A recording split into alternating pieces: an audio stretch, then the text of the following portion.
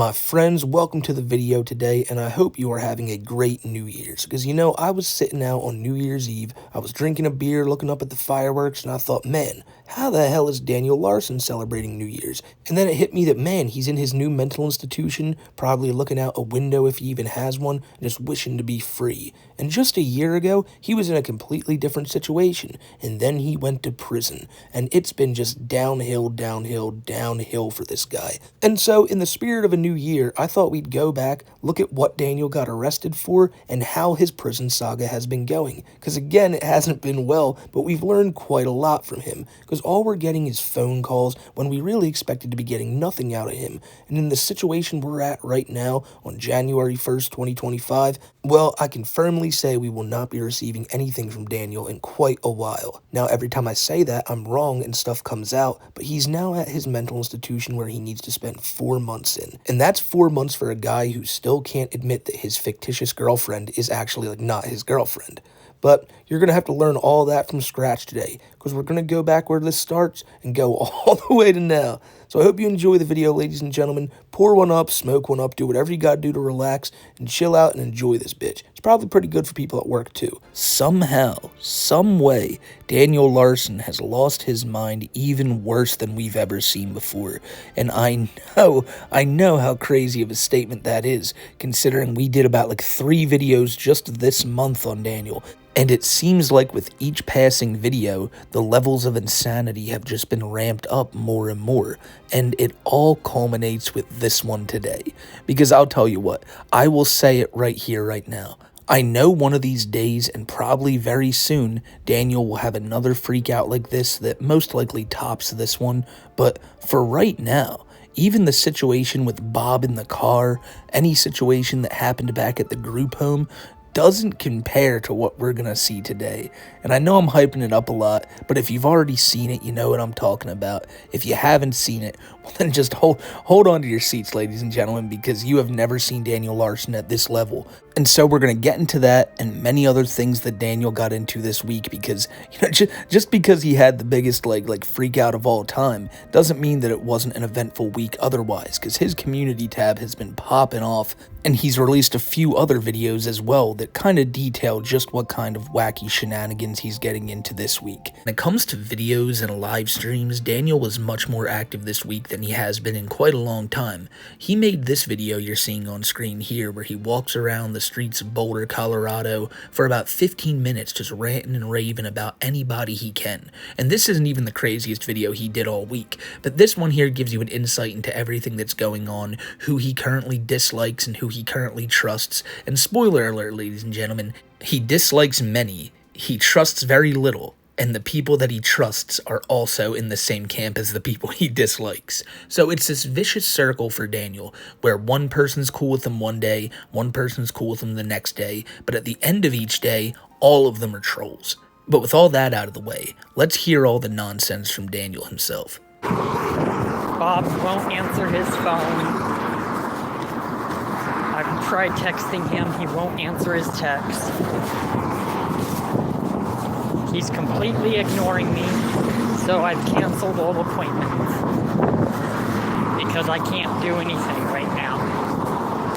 They are everyone that I am trying to set up appointments for housing, jobs. They're saying because of my disability, I need to have a rep payee. And the only person close enough to me that can become my rep payee is Bob.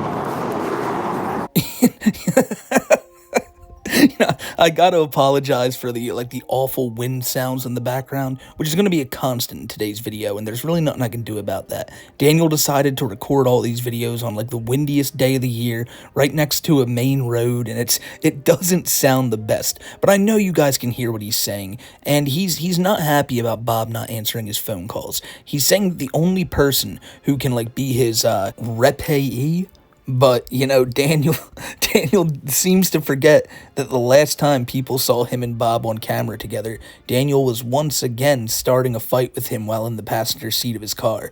I know many people who just get into Daniel stuff or have a little bit of a knowledge about Daniel and not that much might think I'm talking about, the motel threatened to kill me incident. No, no, this has happened more than once. Bob even managed to run over Daniel's foot in the last one. Now, he actually didn't run it over, but Daniel made a big stink and made it sound like he ran over his foot just so Daniel would have some bearing to be mad at him. He always treats Bob like utter dirt, and he only wants him there when he needs him there. And this is one of those times when they're telling Daniel that he needs someone to co-sign for him.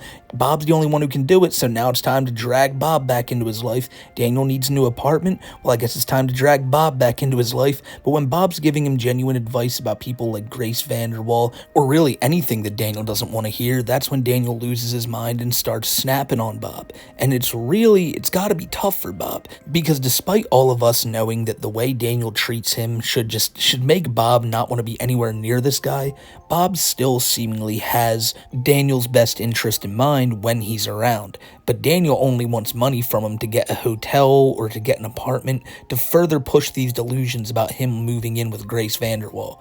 I bet Bob just wants to put him into a home somewhere but knows that no one else will take him after they've seen Daniel's previous shenanigans. But again, for all we know, Bob could have cut ties with Daniel about a year ago and hasn't talked to him since, and it's just a troll contacting him. Daniel does bring up, though, that Bob sends him $200 to $400 a week, and Daniel's upset about that because he wants Bob to send him all the money that Bob plans to send him this year so that he can get an apartment. Again, I don't know if that's the fake Bob that's just sending Daniel Larson a weekly payment so that he can kind of keep Daniel under lock and key and have him to text all week long. These Larson trolls really are dedicated. I wouldn't be shocked to hear that. But the fact of the matter is, Bob isn't doing all he can for Daniel, and Daniel's not having it. Bob should be bending over backwards whenever Daniel needs him, and right now he ain't answering the call. It's tough times in Colorado. And I also had to call probation and notify them that I am out of money. That all of my legal cases have went through my entire savings account. So, Bob is being a complete asshole at this point, and I've had it with him. I had to cancel all of my housing meetings because they are asking for a rep payee and somebody I can put a second, third party, I guess, that I can put down on my paperwork. And Bob's the person I have to do so. And without me getting a hold of Bob, I can't do shit. Because I have to have a second person on my paperwork.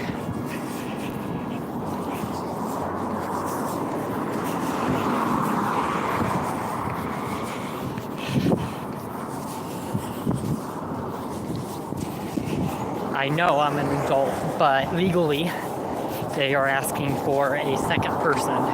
So it doesn't matter what I say. Because if the company is going to hire me, those are their policies. Apparently. It's fucked up. They are also demanding that I have a job. So, for me to be able... So, probation wants me to have a job. Bob wants me to have a job. So while Daniel's in the middle of discussing his troubles with finding a job and finding housing, the police decide to stroll down the street. They got their sirens on and his head snaps back real quick because he's heard those sirens before. And he's heard them a lot just in the past month alone. He's making sure every time he hears them, they ain't coming for him. So, Bob wants me to have a job. Probation wants me to have a job. Everyone wants me to have a job. Okay? And to go along with that, I have repeatedly put out applications for jobs, and all the jobs are asking that if I'm going to get hired, I have to have a rep payee or I have to have reliable transportation. And since I don't have either or, they won't hire me.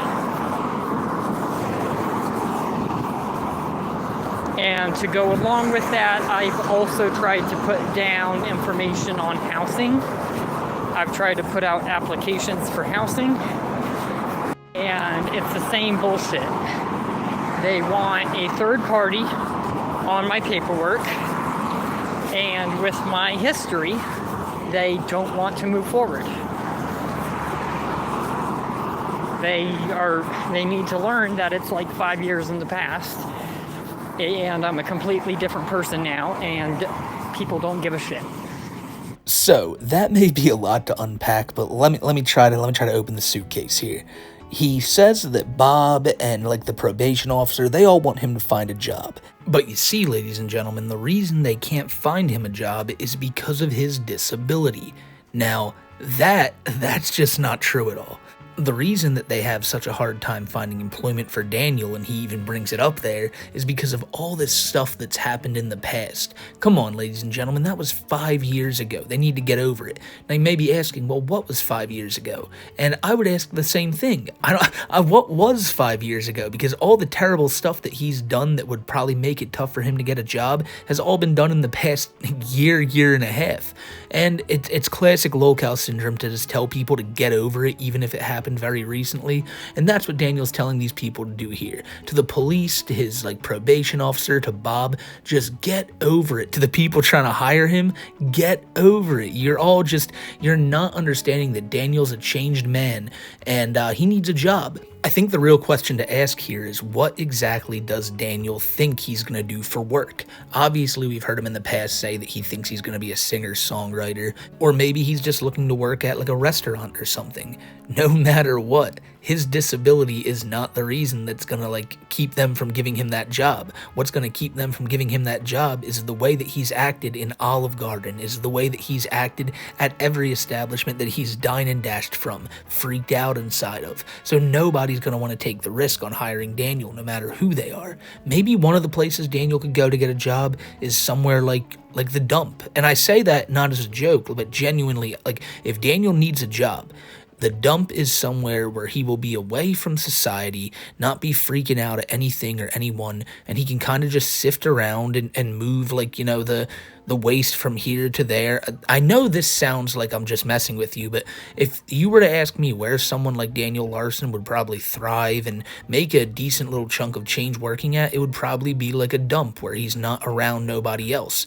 And, you know, by the end of the month, I tell you this, by the end of the first month, he'd probably have enough of a chunk of change to buy himself maybe an hour or two of recording studio time, maybe enough to rent an apartment. Who knows, but it's better than doing what he's doing right now. But I don't even think the people over there would touch Daniel, and it's just because of the way he acts. And honestly, you're telling me he's not going to constantly just call into work and be like, guys, Grace Vanderwall said I need to meet her here today at this time. I'm not going to be able to get to work, guys. Like, he's going to immediately just jeopardize whatever job he's at by not showing up or just being Daniel Larson there. Like, God forbid he gets a call from Clark while he's on the clock. He will lose his mind. And that's just how it is. So I can't blame any of these establishments from not wanting to hire him, but if it's court mandated, they're going to try to find a place, and I don't know where it's going to be, but if he does find a job, it'll be interesting to see Daniel Larson joining the working class.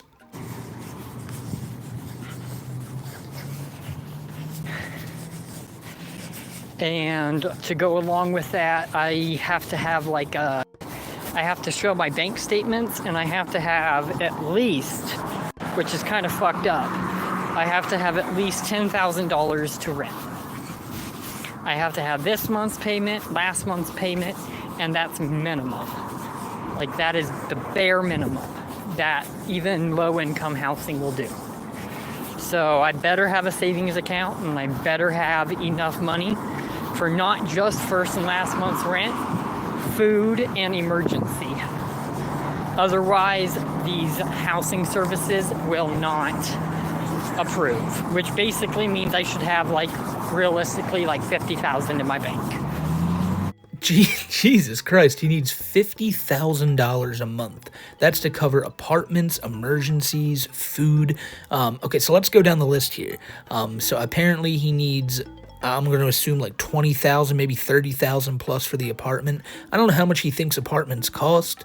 I assume he just wants a big lavish one to kind of impress Grace when she waltzes up in there. The other one is food. We all know Daniel Larson. He spares no expense when it comes to getting some good grub. And good grub to him is like kind of anything that the Cheesecake Factory sells, as long as it doesn't involve meat. He likes eating things like bowls of strawberries or bowls of spaghetti, and he's always buying it from a place where it's not done right, but it's really expensive. And I don't understand why he does that when he's usually scrounging for money day in and day out, but that's just how Daniel does it. And apparently it might cost like 5 to 10 grand a month, and I'm assuming that other like 10,000 left over is just for emergencies. You know, if Daniel needs to hire some extra security guards or needs to book a flight over to see Grace, these are just things that Daniel needs to do. But really though, $50,000, like he genuinely thinks he's supposed to be given $50K for what? I think he just assumes Bob's gonna deposit it in there and Bob's sitting on a lot of money for him. I'm pretty sure that's what the trolls are telling him, that Bob's using all of Daniel's like residuals and music revenue to kickstart Bob's own music career, which is just hilarious when you think about old man Bob trying to get into the music game to spite Daniel Larson. But he believes he's worth a lot of money, old Daniel.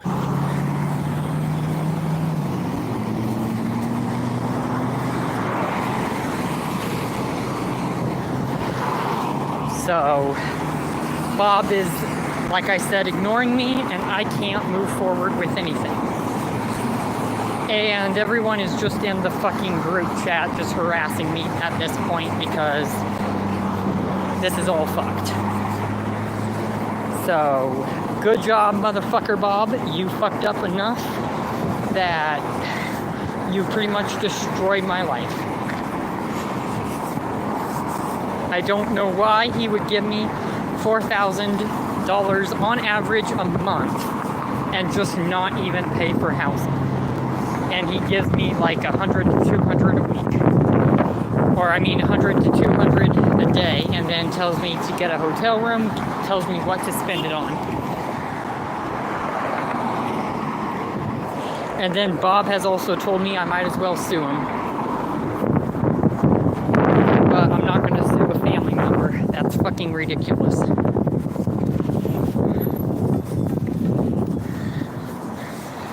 And then he just decides to cut ties and say that all I care about is his money.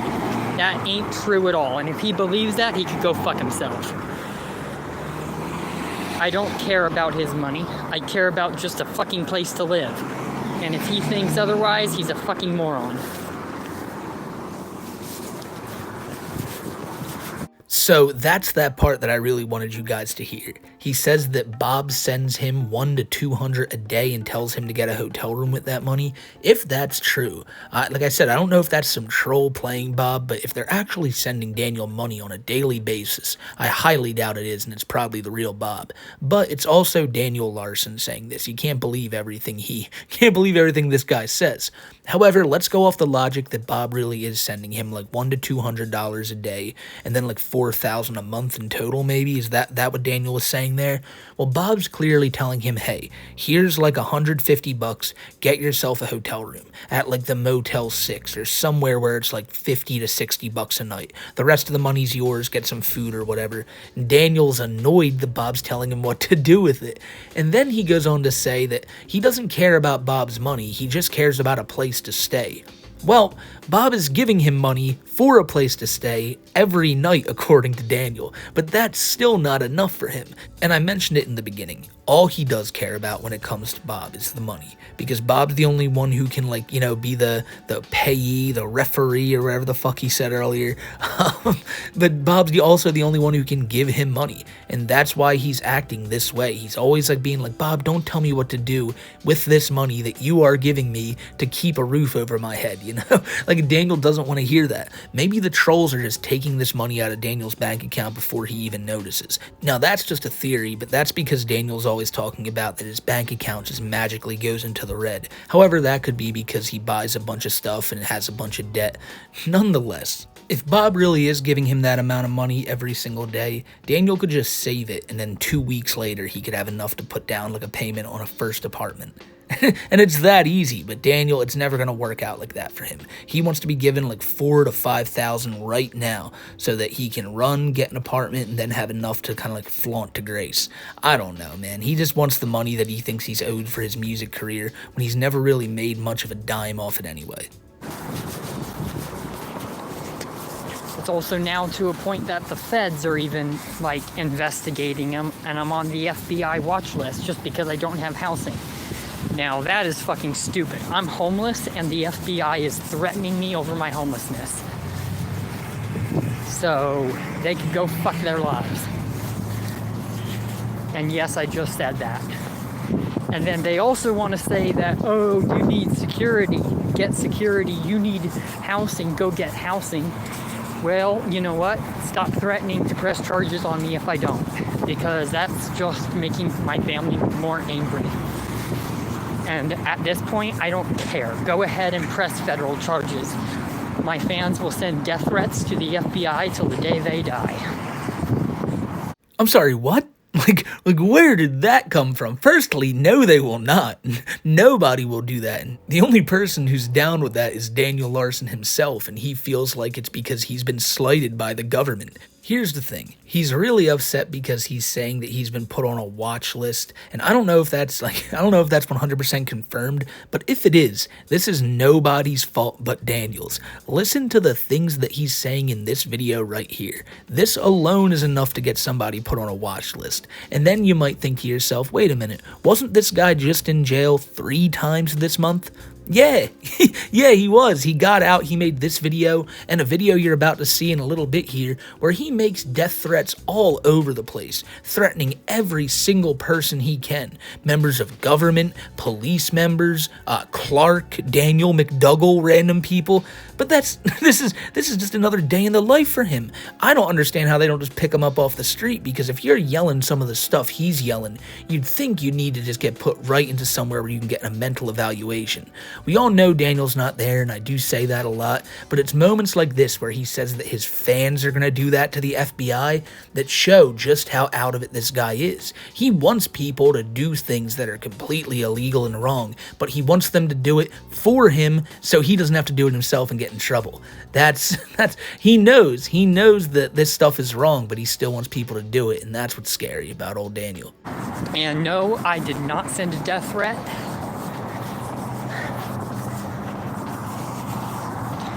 Because I said that my fans will. And I'm not responsible for my fans. If my fans want to send death threats to the FBI, that's on them, not me. Because I'm not in charge of what my fans do.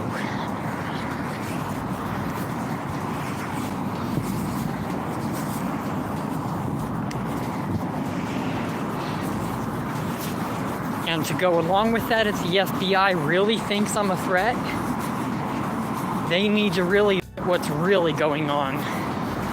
And the stuff I keep talking about with my fans trying to assault me in public. And then they don't give a shit, and the police don't give a shit. Then there's something wrong with our fucking government.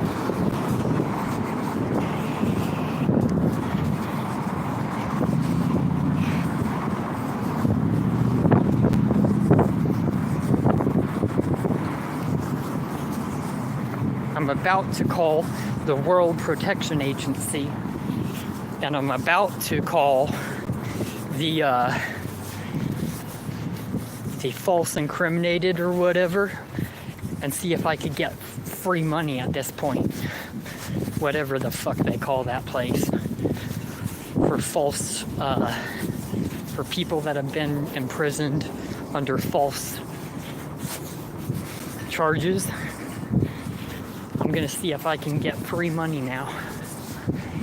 I mean, yeah, you heard it at the beginning of that clip right there. He's saying that he can't be responsible because he's going to send all of his fans to go do this. You know, I don't know who Daniel thinks he's going to send, but we all know he believes he has this like worldwide fan base that's just willing to live and die for him.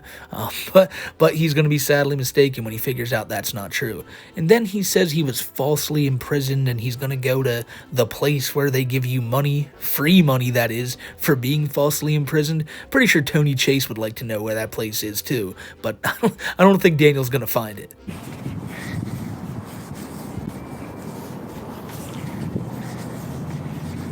And also, my fans don't even realize how much money I actually make. So stop saying I'm broke, because I'm clearly not broke, because I would have died a long time ago.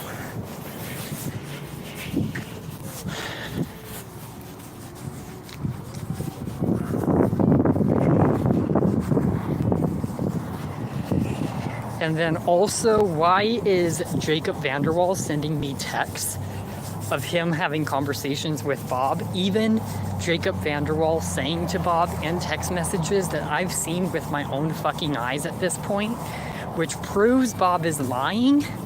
The text messages from Jacob Vanderwall to Bob have said, "Why are you betraying Daniel? That's not okay." And Bob is saying, "I don't give a fuck about this fucker." What have I done to Bob? What the fuck have I done to Bob to get him to be angry? Just because he didn't believe that I was in contact with Jacob Vanderwall to begin with, and then says that Jacob Vanderwall is threatening him? None of this makes sense, and Bob is a liar.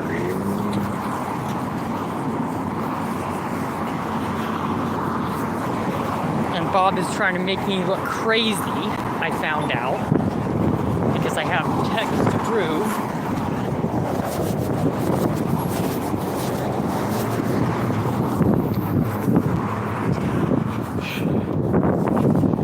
I have literal texts, which I could show in court, that prove that Bob is in contact and that Bob has lied.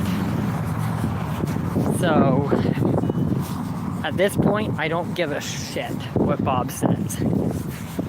Because I know that he's a liar, and I know he's trying to make money off of me.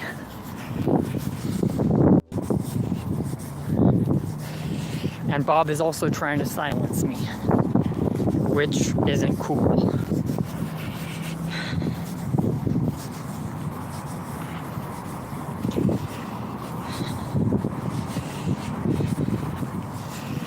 So, yeah. At this point, with what's going on with Bob, and how he's not, like, there's too much evidence that I have proving that, like, I should already have an apartment. Well, actually, I shouldn't even have an apartment. I could actually have a house with the money that he was giving me. And then he just leaves me hanging, which I do realize it's not Bob's job to give me the money. I realize that. But it makes no sense why he wouldn't just give me 1 month's rent. It makes no fucking sense. And then I get arrested on my cases that are already false, just because, like, I can't hire a good enough fucking lawyer. So I'm sitting there pleading guilty to everything, which only hurts my reputation. And Bob is living in a goddamn mansion. Like, no fucking joke. Bob lives in a mansion, and he doesn't even give two fucking shits about me. Bomb you! Bomb you! Bomb you! Oh dear Lord, ladies and gentlemen, this is where the freakout happens. Now here's the thing. There are only going to be bits and pieces of this that I can show you. Now, well, that's not entirely true. I can show you the whole thing, but I can't put the audio in for a lot of this, because it may seem pretty crazy, but for a 3-minute and 40-second stretch, Daniel Larson does nothing but utter death threats, word after word after word, as you just heard for a little bit right there. He cannot help himself. The things that he says in just this 3 minutes alone should be enough to get you put on a watch list for the rest of your natural life. And for that alone, as I said, I can't show all of this, but if you want to see this clip, it's been circulating around online like crazy. You can find it over on my Twitter page at SmokeyMcC, but don't get it twisted. We're going to go through this, and I want to tell you what he's saying as we go along. But My God, I've never seen him this upset, and still to this day, this happened about a week ago. I'm not sure what set him off this bad. Obviously, it was the trolls messing with him just a little too much, and it pushed him to this point where he has just lost his mind more than we've ever seen it before. But honestly, I feel like it has to be something more than that, because the trolls have messed with him plenty of times before. Especially when Grace Vanderwall gets under his skin, you see Daniel lose it. So I'm not sure if that's what happened here, but I'll tell you what, he doesn't mention Grace's name once. So I don't know. I will tell you who he is mad at, though, and he's really, really mad at them. I mean, matter of fact, you just heard him say it a few minutes ago. It's the government, it's the police, it's the FBI.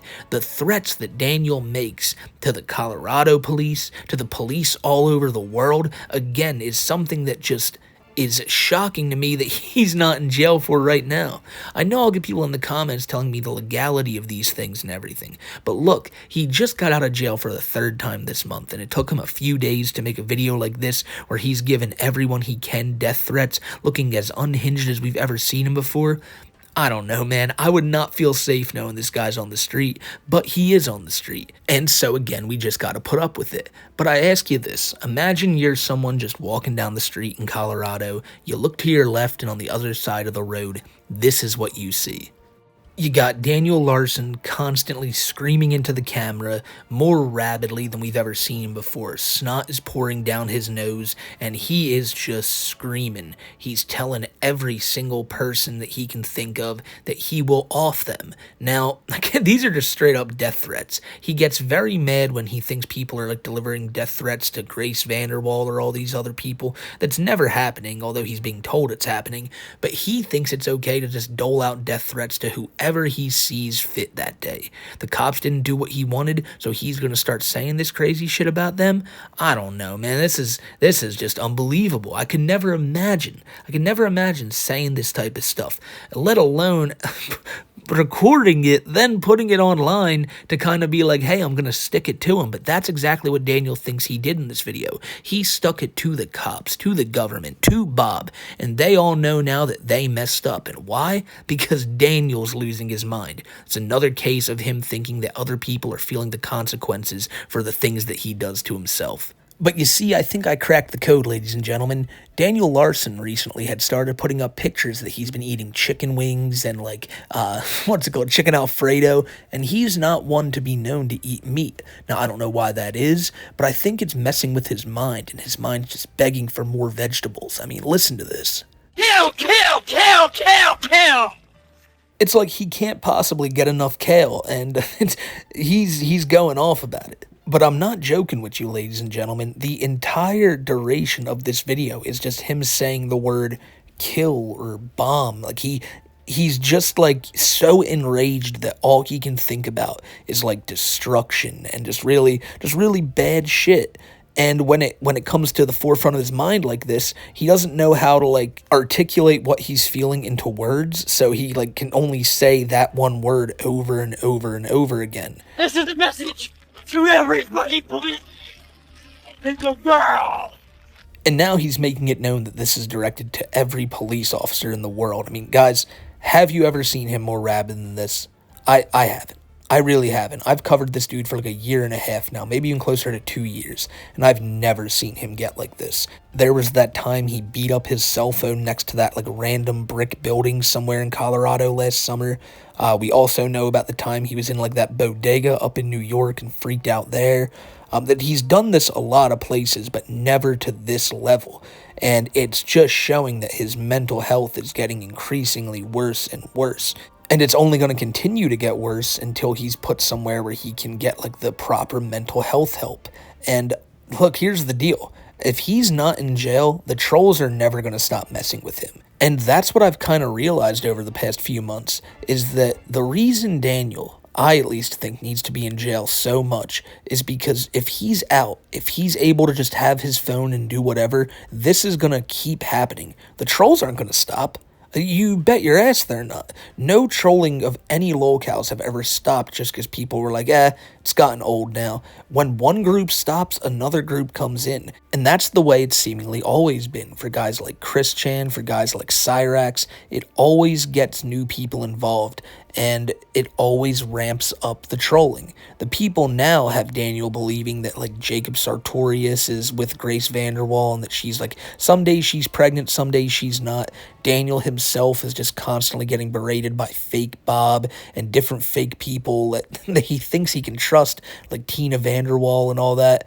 And it's messing with his head, and it's not gonna stop. Like, I could sit here right now and tell people, yo, you guys got to stop this. And people would just look at me and scoff. No matter who you are or what you say about this Daniel Larson situation, trolling of these guys is never something that you're going to be able to stop once it starts. Because people know what Daniel's done in his past, especially the predatory shit, and it never flies. So I guess the moral of the story is, I don't know what's going to happen with Daniel Larson next, and I say that in every video because he's such a wild card and who knows what type of crazy situation he's going to get into this week, but when he's in jail, he's obviously just counting the days till he can get out and talk to that fake Grace Vanderwall again. But then he's out of jail, and the fake Grace Vanderwall messes with him and makes him go off like this. Now, again, I don't think this was Grace's doing or even fake Grace's doing, but we have seen him before lose his mind over Grace.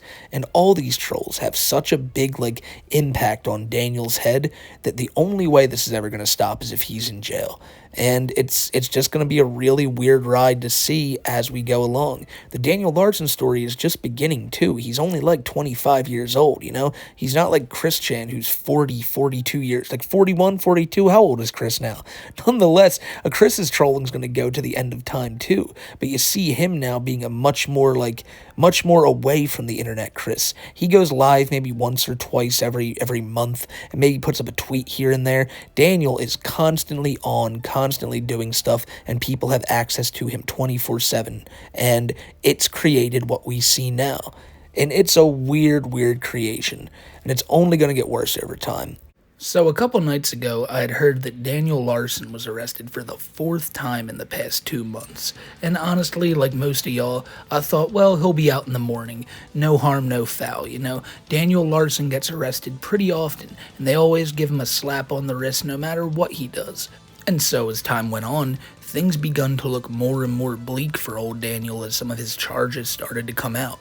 No longer was this just a probation violation or something like that. This time, Daniel is being charged with 7 counts. 7 counts of terroristic threats. Now, if you followed along with Daniel's story at all, you know that this is not like some crazy, shocking thing. I mean, this video I'm showing on screen right now, he's making those same threats like right here.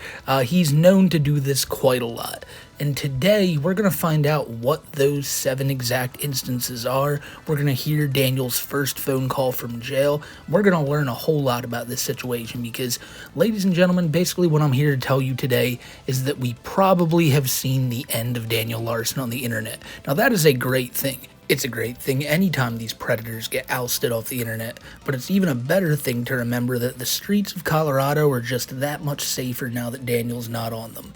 And I know you're probably thinking there's gotta be some way that his plot armor is strong enough to withstand a devastating blow like this, but I don't think this time's gonna be, it's not going to be like the last few times, I'll tell you that much. Daniel is being federally charged this time. He even brings it up, as you're about to hear in a little bit, that the feds got him this time. This was no just regular arrest. He went into his probation office, they scooped him up and took him to jail. Now, here's the thing about this. The feds have a 95 to 99% conviction rate. And Daniel here, if convicted, could face like 10 to 60 years behind bars for this. Yeah, man, we're gonna have to cover all of this today. So let's go back to where I first saw Daniel earlier this week. His community tab was pretty quiet for like a day or so, and then he just started going off the rails. Now, ladies and gentlemen, let me just tell you right now that I believe that this was a troll who had access to Daniel's account at the time, but he was posting some really creepy stuff about the FBI showing him CP, and these are the things that I think initially people thought were the reason that he got arrested. Turns out it was more for the threats, but I imagine a lot of this stuff just tied in with it too.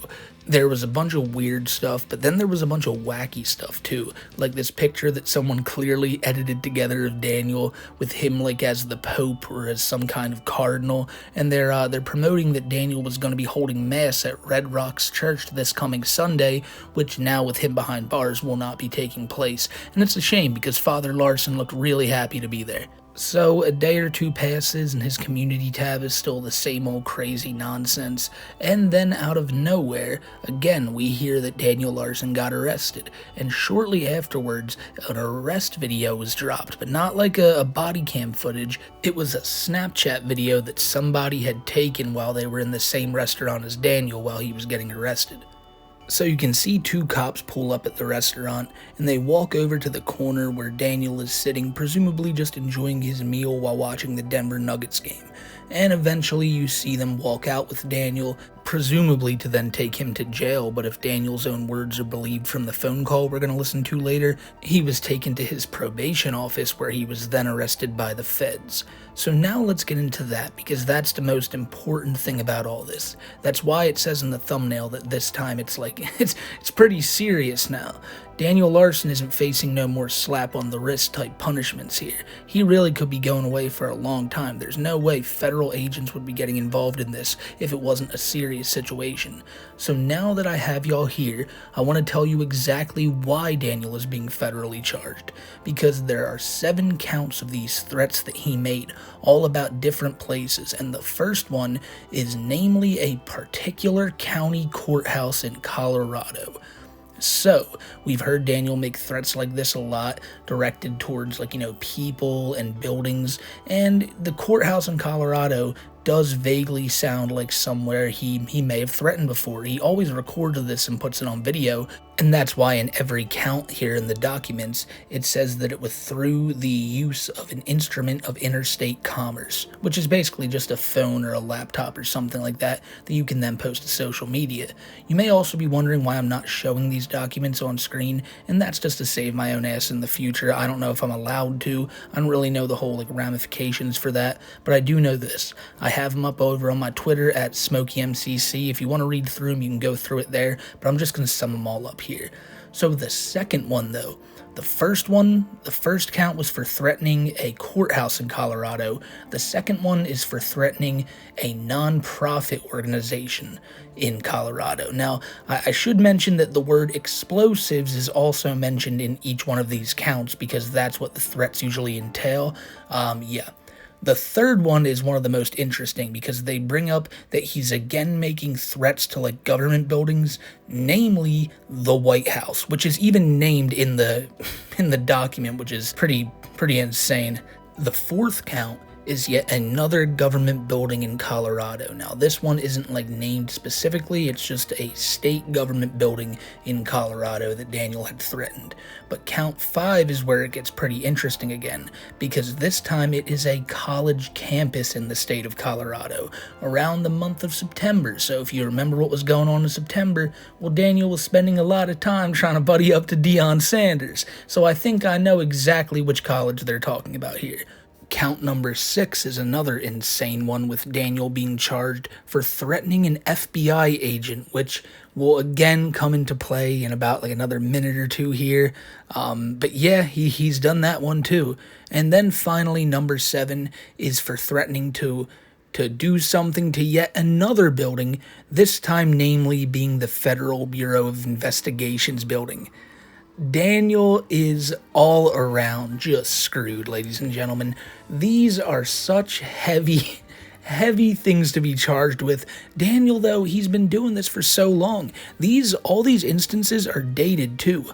August 2023, September 2023, most of them from late summer 2023, funnily enough. So he did a lot of this stuff, and they've just been collecting the evidence, and now they got his ass. So I said in the beginning of the video, do not expect to hear from Larson for a very long time, and I truly do mean that, despite the fact that even with all of this going on, I still feel like there is a 5 to 10% chance that he might just walk away from this. And I know all the cards are stacked against him, but it's Daniel Larson at the end of the day, ladies and gentlemen. Never underestimate his power to just bypass the law.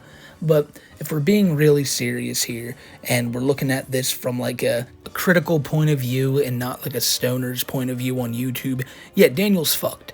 There's no way around this. Even if he gets out tomorrow, or even if he gets out in a few years, don't expect to hear from him anytime soon because they're probably not going to let him be on social media at all. Remember, that's where all of these threats are coming from, and if they think that's a way they can nip this in the bud, then so be it, they're going to do it. But knowing Daniel, he'll run to a payphone or wherever he has to try to get back in contact with the fake Grace Vanderwall. Again, I'm hyping this up a lot, but you're about to hear in this phone call later that all of these things, Grace Vanderwall, him getting out, these are all things he truly still believes, and despite being in jail, nothing is stopping Daniel. As a matter of fact, he doesn't even really sound too bothered by being in jail. And it's Daniel Larson at the end of the day. He doesn't have the best living conditions to begin with, so I'm not too shocked that he's not too upset about this. But the fact that I keep talking about it so much makes me think we should just get right into it. Because after Daniel was arrested, we heard about all these court documents, and like you guys, I was waiting to hear if anything else came out. And eventually, over on the Flexburger channel, this interview with Clark calling Daniel was released, and it reveals a whole lot, ladies and gentlemen, so take a listen. Hey, Jesus Christ, Daniel. Hey, can you hear me? Yeah, I can hear you. How are you, bud? Oh my God. I'm doing okay. Well, The feds pretty much got me. the feds got you? This time the feds got me. And Bob told me that it wasn't going to happen and he didn't believe me. And I went to probation yesterday, and sure enough, the feds were there, and they charged me with 7 counts of threats from the threats that I made. 7 counts of Recorded by Clark threats? and Associates. Yep, under federal court. Holy shit. Yeah. So this shit. And not only that, the feds apparently are looking into Bob for his finances, and the feds are also, on top of that, now looking into my bank statement, seeing the real amount that he was giving me. So they think Bob was also committing fraud as well? They think that he's committing fraud. Yeah, because I missed your call last night because I didn't have my debit card or my credit card with me, and I was like, all right, I'll just have to wait till tomorrow. Everyone said... Right, don't worry about that. Okay. It's okay. I did also talk to the public defender. I have court on Monday. Okay. Okay, and it is federal court. They were saying that I'm a flight risk and all the garbage, that they're going to say. But, okay. But they're looking at trying to put me in higher security housing. Jeez. So it would basically be basic housing, just like if I got released. They're saying that yes, I would be facing prison time if convicted, but my public defender was saying that with me being homeless 5 years and being out cold weather, Recorded by Clark and I feel like I'm gonna Associates. die and I'm panicking. And when I panic, I say things that I don't mean, and I didn't mean the threat. I don't know how to make explosives, stuff like that. They said that, well, that is true, and that is, I guess, a good defense. That's perfect to say. I would listen to your public defender because he's 100% right. There's no way you could actually make a bomb or do anything that you said. Right, and I don't have a violent history like anything like that. Exactly. Alright, let's go over a few things here. Namely, Daniel giving up his entire defense, which his defense attorney is going to try to throw out there. Basically, they're going to say Daniel has been homeless for so long and is always in that bitter cold that he just had to lash out in some form or fashion. And these threats are how he does it. Now, he may not mean anything by it, but he does it because he's scared and he is the victim. Now, my friends, I'm no lawyer, but I do have Google, and if you Google what the temperature was on August 7th, 2023, the exact same day Daniel made those second round of threats that he's currently in jail for, you will see that it was a cool 75 degrees, with just partly clouds in the sky, a real day for Daniel to threaten a non-profit organization. He's the victim, don't you people see it? And obviously it's this defense attorney's job to try to get Daniel off, but I mean, anybody who's not just completely insane can see where that defense is absolute bullshit. Another thing that's brought up there is the fact that Bob is apparently being investigated for fraud, and this all stems from the fact that Daniel claims quite a bit that he's given like $200 to $300 every couple days from Bob. I assume this is how he gets his hotel rooms that he ends up in most of the time, but yeah, Bob. Poor old Bob, who just always really wants the best for Daniel, but always gets the shit beaten out of him by Daniel. Yeah, now he's under federal investigation too, so sorry, Bob, that sucks for you.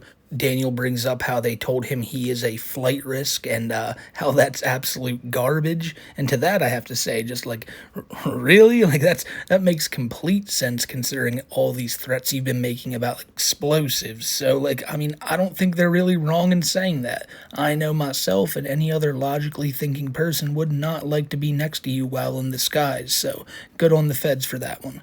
Daniel also brings up how he does not have a violent past, which again is just utter bullshit when you consider the fact that not only is he violent to himself, like he pummels himself sometimes. Not only is he violent to like just random property around the Colorado area, he's always kicking and punching stuff. And finally, he's dangerous to people around him. We've seen him just tee off on Bob. We've seen him threaten to punch other people like that dude at the ice cream shop the one time. Daniel is clearly a violent person, and especially with all the threats he makes, it's cut and dry. It's not like there isn't proof of him doing this either. What he's trying to prove is that he just didn't mean it, and that's one of the most difficult things about this, because in maybe some scenarios, a person could be like, hey, this is just he said, she said shit. They said I made a threat, I'm saying I didn't. Well, Daniel Larson broadcasts his to the entire internet, so it's unequivocal that he did this, but what is still up in the air is if he actually planned to go through with it. Now, if you ask me, did he plan to go through with it? No, no, he did not. But the fact of the matter is you can't even say that you want to. And that's something that I don't think Daniel firmly has a grasp on. And that's the reason he's in jail right now, is because he's just too insane to realize that you shouldn't do that shit. And that's what makes him such a risk. So many people feel sympathy for Daniel because they know he probably doesn't fully understand the gravity of what he's doing and the situation he's in. But the fact that he doesn't understand it just makes him all the more dangerous, because it just means he'll keep doing it again and again because he'll never realize it's wrong. I mean, damn, man, there was a lot to unpack in just that first 3 minutes of phone call, but we still got a whole lot left. The main concern the judge said is that it's one step away from doing so, and that's their concern. If I get back out, and they're also concerned that if I get back out, I will go back on social media and right. And that's what the judge said. And you know what? I'm okay doing a little bit of time.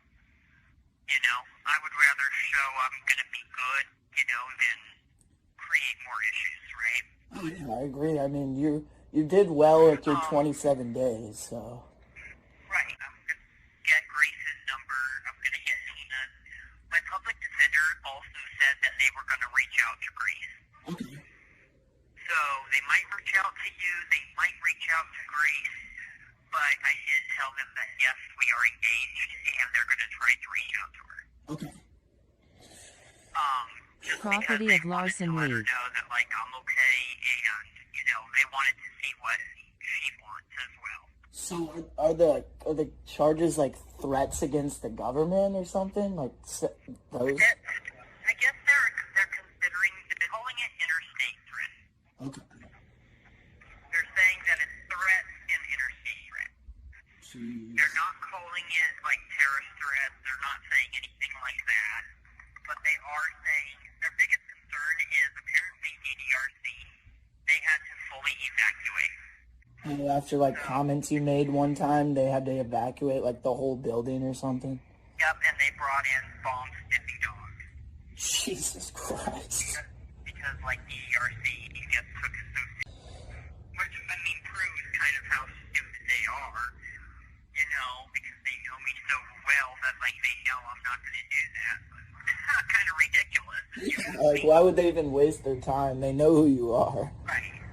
There are three things that I really want to talk about with just that like snippet we heard right there. The first one being Daniel thinking it's so ridiculous for this non-profit organization that he threatened to blow up to have to evacuate and send dogs in to sniff around. Like, I don't think Daniel understands that he genuinely comes off as an unhinged individual. Of course they're going to take these threats you made seriously.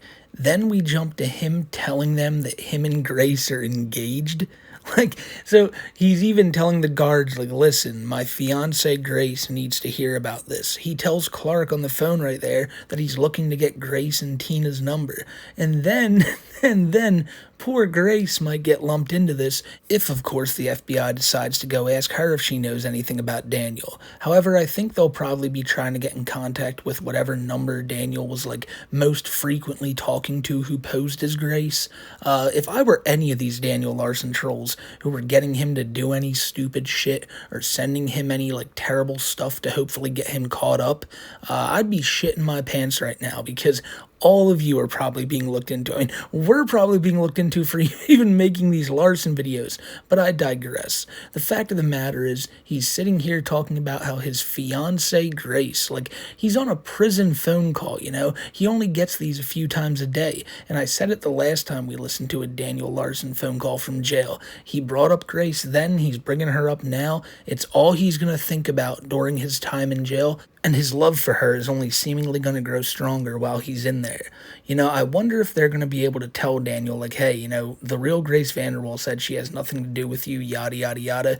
But I think they know his mental state, and I also think they're smart enough to just look up the name Grace Vanderwall, see that she's like a semi-famous singer-songwriter, and go, oh, yeah, this guy's full of shit. But if they don't, like, that's going to suck if they get, like, a knock at their door one day, and it's the feds being like, yeah, we need to talk to you about this Daniel Larson guy. This poor girl just cannot escape this guy. Daniel Larson he insists on being involved in her life. And finally, the last thing I wanted to touch on there was the fact that Daniel seemingly has no problem being in jail. He said he's okay with doing a little time. Now, that's not because he feels like he should, or he feels like, you know, responsible for his actions, wants to take responsibility for it, wants to serve some justice for the shit he's done. What Daniel wants to do is finally have a bed to call his own. Even if it's in prison, it's better than sleeping on concrete every single day and night.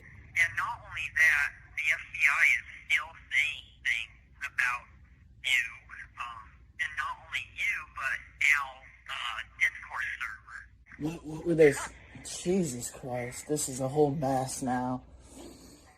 Yeah, so the feds are just trying to get me, you know, like, they're trying to call me crazy when it's like, no, because this is what I did, and I agree. Why would you lie? And I mean, was it McDougal that picked you up, or was it different Secret Service?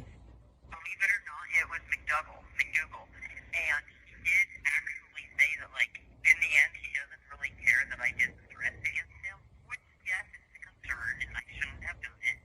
It's kind of just ridiculous, if you ask me. Yeah, it's like, I guess he's trying to do his job, but then he knows you so well. He knows the threats shouldn't be considered real. He knows that they're not real threats. His concern as well was, like, he asked me to stop the first time, and I didn't. True. And I guess that is his point. And he did ask me to stop, saying that I was an actual lawyer before, because I was still a law student, and he did get mad about that. That was a thing that started the whole thing for me. Well, yeah, and I mean, when you first got contact, right, it was under crazy circumstances. So Yeah. people were lying for safety. True. At this point, I feel like people need to now tell the truth of what's really going on. Oh no, I agree. It's all gonna come out anyway in the trial, so. Right, and I mean, Tina, because I mean, Daniel McDougal also told me about Tina's comment. It said, like, didn't Tina say don't contact Grace anymore? And I'm sitting there going like, that's months ago, years ago. And since then, Tina is now understanding of what's going on. Jeez. So yeah, that Instagram comment from a while ago. But anyways, what I'm going to do is I'm going to call you back tomorrow. Okay? We might need to figure out a way to put money on my books. Okay, I can help with that. Okay, to sum up the final part of this phone call, Daniel Larson drops some mind-blowing info on people that I didn't know about, and I imagine a lot of you guys who follow along with Daniel's story didn't know about. And I'm going to say this really quickly, and we're going to move on from it forever and never mention it again. This guy that Daniel's been mentioning for months that sounded like the most clear troll name in the world, named Daniel McDougal, was an actual federal agent. And that's the one who's like on Daniel's case, and Daniel's been mentioning this guy for a while. For a little bit there, he brings up the fact that one of the first times he met Grace, it was under creepy circumstances. And there's even an old video people found of Daniel from 6 months ago saying that his phone was confiscated for CP by this said federal agent. So who knows how long this guy's been looking at Daniel, but it just seems like the whole time Daniel's been ranting and raving about him on his community tab, and everyone thought he was a troll. He is not. So let's just to get that out there, let's maybe not mention that name anymore, guys. Daniel probably shouldn't have been mentioning it in the first place himself. Then we jump to something really creepy, and it's another one of these Grace Vanderwall things that Daniel's known for. He brings up that Tina at one point told him to stop contacting Grace, and he said that was months ago, years ago, and now she's in complete understanding. So apparently, I didn't know about this. One time Daniel or somebody had commented asking about Daniel on Grace or Tina Vanderwall's actual Instagram, and Tina said, please don't contact Grace ever again. And Daniel is now under the belief that, come on, man, she don't think like that anymore. Clearly she's texting me right now telling me otherwise. It's just because another fake person claiming to be Tina Vanderwall got in Daniel's ear, and now he thinks they're all on his side. He's telling all these agents this and these people in jail this stuff, and they have to be looking into it knowing that he's just batshit insane. Now, it's not like he couldn't have done this before, right? He was supposed to have mental evaluations the whole time he was in jail the past few times, but he wasn't ever there long enough for, I think, them to really do it, because if they did, there's no way he would have been walking out of that son of a bitch. But now he's in jail for what looks like a really long time, ladies and gentlemen, because they don't play around with stuff like this, and Daniel wouldn't be being tried federally if they didn't think they had something on him. So as more of this comes out and the days go on, I'll be sure to have all the updates here for you. You know, I was here when Chris went to jail and we covered all that, and it seems like Daniel might be entering his own little Quickville arc. But that's for another day, and I hope you guys enjoyed the video I laid out for you here. I will see y'all in the next one, and until then, take care and have a phenomenal rest of your day, my friends. It is Friday, and the weekend is finally here. You can sit back, relax, spark one up, and just have a good old time. And if you aren't having a good time, then think one thing to yourself, ladies and gentlemen, and that thing is this. Damn, it feels good to not be Daniel Larson. Alright, so I'm pretty sure the majority of you guys are well aware that Daniel Larson has been arrested and he's facing anywhere from 10 to 70 years in prison.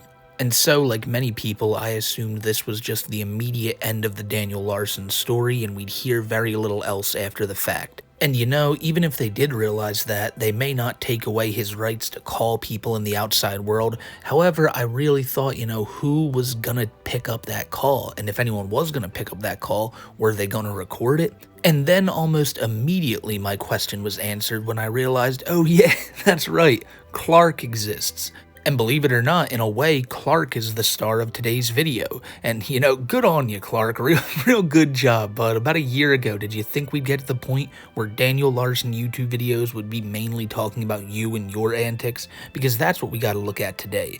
Over on the Larson Leak channel, Flexburger dropped this like 18-minute video where they called it the end of Daniel Larson, possibly the last time we may ever hear his voice, at least for the next few years or so. The video will be in the link in the description description. I highly advise you go check it out. But we're going to cover a lot of the stuff they talked about today, man, because in this call, Clark is basically saying his goodbyes to Daniel. They're basically making his whole world crumble around him. The entire management team, but mostly Clark, because he's the voice of them, I guess, they decided to let Daniel know that everything has been fake. Grace is fake, they are fake, everything Daniel really thinks is fake, and just to give you a spoiler, it does not sink in the slightest, at least seemingly. But it's time to stop talking about what we're going to look at and just show y'all it. So with that being said, let's get into the first phone call here. And immediately off the jump, you are about to hear Clark just, he's nervous. It's very clear that he's nervous, and many people who had messed with Larson are pretty goddamn worried right now. Let me tell you something, if you were one of these people in his chat room just saying like, oh, you're a predator, Daniel Larson, you're crazy, you're not going to get caught up in anything. However, if you were a person like Clark who spent the last 10 months almost every single day being filled with you just throwing fake little things into Daniel Larson's made-up world and spending hours upon hours on the phone with him, yeah, you probably got something to worry about right now. But all that happened over the last year, the constant phone calls, the friendship that was like blossoming between these two, and it all fell apart right here on this phone call today. So let's hear it. Hello? Okay, Daniel, I need you to listen completely for the next 10 minutes, and I need to talk to you, okay? I need you to not interrupt me, and I need you to be fucking serious right here, because this is probably the only time, it's one of the most important things I'm ever going to tell you. All of this has been, it's fake, man. I mean, I'm not Clark, I'm not a lawyer, I don't work for Interscope. Grace doesn't want to talk to you. There isn't, Grace, the only reason Grace knows you is because she thinks either you're a predator and creep, and the only time you've ever talked to Tina was because she was telling you to back away. I mean, it hurts to say UCLA was fake, Interscope was fake. Every single thing that we did, it was fake. I mean, none of that was real, Daniel. I mean, and I can't keep leading you on here. And to be honest, you do need to learn your lesson. And I know we've acted like friends for the past 9 months, but really you're a sick guy, man. And I tried to give you the benefit of the doubt. And I would see you send those to 15-year-old Sky Brown, say your things. You need to get some help. And I've been recording everything. We even worked with McDougall for a while, and I'm done. Like it's over, man. So Clark is basically just dropping bombshell after bombshell on Daniel's head, and I mean, it's kind of ironic considering what he's in jail for, but you can hear the absolute silence on the other end of the phone, and you can even make out a few Chris Chan stress sighs here and there. It's the second Chris Chan reference this early into the video. That's amazing. But Daniel is clearly just he's not comprehending this. He's definitely, like, he understands this is bad. This is not good. Grace may not be interested in me. But if we're being honest here, and this is not a defense for Daniel in any way, I think his mind isn't, like, going to allow him to process all this at one time. Obviously, Clark's telling him, listen, you know, the music stuff is fake, I'm not a real friend, Grace isn't a real, like, she's not a real love interest, Tina hates you, and these are all things that Clark should have been telling him and beating into his head 10 months ago when these two started talking and all that. But now we get this phone call where it seems like it's only here for Clark to save some face, to be like, hey Daniel, you know, I was never, you know, honest with you, we're not friends, don't call me anymore, to try to, you know, mend a rift between them so Daniel doesn't actually think they're friends. But it's, again, way too late for that, because you spent 10 months not even buddy trolling someone, you were just his fucking friend. And that's what I think is so, like, confusing to all these people. You're not a troll if Daniel looks at you as the only person he can call when he's in trouble. I mean, yeah, you were leaking the calls online for everyone to see, and yes, you were probably being incredibly dishonest the entire time, but you still sat there for months on end just coddling this guy every time he needed you to. And that That's gonna come back to bite you in the ass now. I don't really think he knows how bad this phone call could make him look. Could Daniel use this as some type of defense with this guy proving that all they've been doing is pushing fake ideas into his head for like the past year? But I'm not a lawyer nor a law expert, so I don't know how they're gonna look at this call. There isn't anything else to say. I've been lying to you. I've been faking fucking everything. Grace doesn't even know if she knows who you are, she thinks you're a weirdo. And yeah.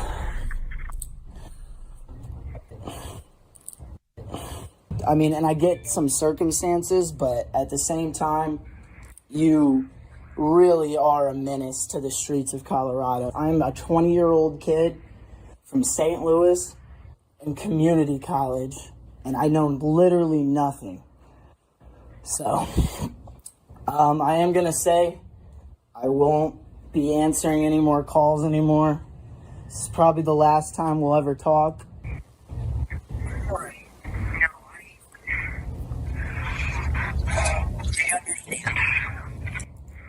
But you don't. That's the thing, Daniel. You keep convincing yourself, Grace and all that. It's not, she doesn't want you. Like, I've never talked to her in her life. How do you think all our calls end up on the internet, too? Like, I mean, you're fucked, and it's over, you know? I'm sorry, not really at the same time, because this has been the fucking weirdest 10 months of my life, and I've had to been talking to a pretty much pedophile for that whole time while also hurting my image. I even got fired from my fucking job in real life for this, Daniel. So,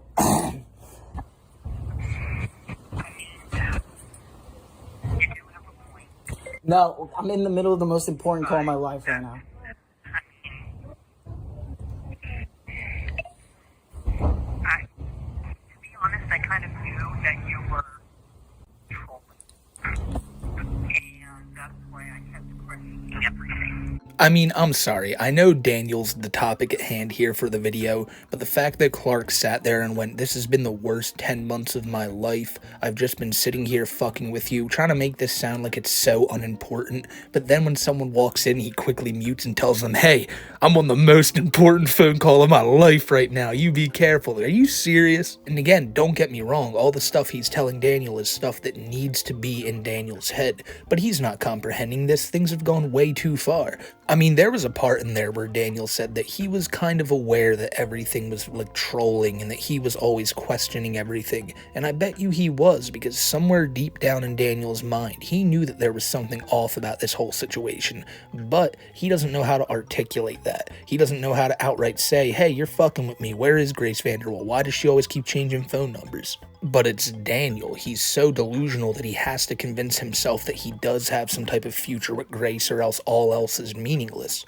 And I guess the best way for me to sum this up is that without the troll's influence, Daniel would still be a massive danger to society. Even without people beating ideas into his head, he was always going to be doing and saying insane shit. I mean, most of the stuff with Grace, his infatuation with her and everything, happened before troll involvement. A lot of the stuff he said about minors happened before troll involvement. The Pinterest and all that wasn't on the trolls, that was on Daniel. But there's always a reason why these guys are being investigated as well, and they're all freaking out about it, and it's because you know this is a mentally ill man who is like so far gone that you can say anything to him and he'll basically either believe it or go ahead and do it, and you guys have been using that to your advantage for quite a while now. Let me give you an example of this. Last year, Daniel Larson was in New York, and he was only there under false pretenses that Grace Vanderwall was going to be there. So for one, you got this guy to go all the way across the country on a lie, which again is kind of hilarious considering it's Daniel Larson, but then he went to a bodega, right?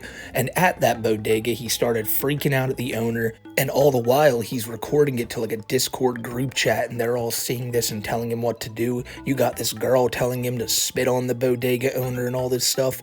So yes, these are things that Daniel is making his own choice to go out and do, but these people constantly getting in contact with him and telling him to do this where there's actual proof of them doing it, it's not gonna look good for them. And the craziest thing about all this is, that's only the stuff that was posted to YouTube. Could you imagine the amount of people and the amount of trolling that went on in that Discord or in Daniel Larson's text messages, like just alone?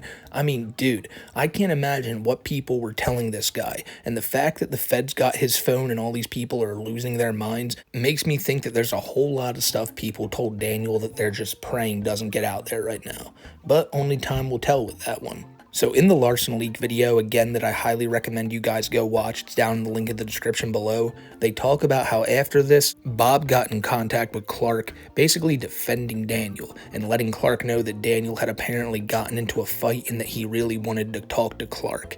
Now, Clark basically ghosted everybody, but then after a few days, he reluctantly came back and did do the final phone call, which we're about to listen to now. But here's the thing, he doesn't even ask about this alleged fight. He kind of just asked Daniel for an apology from everybody, which, I mean, who gives a shit about that? I'm trying to learn about Daniel Larson's prison spats. But so then these text messages drop, where Bob is texting Clark, and presumably Clark had said something to Bob, but he edited it out up above this one, and Bob responds to Clark by saying, "Sorry, last time.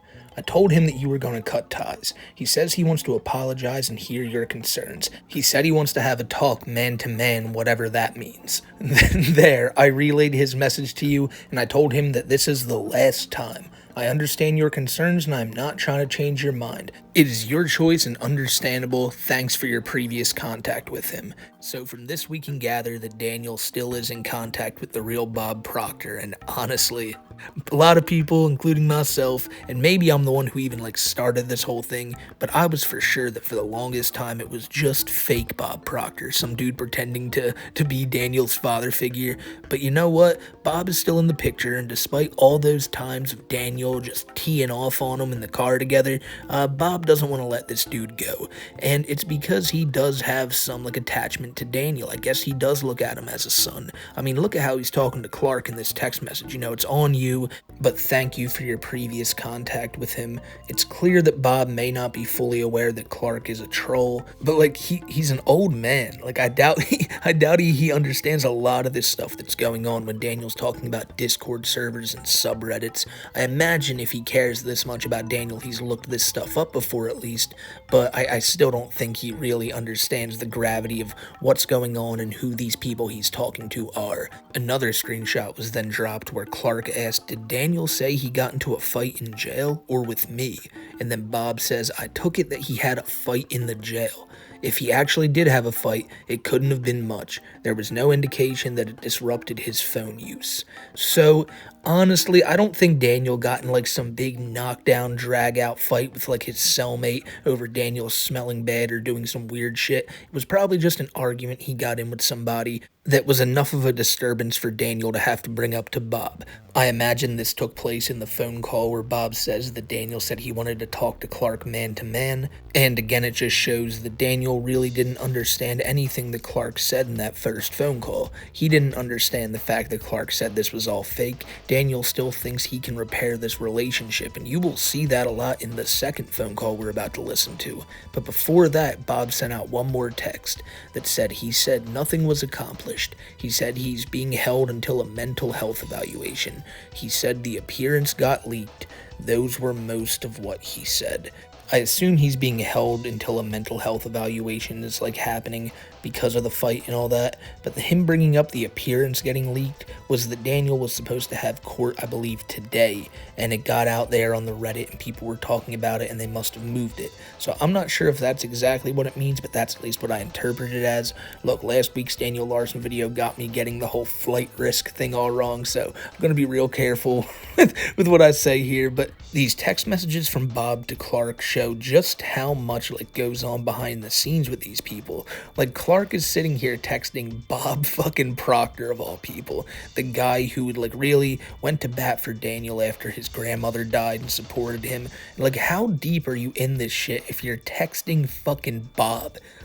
And these guys act like it was so insignificant, their time with him. Absolutely not. You guys are in the deepest of waters. And listen, I don't know if I've brought it up at all in this video, but Daniel Larson apparently plans to plead not guilty to all these charges with all his threats and all that.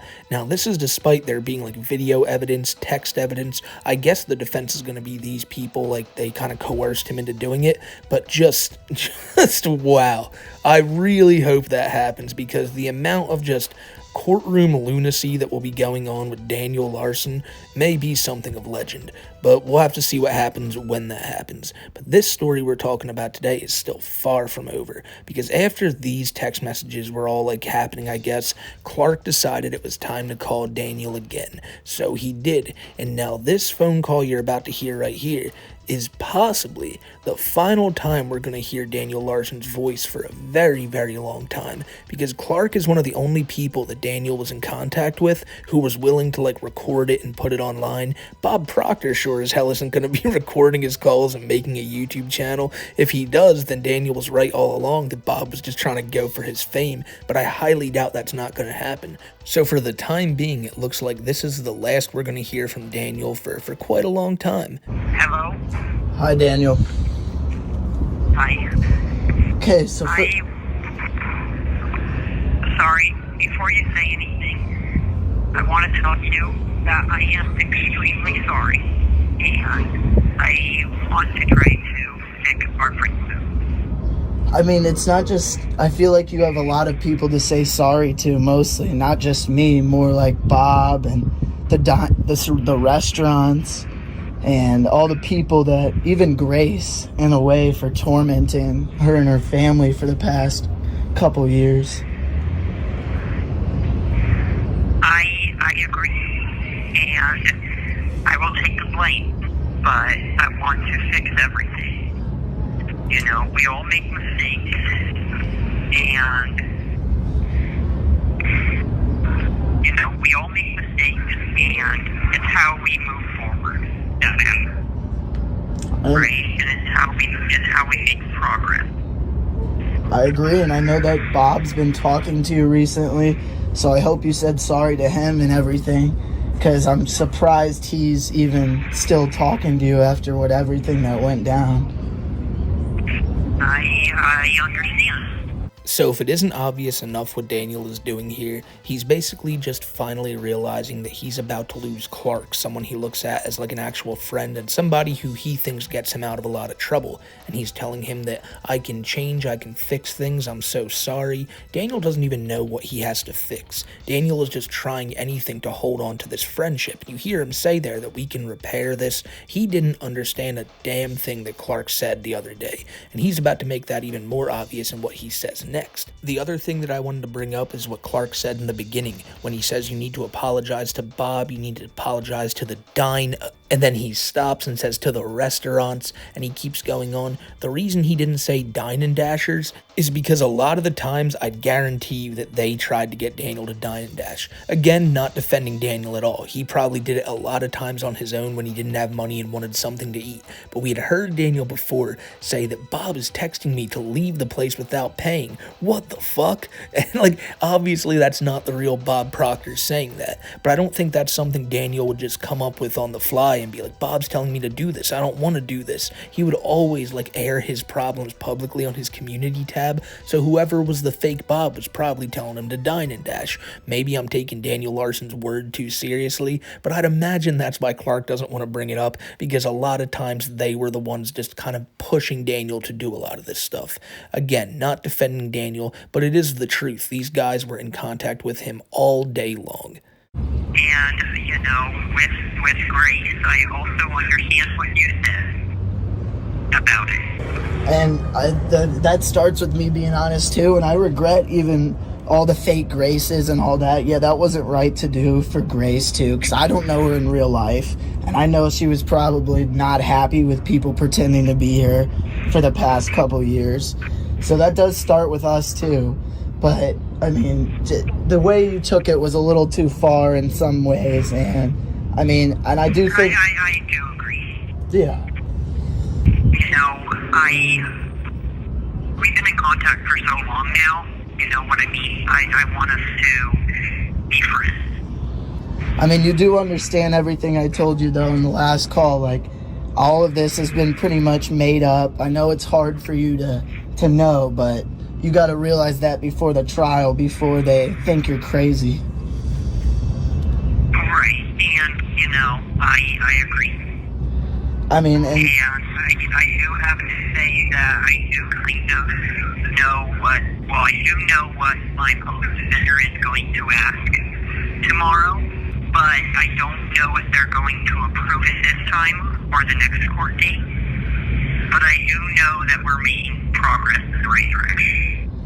okay, well, I think this was a good conversation, but everything starts with a couple sorries here and there. Do you have anything that you want to say to, like, everybody out there? Like, because I'm guessing people are going to get these phone calls through that, so you should, if you want to explain yourself to everybody on Reddit. You know, what I want is I want an apology to the entire fan base, and not only his fan base, but I want, you know, an apology going out about the meaning of the phone call and stuff like that. And just everything, even Sky, like bro. literally everything at this point. You know, I mean, if we go into detail, it's going to be way too much right now. True. You know what I mean? And we're on a timed phone call with, you know, money going through. I'm to a point to where, like, I want to try to fix this with everything, and I want the real truth to be heard. And the truth will be heard, Daniel. So I gotta go, but And so with that, he hangs up the phone, and that could be the last time we hear from Larson for quite a while. And again, it's a good thing. Daniel should not be in the public eye, and I can already see the comments of people telling me that I'm very upset about this because I won't be able to talk about Daniel anymore. But trust me, ladies and gentlemen, I won't lose a wink of sleep knowing that this little danger is off the streets. Now, though, we got to talk about another thing here. The fact that Daniel, he thought that when Clark brought up an apology, Daniel clearly thought that this apology was going to be to him from the community. Daniel says, you know, I want an apology sent out to all the people and all this for the leaking of the phone calls and everything. When he first said it, I thought he was going to be the one to say, yeah, I'm sorry to all those people. But no, Daniel believes that he has been wronged, and to everyone who leaked his calls and got him in this situation, screw you. And again, I know I've been going at these buddy trolls or whoever they are, if you even call them that in this video, but Daniel, you did this to yourself.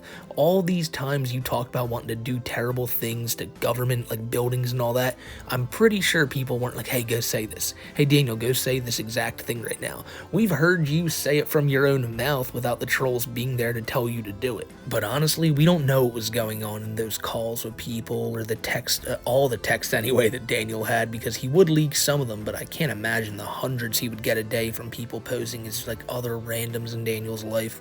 So we'll never fully know the truth, and Daniel not being around to talk about it, it's just going to make things even more blurred. And honestly, even if Daniel was around, I highly doubt we would get like the truth from him about what was going on. He'd be more focused on trying to win back Grace. And it doesn't seem like anything Clark said to him sunk in. Daniel just wants to try to start over, make things better. He thinks that everything that was going on in his outside life is exactly what he's going to walk back out into. Try to fix things with Grace, fix things with Clark. He doesn't understand that it's a troll. He just thinks that everyone's mad at him right now for being in jail or some shit. And that's where we leave off with the story of Daniel. But if I was Clark, I'd be real careful because his story could be starting sometime soon. I've heard from people that he's over on Reddit right now just going back and forth with people over this Daniel Larson situation. I mean, if you've ever had any words for Clark, apparently that's where he is, so go let him know. But, it's, dude, like, this guy came out about how he gets drunk at work because of all this stuff going on. Like, so you're drinking at your job because of Daniel Larson? Like, is this real? Like, is this happening right now? Like, we got guys that are so sad about this situation and claim that it means nothing to them. Yet, you know, they're getting fired because of this. You're so entrenched in Larson lore that you lost your damn job over it. But actually, don't worry, Clark clarified over on Reddit that he was just lying about that and that everyone else is just dumb. It has been about 3 months since Daniel Larson was arrested and sent to jail due to all those threats he was making, and in that time we obviously haven't heard anything from him. However, we all knew that eventually we would be hearing about his court case, Daniel's trial, everything like that, but now it seems like we're going to be waiting a whole lot longer. Now, for one, this is an absolutely brilliant thing for the state of Colorado. Not having Daniel Larson on your streets anymore is a pretty big W, not gonna lie. But we had talked about this a little bit in my upload the other day. At the end of my compilation of covering every locale's week, we talked a little bit about Daniel and how he was sent for mental health evaluations to determine whether or not he was going to be competent to stand trial. And I read off the court documents and gave my opinion and everything like that when I touched on this the other day. So I think for right now, I'm just going to show you guys that clip so you can see where we last left off with Daniel's prison fiasco. Because I gotta now point you over to Kasari's channel. Kasari is someone who's done a lot of great documentaries on Daniel Larson, and I assume you've probably seen them before, but if not, his link will be down in the description below. And he posted this community post a few days back in regards to an update on Daniel's case. He says on May 23rd, Daniel Larson was ordered to have a mental health evaluation to see if he can stand trial or plead guilty. Because of this, the judge canceled the hearings scheduled for today and yesterday, depending on where you live, 7/10/24 and 7/15/24. All future court dates have been canceled. Daniel is now in a mental health facility for an indefinite period of time. This means the legal proceedings against him are on hold for now. Now, I had not heard anything about these recent court hearings. I had heard that Daniel was in one on the 10th, but then again, nothing else really came of it. If there was big news, I imagine I would have heard it, and same for the 15th. I hadn't heard anything from these hearings, so I imagine that Daniel is still in jail. Now, it says there that they were canceled. However, I heard from so many people that these were going on, so I'm not really too sure either way. Obviously, these are things that are recorded. There's live streams for them, but nobody is able to screen record them and put them online because that's just, you can't do that. Apparently it's illegal. So I don't know what is going on here. All I know is Daniel is still 100% in jail, and as of right now, it doesn't seem like there's really anything going on until more of these mental health evaluations are done taking place. Court order summary. The court granted a motion for Daniel to have a psychiatric evaluation to determine if he is mentally competent to understand the trial or to assist in his defense. He will stay in custody and be taken to a facility for evaluation. The evaluation period can take up to 30 days with the possible extension of 15 days. After the evaluation, a report will be made to decide if he can waive his right to trial and plead guilty. All court dates are vacated until he is found competent. Because it doesn't look like, again, Daniel's going to be getting out anytime soon because they still don't even know what, headspace he's in, if he's even going to be, able to go to trial. And he is. They're not going to find him legally insane. A lot of people think they will, but no. Daniel will have to face trial, and it'll be one of the wackiest situations the internet ever seen.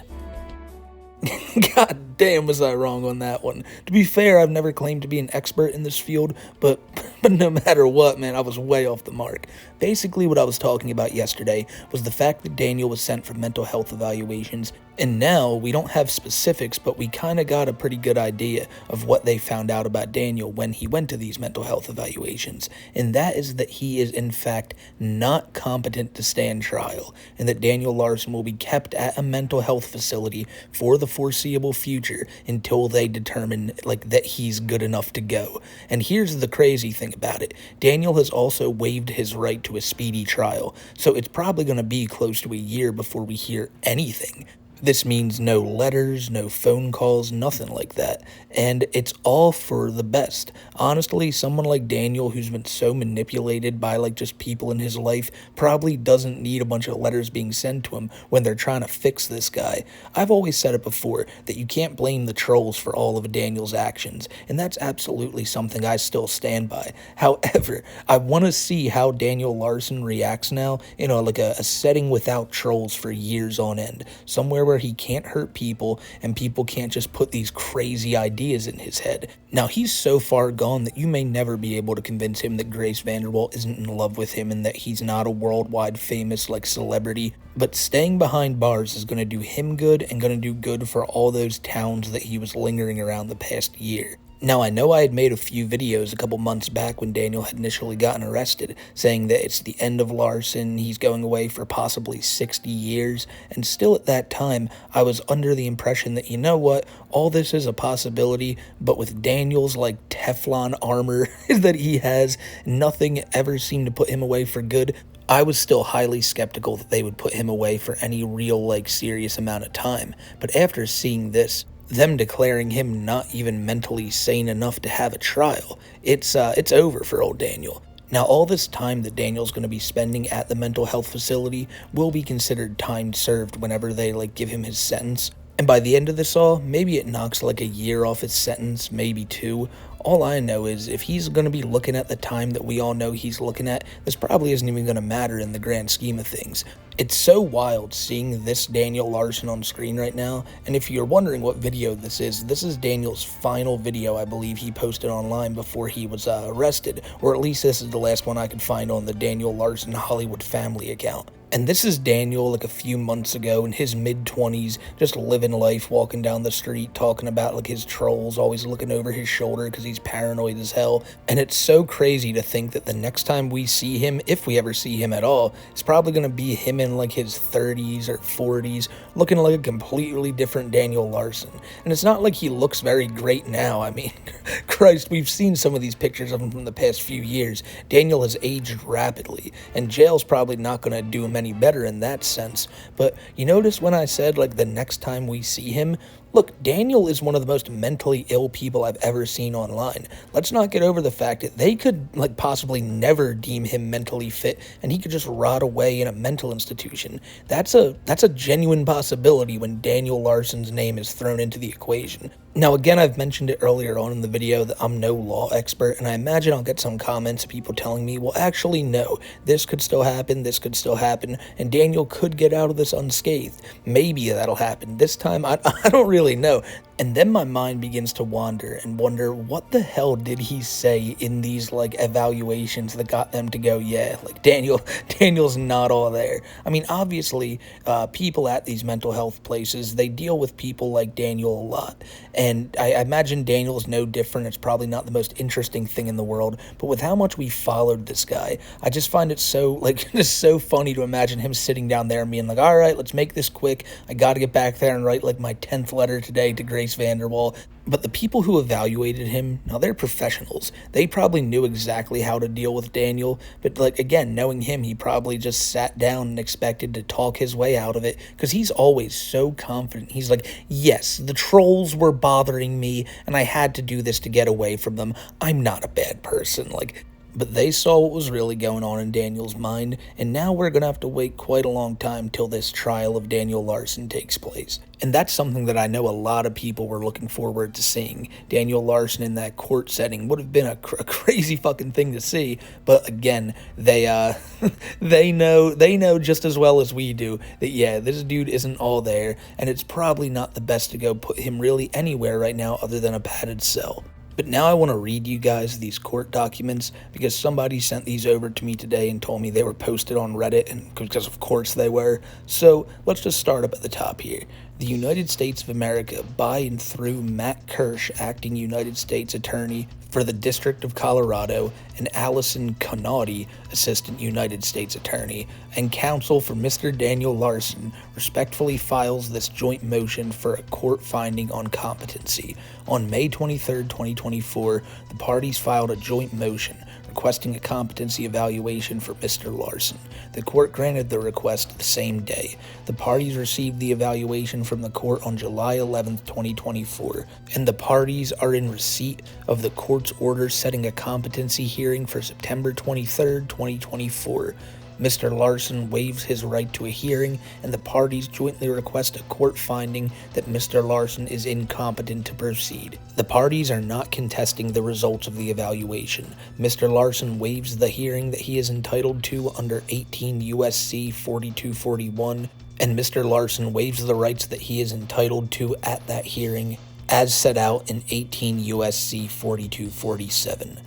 parties jointly asked this court to find that the defendant is presently suffering from a mental disease or defect rendering him mentally incompetent to the extent that he is unable to understand the nature and consequences of the proceedings against him or to assist properly in his defense, pursuant to 18 U.S.C. 4241. The parties asked this court to vacate the hearing set on September 23, 2024. The parties further asked court to order Mr. Larson committed to the custody of the Attorney General for hospitalization and treatment in a suitable facility, pursuant to the guidelines set forth in 18 U.S.C. 4241.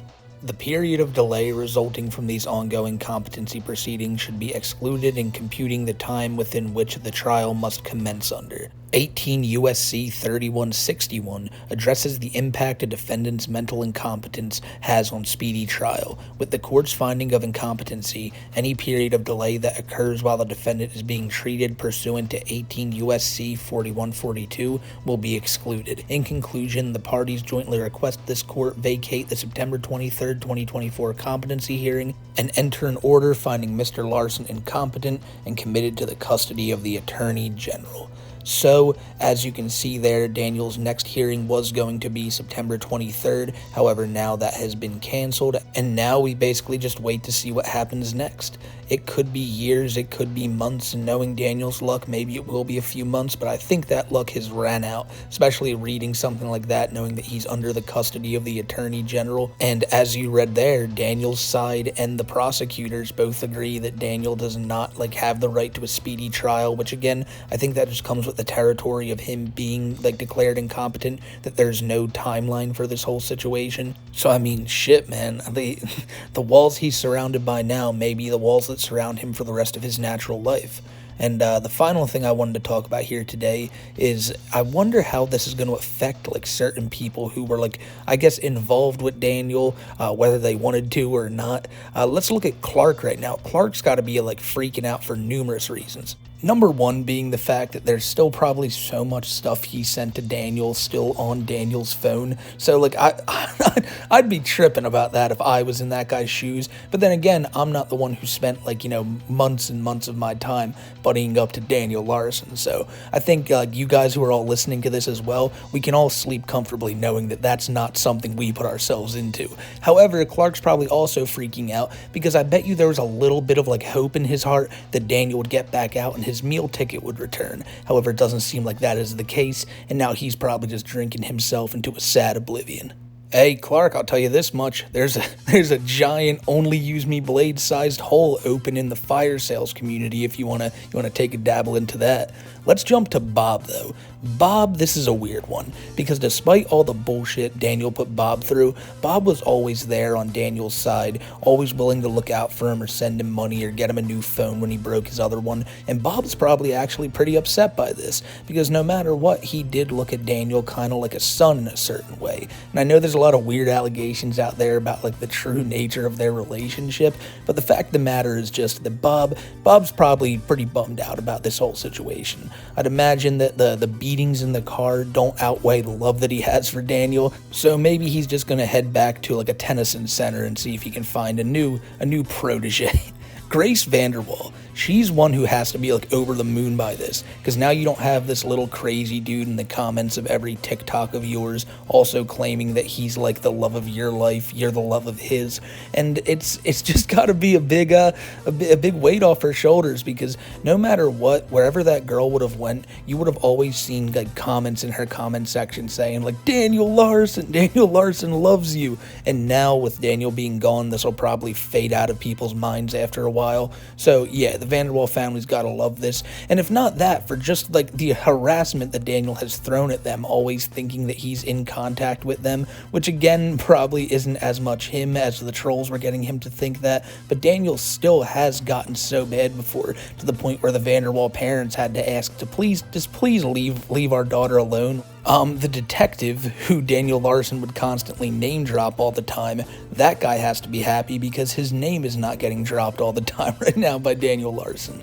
And finally, the Daniel Larson community, the people that trolled him, the people that followed him, well, it just seems like they're all going to branch off and go find another locale.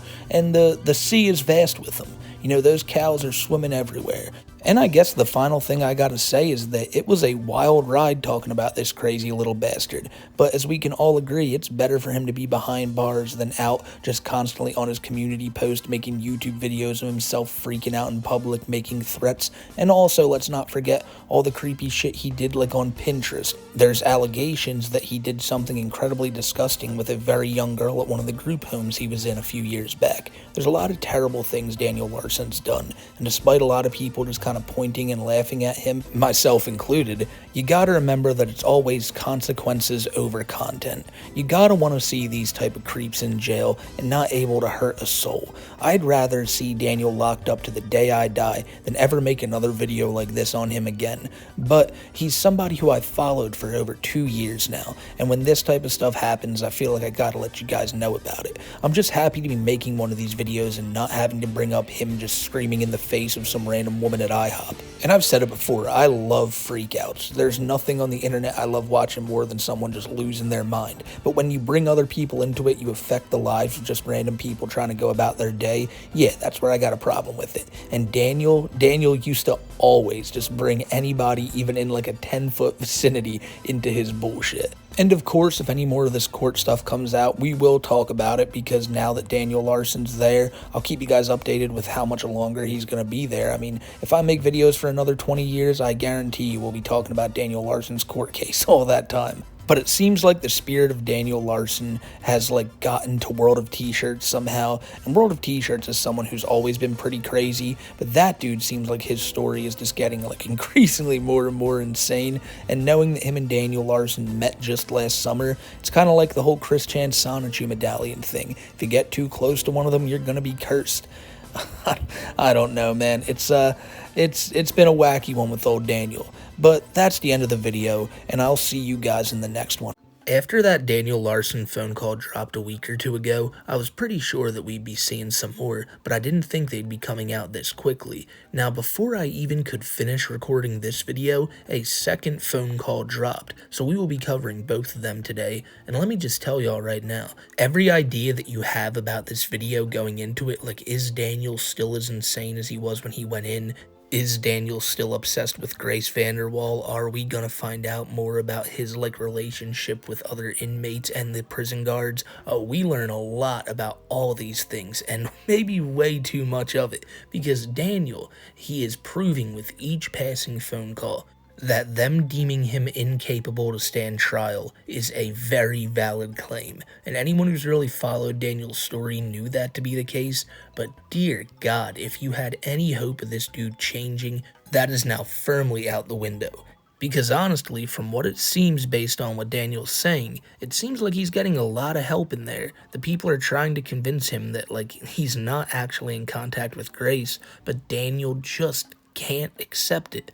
And if anything, the delusions are growing even stronger. And that is crazy. I did not think that was going to be what happened when Daniel got put in there. I thought him being away from the internet and away from Grace would stop that, but it doesn't seem like it. And so with all that being said, let's see what Danny Boy has to say. It's from Daniel Larson. this call will be recorded and subject to monitoring at any time. To accept this call, press 5. You may begin speaking now. Hi, Daniel. Hello, this is Daniel Larson. What's going on, Daniel? How you doing, man? Hi, I'm doing okay. My lawyer hasn't been getting back to me at all. I haven't spoken to him since early August.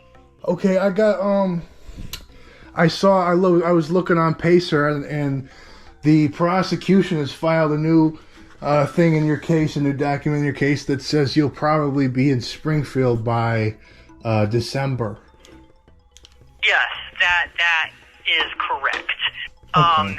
And also my lawyer, for some reason, has been, like, the last time I talked to him, which was early August, right? He told me that I was never in contact with the Vanderwalls or the label, which is false. You said, because I was in contact with Grace before, and her mother. so you said that there's something in your discovery for your legal cases confirmed that you were talking to the Vanderwalls or something? Yes. Okay. Yeah. It's confirmed, and there's even conversations in my legal discovery over social media where Tina has admitted to talking with me, which is true, where she's told me to stop listening to the trolls. The issue is, well, I was homeless, right? I had to make my own living. I had to try to survive, and it became a survival thing where I was trying to, like, literally stay alive. And my family, my own family, was manipulating financials. They were telling me to cut ties with Tina, and I accidentally blocked the real Tina, not the impersonators. I accidentally blocked the real Tina, and I lost contact altogether. When I tried to regain contact, I couldn't. You see what I mean? Yeah. What people... So what? Big issue is, so Tina wanted me to cut ties with Grace and stop talking to the impersonators and only talk to Grace. And what Grace was doing was she was getting me in contact with her management behind Tina's back. And so Grace got me in contact with everybody. You see what I mean? Okay. And then somewhere along the line, when Tina found out, because I reported it to Tina that Grace was actually in contact, once Grace's mother found out, then Tina started having full-time contact with me. Wow. I do not think a lot of you guys understand just how insane that statement is that Daniel made maybe a few seconds back. What he said there was that Tina Vanderwall was in contact with him, which is true. At one point, Tina either left a comment or sent a text to somebody saying for Daniel to cease communication, stop putting comments on Grace's stuff, and leave her alone. And Daniel somehow, some way, seemingly has interpreted this as Tina, Grace's mother, telling Daniel to cease communications with all the fake impersonator Graces and only keep contact with Grace. I'm not surprised he's doing this, but really, he's using any coping mechanism he can. He's trying to hold on to any type of sense of reality that has him and Grace together, because at the end of the day, that's all he wants. He wants Grace more than anything. And now he seemingly has convinced himself that Tina was telling him not to talk to Grace, but not the actual Grace, the fake Grace. And he's so convinced that he's talking to the real Grace all the time. That Tina Vanderwall wrote one message to Daniel one time telling him to stop and knock it off. And now he's basically sounding like he's in there arguing tooth and nail that he's actually in contact with Grace with a bunch of people who clearly know that he's not.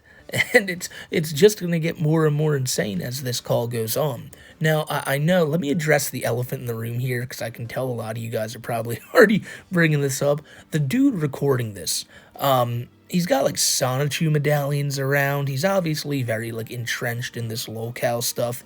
And the dude, make your own opinion about the guy. I'm not really going to touch on much other than the fact that at one point he brings up, it's no big deal to be on the FBI watch list. I am. So just immediately at that point, it's all right, let's focus on Daniel here, and maybe something will come of this other guy. Okay. And then they were saying that I needed to have 5 songs, an EP, before I can get the label deal, which is supposed to be $35 million, or $36 million. It was supposed to be record-breaking deal for 2023, but my family kept saying it was fake and wasn't real. And I tried to get help. That's why I was going on the M1 holds. Okay? Yeah. The M1 holds were calling, everybody at the hospitals were calling my family, telling them they needed to get me housing. They refused, and I was put right back on the streets. Okay. Well, all this was going on, law enforcement got involved and started telling me I was not in contact with Tina, and to block Tina again. And it became a war of who I was in contact with. And so I made the threat, which is why I'm here in prison, in jail. I made the threats to try to put an end to everything and drag everybody into the situation so I can handle things legally. So from what I'm hearing based on what Daniel's saying, and obviously you have to take everything he says with a massive grain of salt, but that's the people, or like the FBI or whoever was on his case had gotten in touch with him back before he went to jail. And apparently what they said to him was that they wanted him to stop talking to Tina Vanderwall. Now, of course, because Tina Vanderwall texted Daniel for real, like that one time, that's enough for Daniel to go, no, I'm clearly talking to the real Tina, and any person afterwards who claims to be Tina is probably also the real Tina in his mind. So they knew what they were doing with telling Daniel that, but he just wouldn't listen. Daniel's also going into his family a little bit, saying that they don't help him at all and never really helped him when he was homeless either. And he acts like Grace and the Vanderwall family are the only ones actually helping him out. He brought up a $35 million contract he has to sign. He's sounding more and more like Tony Chase by the day. And before you know it, Daniel's gonna be just an old man talking about how the government took away his beautiful life with the Vanderwall family. Yeah, I know that you were emailing me last night talking about when you're going to have a trial. You do understand that you have to, like, they've said you're incompetent to stand trial, and they'll probably hold you until you're competent. You got to kind of put on an act. If I were you, I'd kind of try to put on an act and, act as normal as possible to try to, for the psychiatrist to say that you're competent so you can just go ahead and take a plea deal and get out, because Yes, which is actually weird because nobody's telling me why I'm incompetent. Like, nobody has been telling me anything. They've been saying that I've been doing things very well and I shouldn't even be in custody. That's the word from the jail. Do you have any? And the psychiatry. Do you have any idea how long you'll be in Springfield? Are they going to hold you indefinitely until they say you're competent, or what? That's what my lawyer is shooting for. He's saying that they're going to try to make me competent. I never even knew what Grace was even saying behind the scenes, if that makes sense. So I don't know. I figured that Tina was going to try to... This call is from a federal prison. I figured that Tina was going to try to stop Grace from having contact with me. Okay. And I don't know why. Well, just as you should probably just not mention Grace or Tina to any of the psychiatrists, because I don't think that's really going to help your case. I don't think it's helping either. Yeah. Like, I asked my lawyer for verification on if it was really the real Tina. And he said no? And he said no. Oh, okay. Which is weird because it's confirmed that, yes, it was actually them. And I'm not saying that there was a fake involved, but what I'm saying is that I was definitely at one point in contact. You see what I'm saying? Yeah. So, and that's what I needed to clarify. Now that I've clarified that, now I'm concerned about how I can make things better, and everybody else is just going backwards. So Post Malone's on the phone with him trying to make Daniel realize, like, yo, you've been found mentally incompetent. If you want any chance of changing that, maybe stop mentioning Grace and Tina and all that, because it's not helping. And of course, Daniel, thinking he knows best, responds with, yeah, I know it's not helping, because clearly they don't understand. They keep saying it's a fake Tina, when it's clearly not. I'm not saying that there was a fake involved, but like the way he's explaining it, right, he's got to be doing it the opposite way, because in his mind, yeah, there's been a bunch of fakes involved, but really, at the end of the day, the real one has Daniel's best interests in mind. Again, Tina was only in contact with Daniel one time, and Daniel's using that now and trying to run with it and saying that anything that's happened after the fact is kind of null and void because the real Tina has clearly made contact before, but he's confused about all the other topics about this. Why is Tina trying to stop him from talking to Grace? He never can really question this too much, other than just talking about it with this guy on the phone and moving on from the topic, because he doesn't want to actually come to a realization or find an answer to that question. Stay on the phone, because it could get you in trouble. I'm going to send you that. Have you got the most recent document that was filed in your case, the prosecution's document? I got it packed up, and I was going to send it to you if you haven't already seen it. I do not.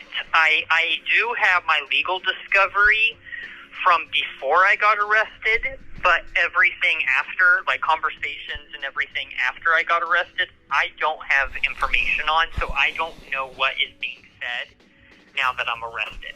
Okay, so you don't have any of the new documents that have been filed. I already have the one packed up to send to you, the most recent one filed by the prosecution that kind of details the timeline of when you're going to go to Springfield. But what I want for you is I want you to get out, and I don't want you to sit in Springfield indefinitely. So, there's the old saying, you fake it till you make it. You just got to, realize what makes you sound crazy and not say that, and just fake it until you can be found competent, and then just, take a plea deal. And you've already sat for a long time. They'll probably just give you time served.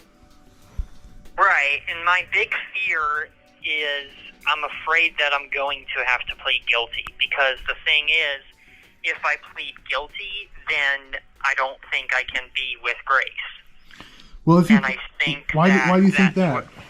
If you plead guilty, you might be able to get just time served. You might just be able to get out, but you have to be found competent before you can plead guilty, is what I'm saying. Right, and I'm not saying I'm going to be facing a long time or anything, but I would plead guilty to a felony because I'm in the feds. Yeah, See what I'm saying? But how does it affect? Grace wants me to travel with her. She goes to London all the time. She goes to Paris.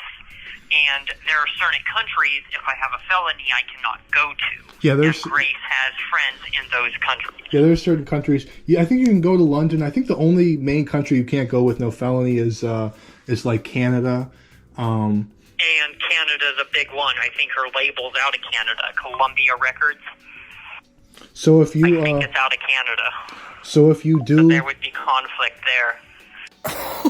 Okay, holy shit. So Daniel's basically saying, like, listen, I can't be found guilty. Why? Because then I can't travel the world with my imaginary girlfriend and go to all these tour dates with her and stuff, because I won't be able to leave the country. This is a disaster. And that is really gonna help his claim of him not being mentally insane. You can hear a little bit of wishful thinking in his voice when he's talking to the guy, saying that, I'm not going to be in here very long, obviously, when really Daniel could be in there for God knows how long. It is looking incredibly bleak for Daniel in this situation. Like, if I was him, I'd be shitting bricks right now. But he's not even, like, in the headspace to be aware of that. All he's focused on is not being found guilty so he can go travel the world. With Grace. Like, if he went and told them, I don't want to be found guilty, I want to be able to leave the country, go see the world, like world of t-shirts. Come on, he's been in 9 fucking countries. But no, it has to be because he has to go with Grace. And I mean, listen to this phone call. Every time the dude tries to change the subject, Daniel just immediately brings it right back to Grace. His obsession with her has reached an insane level, and it's probably because he's sitting in jail thinking about her all day long. Now, it's not to say that he wasn't doing this before he went to jail, but now he has nothing else to do but think about Grace. Really, really gotta be creepy if you are. Like, if you are Grace Vanderwall, knowing that this dude is just, like, pacing around his jail cell, just waiting to see you when you get out, that's gotta be a scary thought. So if you do end up, being found competent, you're gonna try to go to trial and beat get a not guilty verdict on the allegations? That's what we're trying, and my lawyer has told me that we're trying to get a not guilty. He thinks I'm a victim of the case. Okay. As far as trying to make everything work with the Vanderwalls, has told me that we're trying to get a not guilty. He thinks I'm a victim of the case. Okay. As far as trying to make everything work with the Vanderwalls, that's what I'm concerned about now. Because I told my lawyer I'm not going to plead guilty, and I'm not going to even make a decision until I know what's going on with Grace. And unfortunately, the way things are going with my family and the way things are going in my life at this time, I'm thinking about just cutting ties for my safety with my family for the time being. With Bob and them? Yeah, because Bob is not helping when I was on the streets. I don't believe he will help once I get out. I don't think he cares about my career. Same thing with my biological dad. And I think as far as my career goes and legal stuff when it comes to my publicity, I think that the Vanderwalls can... This call is from a federal prison. The Vanderwalls and her label could definitely help with that and keep me safe. Okay. And I You know gotta understand that there's a lot of trolls who pretend to be Bob. So, you know, are you actually talking to the real Bob, or are you just talking to the trolls that want to mess with you and pretend to be Bob? I'm talking to the real Bob. Okay. It's verified with my lawyer, and I even know his home address. So And he's not trying to help you? he's not. Like, he thought that Grace was fake all along, and that I was never in contact. Are you still friends with Clark? I'm trying to be friends with Clark, but he's flip-flopping on a lot of information. Yeah, I guess the feds are investigating him too. It came to his work. I wouldn't care if the feds investigate me. They already are, but yeah, I guess he's being scaredy. But yeah, I don't care about the feds too. I'm not scared of them. Like I said, I'm more scared from a legal perspective of trying to make everything work, because I made the threats because I wanted things to work, and I was aware of all the drama and the trolls, and I needed security because I should have had security all along, especially bodyguards. Fans were like actually coming up to me in person. Yeah, I know you've been dealing with a lot of harassment. What am I going to do once I get out? Yeah, a lot of harassment. But you don't have any idea when you'll be out? I don't. My lawyer is saying, last I heard, that I'm going for 4 months, and if I get found competent, then I'm going to trial. So he says my trial could be sometime next year, but this is the first time I've heard of Tina trying to stop Grace, and I would like to know more information on that, but I am concerned that things aren't going to work out, because I also know that most of Grace's songs are about me. I've been listening to a lot of her songs, so. Okay, yeah. Well, anyways, I gotta go.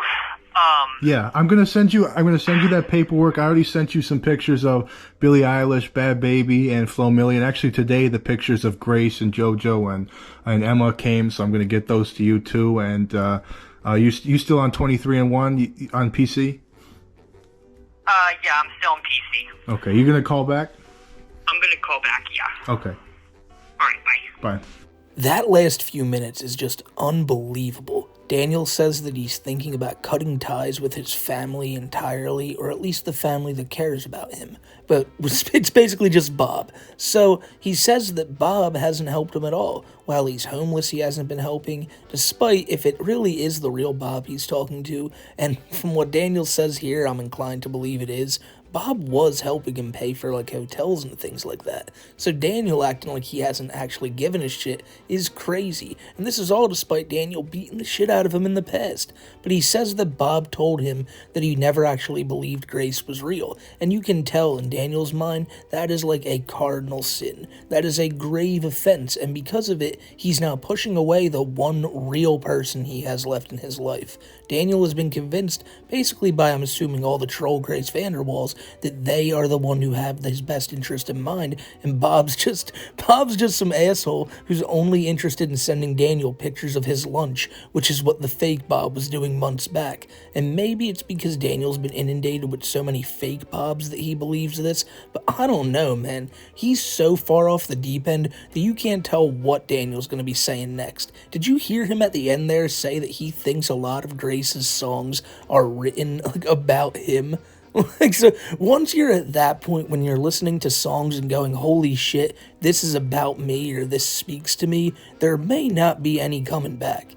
And so basically, the point we're at now is that Daniel is leveraging his whole case and not willing to like talk about or do anything with it until he figures out what's going on with Grace. Again, the girl that he is obsessed with that wants nothing to do with him and has never even spoken to him. And when he steps in front of a judge and his only, when he makes it known that the only thing he's interested in is getting out to pursue a life with somebody he's never met and really probably wants to put a restraining order on him, yeah, it's not going to look good for Daniel. There's been a lot of crazy people over the course of history who had, like, a fascination with a celebrity and tried to, do drastic shit. Like, look at the Bjork stalker and all that.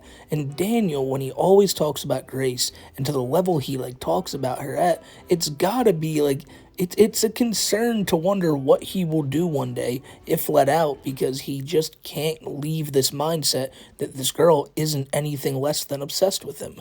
So that's basically what you get from the first phone call. He's still firmly entrenched in this Grace belief. He doesn't believe his family ever cared about him, and his dad, probably not. If the dad was never there, I doubt he's gonna care about him now. But Bob, it's kinda sucks, because Bob really does probably still have Daniel's best interest in mind, but you never know if you're talking to the real guy or not. And now we jump to the second phone call, where you guessed it, things aren't gonna get any less crazy. This call is from Daniel Larson. This call will be recorded and subject to monitoring at any time. To accept this call, press 5. You may begin speaking now. Hello? Hello? What's up? Hey, I called back. Hey, yeah. Anyways, what I was going to also, because my lawyer, like I said, is not getting back to me at all. So I don't know what's really going on with the case or anything like that. But my, I guess, family friend, his name is Bob, who I've talked about on my media a lot. He was paying for a bunch of hotel rooms, right? And he's manipulating, right, a lot of my finances, which is why I was homeless. And he was also trying to control everything I did as far as the type of music I wanted to do, which I did the types of songs that I want to do, but some lyrics he wouldn't want me to put in, whatever. And it kind of, all this issue that I'm in is partially because of him. It's been confirmed that I am the victim in the case. And at this point, I'm waiting on further information as to what's going to happen with the case. I don't even know what to make of that part right there, because Daniel clearly acknowledges that Bob has helped him in the past. He downplays it by saying, he's that guy, from my life who got me hotels and all that, but he wanted to change parts of my songs. And honestly, that probably could be the real Bob. Didn't he buy Daniel, studio recording time at some point? That's how he got something more done, right? So who knows? Maybe that was something Bob was telling Daniel, hey, maybe don't say this in the song, and that greatly got under Daniel's skin. And he sees a life with the Vanderwalls as kind of a break free from the shackles type moment. He can finally express his creative freedom for all the world to see, and that dastardly Bob Proctor won't hold him down no more. And this is also the second time now he's brought up being the victim in this case. He brought it up in the first call too, and Daniel says that it's now confirmed that he's the victim. However, I don't know who that makes the perpetrator. Maybe the trolls, probably the trolls, if that was the case. Because Daniel, if you were the victim, you wouldn't just be sitting here behind bars for so long. They wouldn't be just yeah, this guy's innocent. Fuck him, leave him here. Let the taxpayers deal with him. But I feel any time he probably talks to a lawyer or talks to a CO, and they give him a little bit of they give him an inch, being man, yeah, those people mess with you a little too much. He's oh my God, you're right. I am the victim, and you have acknowledged that now, so let's go get in front of a judge and figure this out. Really, Daniel probably just only listens to the stuff he wants to, and that's apparent on these phone calls. When the guy's bringing up like stuff about Grace, Daniel's gung-ho to respond, but when he's not talking about Grace, Daniel's gonna bring the Vanderwalls right back into it, kind of like you're about to see now. I don't know why Tina is so angry or upset at Grace trying to admit that, like, she's in love with me and how she's been in contact. Which, yes, I did make the threats, and I admit to that. I've already admitted to it, so it's no big deal. But I wanted to make it clear that, yes, I was in contact. And I want to make sure that, like, because I've already talked to Clark about it, because it is causing issues. And I've stopped contact with trolls, and I want to make that clear. Anybody who's trolling, I have to cut ties. Daniel is trying to figure out why Tina would be angry or upset with Grace trying to admit that she is in love with Daniel. He then says that he can't be in contact with trolls anymore, so, like, it clearly has to be the real Grace, I'm guessing. But no, like, is he receiving letters from people too? Is he receiving other phone calls? Because if this fucking guy can get him on the phone 3 days in a row, then I'm pretty sure someone else can call posing as a fake Grace Vanderwall. What's stopping this dude right now from saying, oh, by the way, Daniel, Grace is right here with me. Here, talk to her. Gets his sister to just say she's Grace Vanderwall, and next thing you know, Daniel thinks he's in a conversation with the real Grace, and they can probably tell him to do whatever the hell they want, and Daniel will then go tell the guards or his lawyer that he just got off the phone with Grace, and this has to happen. He's obviously still in contact with trolls, but him saying that he can't be anymore is just probably wishful thinking on his part. Yeah, what if the troll's been trying to say are the trolls just basically saying that you're not in contact with Grace, he doesn't want you and all that? Yeah, they've been trying to say that I'm not in contact, including, like, law enforcement. Law enforcement, including my lawyer, has been trying to turn me against Grace. Wow. Yeah, so my own public defender is on purpose trying to turn me against Grace and trying to say that I'm not in contact when I've been fighting my case, like arguing over the phone with my public defender. Like, look, I have been in contact and I don't care what you're saying because my legal discovery proves, and I'm going based off my legal discovery. And it's actually shocking that I hear that Grace was live and that Tina told her to stop because she needs to get it heard. Grace, if she cares about me, she needs to speak up.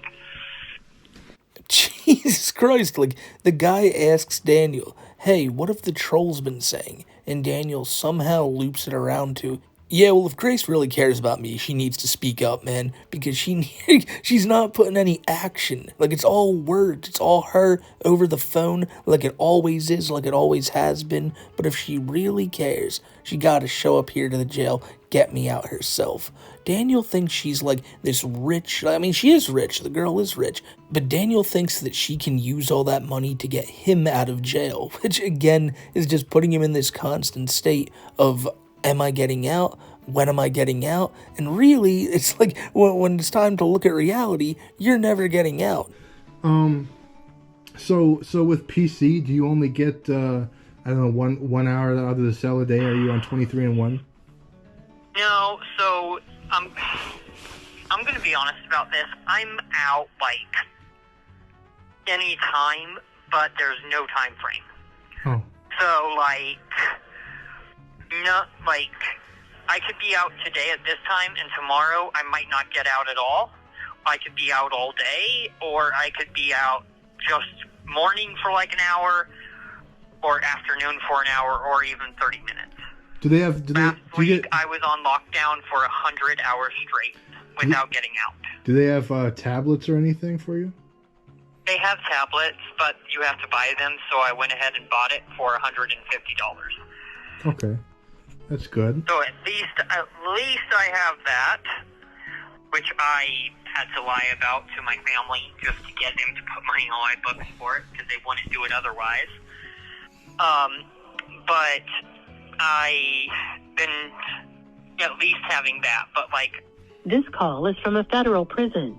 Like I said, I was on last week, every single day last week, on lockdown, all day long. I never once got out of my 6-foot cell. Do you have a cellie though? I have a cellie, and he's great. He sleeps during the day, so I'm kind of by myself. But does he know you're famous? He does, yes. Oh, okay. Yeah. And he also knows that, like, he apparently knows Grace because he watched America's Got Talent. I mean, of course. We're finally getting to a different topic, talking about how Daniel's daily life is going in there, but he has to bring it back to Grace. However, he does bring up that he does have a cellmate this time, and the guy is great. Now, I wonder, considering what Daniel's in there for, and considering, like, the jail he's in, I wonder what this dude's accused of. I wonder what he did. So, that's something for another day, though.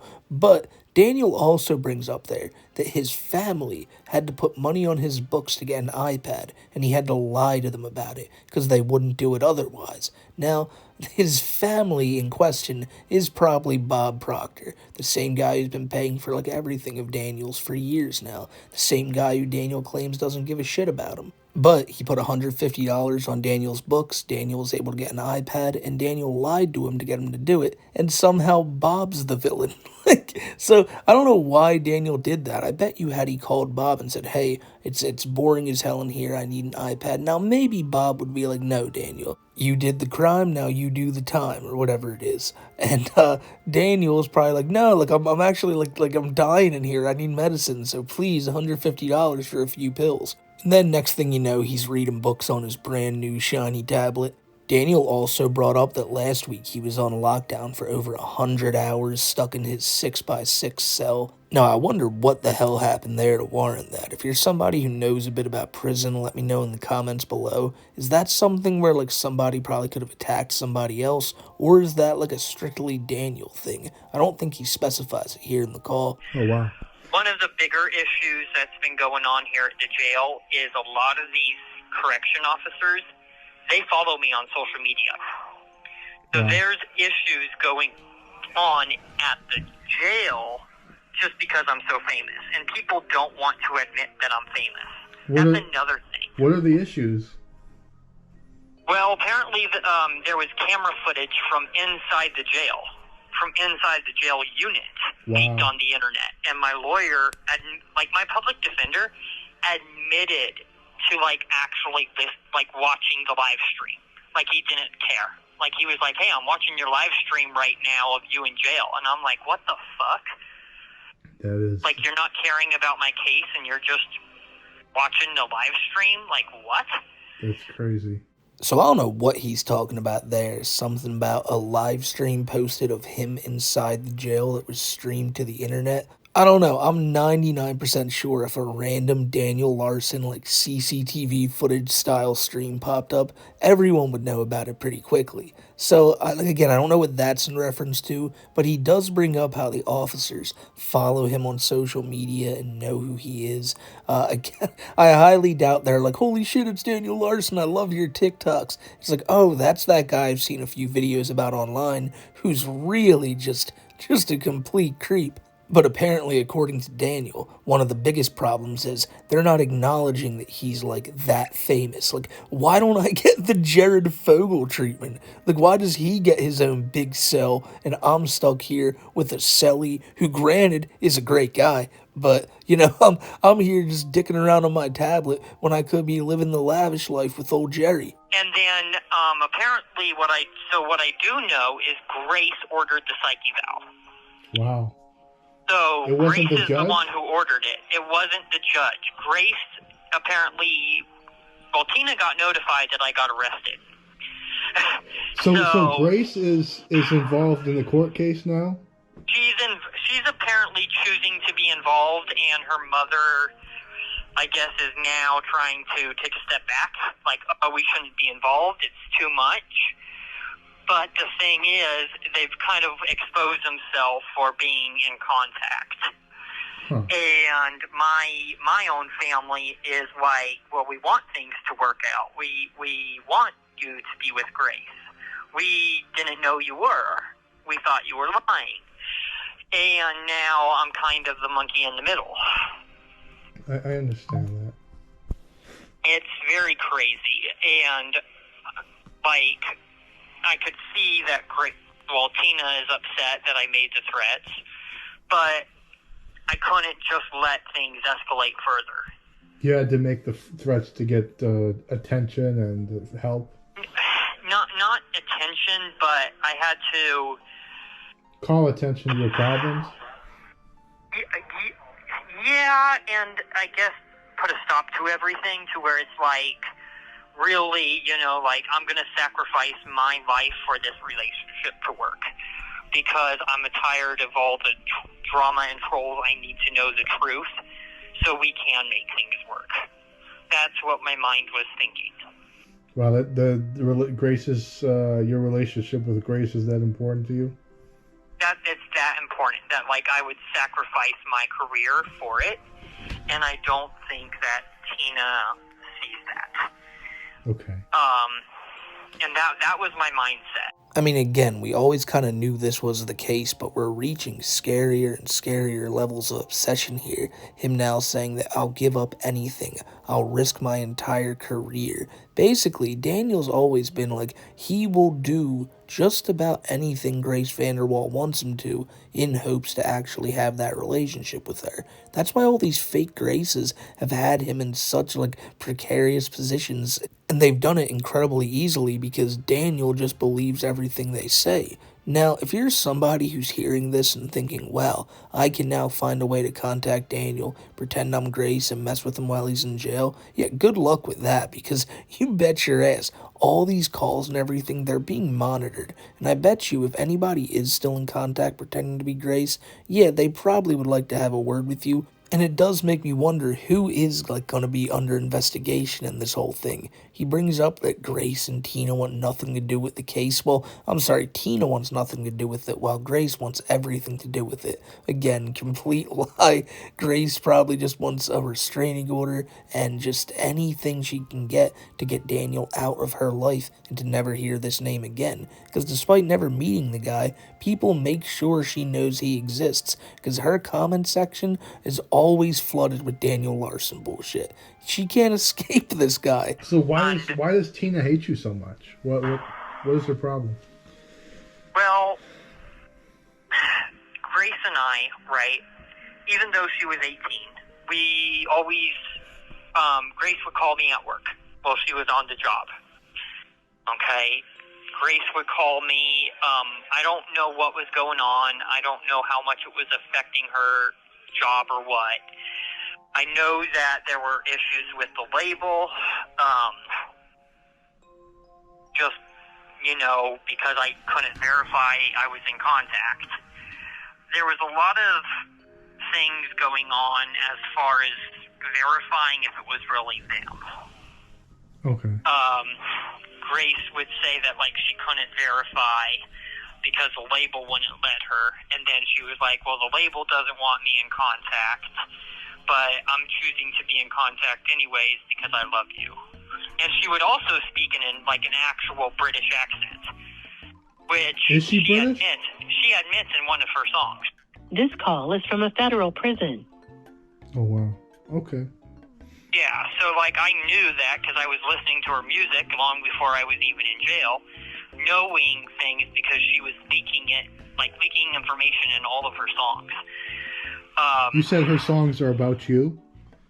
Her songs, like, if you really listen to it, Lion's Den, Daniel and the Lion's Den, if you know the Bible.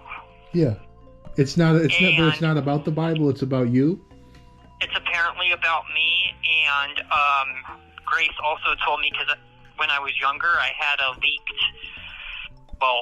there was like a video I didn't know that was recorded while I was in the restroom, in the shower, and it got leaked online.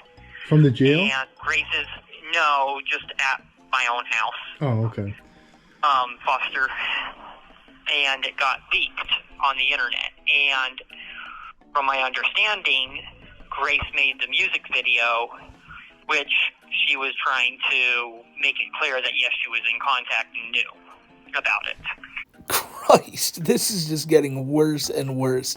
Now he's saying that she's leaking information in her songs. You see, because Daniel had a video of his get leaked online when he was in the bathroom back at a group home years ago, and Grace decided to take that and then put it into one of her songs. How? I have no idea. But her other song, Lion's Den, well, that's about Daniel in the Lion's Den, because the Bible, obviously. Daniel, he's trying to get himself involved in this world in any way he can. Let's go back a little bit, though, and look at where this really went off the rails. The moment Daniel should have realized all this was bullshit. And that's when he was talking about how he would talk to Grace all the time, but sadly Grace was on the job, and that's probably what pissed Tina off, because she was so focused on Daniel and not on her music. And you know what was also crazy? She had a British accent. She's from fucking Kansas, so like Daniel should have known right then and there, but I'm giving him so much credit here. I'm like, oh, Daniel should have known this, should have known that. He never questions these things. His only hope is that it's actually Grace, and even if one day Grace called him and she sounded like a dude, well, Daniel, obviously, I got a sore throat after singing so much, and I can only talk in this deep voice, and he would believe it. Daniel is just so far gone in these calls. There's no bringing him back. And I've brought that up a few times, but again, as it goes on and on, it just becomes so much more clear. And then Grace also was like, I want a man who can shower. He wanted to make sure I showered. So I do believe that Grace was a big factor in a lot of it, and a lot of my publicity. And, I'm not 100% sure if it was an impersonator, but I know that, it got to a point to where she was demanding just pretty much me go live anytime, really, just because we needed the publicity so I could get off the streets. And then, which didn't help my mental health. So what was it that you emailed me about? You said something like Joe Biden wants you to be vice president, or so he can lower the age? So apparently, I'm still learning this, but one of the correction officers came up to me here at the jail and talked to me about how Donald Trump wanted me to be his vice president, because if he becomes president and I'm vice president, he can make it legal for me to be vice president at my age. Wow. So similar to what he's doing with this felony thing that he had. He can make it legal. So has that hit the news? Is that on the news that he wants you as vice president? I don't know, but I've had one of the correction officers, like I said, come up to me talking about it, how they heard about it on the news. Wow. And I said I denied it. I didn't want to, because I knew that it would be too much at the time, because this was back in 2023. You think you could when handle... he was first starting his campaign. Do you think you could handle being vice president now?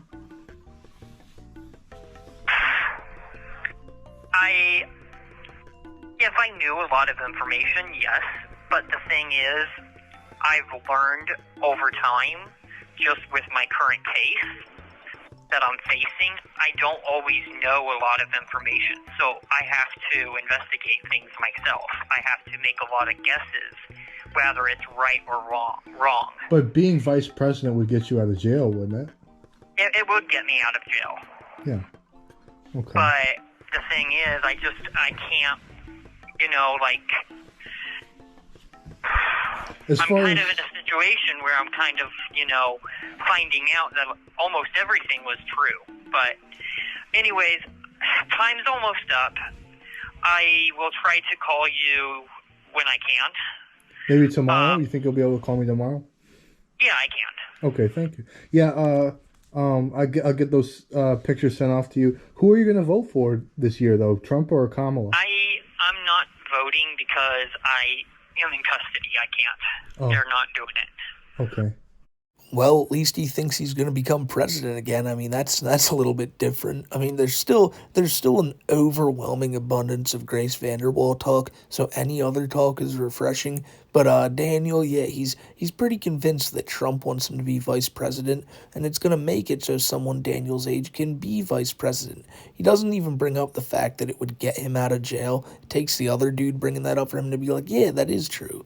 He brings up how Grace would, talk to him and constantly want him to go live to, to boost their numbers and, I guess, to prove himself to her. Now, that just shows that it was always a troll talking to him because they wanted to get him on a live stream and hopefully make him freak out. Now, it happened more often than not because, again, he'd basically do whatever these fake Grace Vanderwalls tell him, but hearing it from the horse's mouth is something pretty interesting to see. Now, Daniel is not going anywhere anytime soon, at least that's my opinion. He is not mentally competent at all, and this constant talk of Grace Vanderwall, especially to the point he's going with it, where every other sentence has to be about her, yeah, there's no hope for Danny.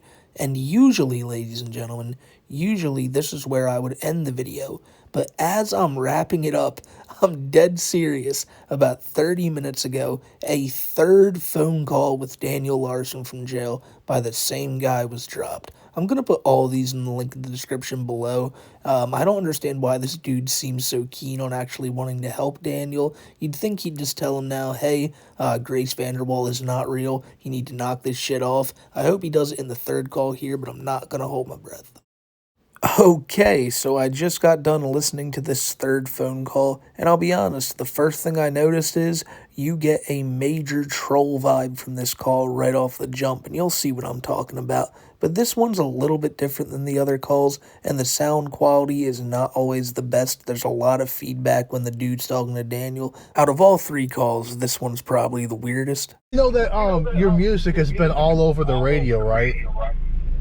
I did not know that it's all over the radio, no. They've been it's not just the U.S. I guess they've been playing it even in China and places like that. But especially the one song, what's it, Roaring Thunder? Yeah, I know. It's all over the radio. It's all in the clubs and stuff. And basically, these, I don't know why, but I'm getting a lot of feedback. My voice is echoing on the phone for some reason, but I don't know if you've ever heard of them, but there's these very famous rappers called Chief Keef and Lil Durk, and they just went on the Joe Rogan podcast, and they basically said how much they want to collab with you. They want to do a collaboration, like an EP. Lil Durk Chief Keef and wanting a collaboration. Have you ever heard of them? Yeah, I have. Yeah. I used to have contact with them. Really? So that confirms things even more. That's crazy. Well, they said they basically went on Joe Rogan and said they want to help you. Ever since King Von died, O Block has been so poor, and they say they want to collab with you to help save O Block, and at the same time, Chief Keef is connected with Donald Trump. Chief Keef performs at Trump rallies. I don't know why, I guess to try to get the younger vote. Yeah, that explains the Donald Trump situation, because Chief, you're right, he performs at the Donald Trump rallies. Yeah, this call right here basically answers the question on if Daniel's still in contact with trolls or not. If this dude can get on the phone with them and be talking like this to him, yeah, Daniel's probably still being inundated by a lot of fake Graces and even possibly some fake Bobs. But the dude calls him, tells him that Chief Keef and all want Daniel on a track, and Daniel, of course, is like, oh my god. I thought at one point Chief Keef may have, been in contact, so this is, this is amazing. This answers so many questions. I mean, from the jump, anybody who calls Daniel like this and posts it right online, nobody has Daniel's, best interests in mind. The dude was trying to talk to Daniel, trying to level with him about Grace, but the second he brought up Grace not being real or anything like that, he probably would have ran for the hills. But in this call, the dude, I guess, has just decided, hey, I'm just gonna fuck with Daniel, and that's really what it is for the majority of the call. Yeah. So basically on the podcast, they were saying that they want to collab with you. They want to hop on a remix of Roaring Thunder, and they also want to do a collab album, but they can't get in contact with you to get the permission to do the remix and to get you on the collab album. And they Right, because I'm in jail. yeah, but I would think they would be able to get in contact with a manager or something. What label are you signed to? So right now I was supposed to be signed with Columbia Records, but I'm in here on threats, and I also made threats towards their record label. So they dropped you as a client? Yeah, because I never actually signed a contract. Grace was signing, I guess, the contract on my behalf because I asked her to, but I didn't know if it was actually done yet or not, because I was told by Grace I didn't need to sign a contract since I was dating her. It's automatic. They get down to talking about the logistics of Daniel's record deal, and he says that because Grace and him got in a relationship, it's basically automatic, kind of like when you marry into something. It seems like this fake Grace or whatever they tell Daniel, he really will just believe like hook, line, and sinker almost every time. He's so confused about the contract situation because even to him it doesn't make sense. I mean, this whole conversation, nothing makes sense, but Daniel has to rationalize it and think, oh my god, it's so true. Like Roaring Thunder's all over the airwaves and Chief Keef wants to come and do the song with me. This is so great. But again, if you notice, they were talking about the music stuff, and it didn't take long for Daniel to loop things right back around to Grace.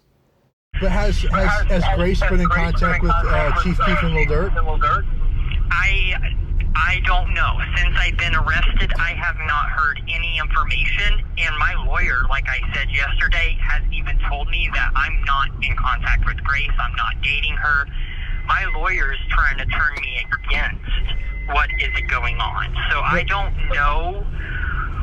I knew that my song Roaring Thunder was on the radio because I heard it one time on Denver radio station 101.1, which is like... This call is from a federal prison. It's an iHeart radio variety station. I've heard it one time this year on there. And I also heard Grace on there doing, I guess, something where she was talking about a collaboration. Okay. But you haven't talked to Grace since you've been locked up this time?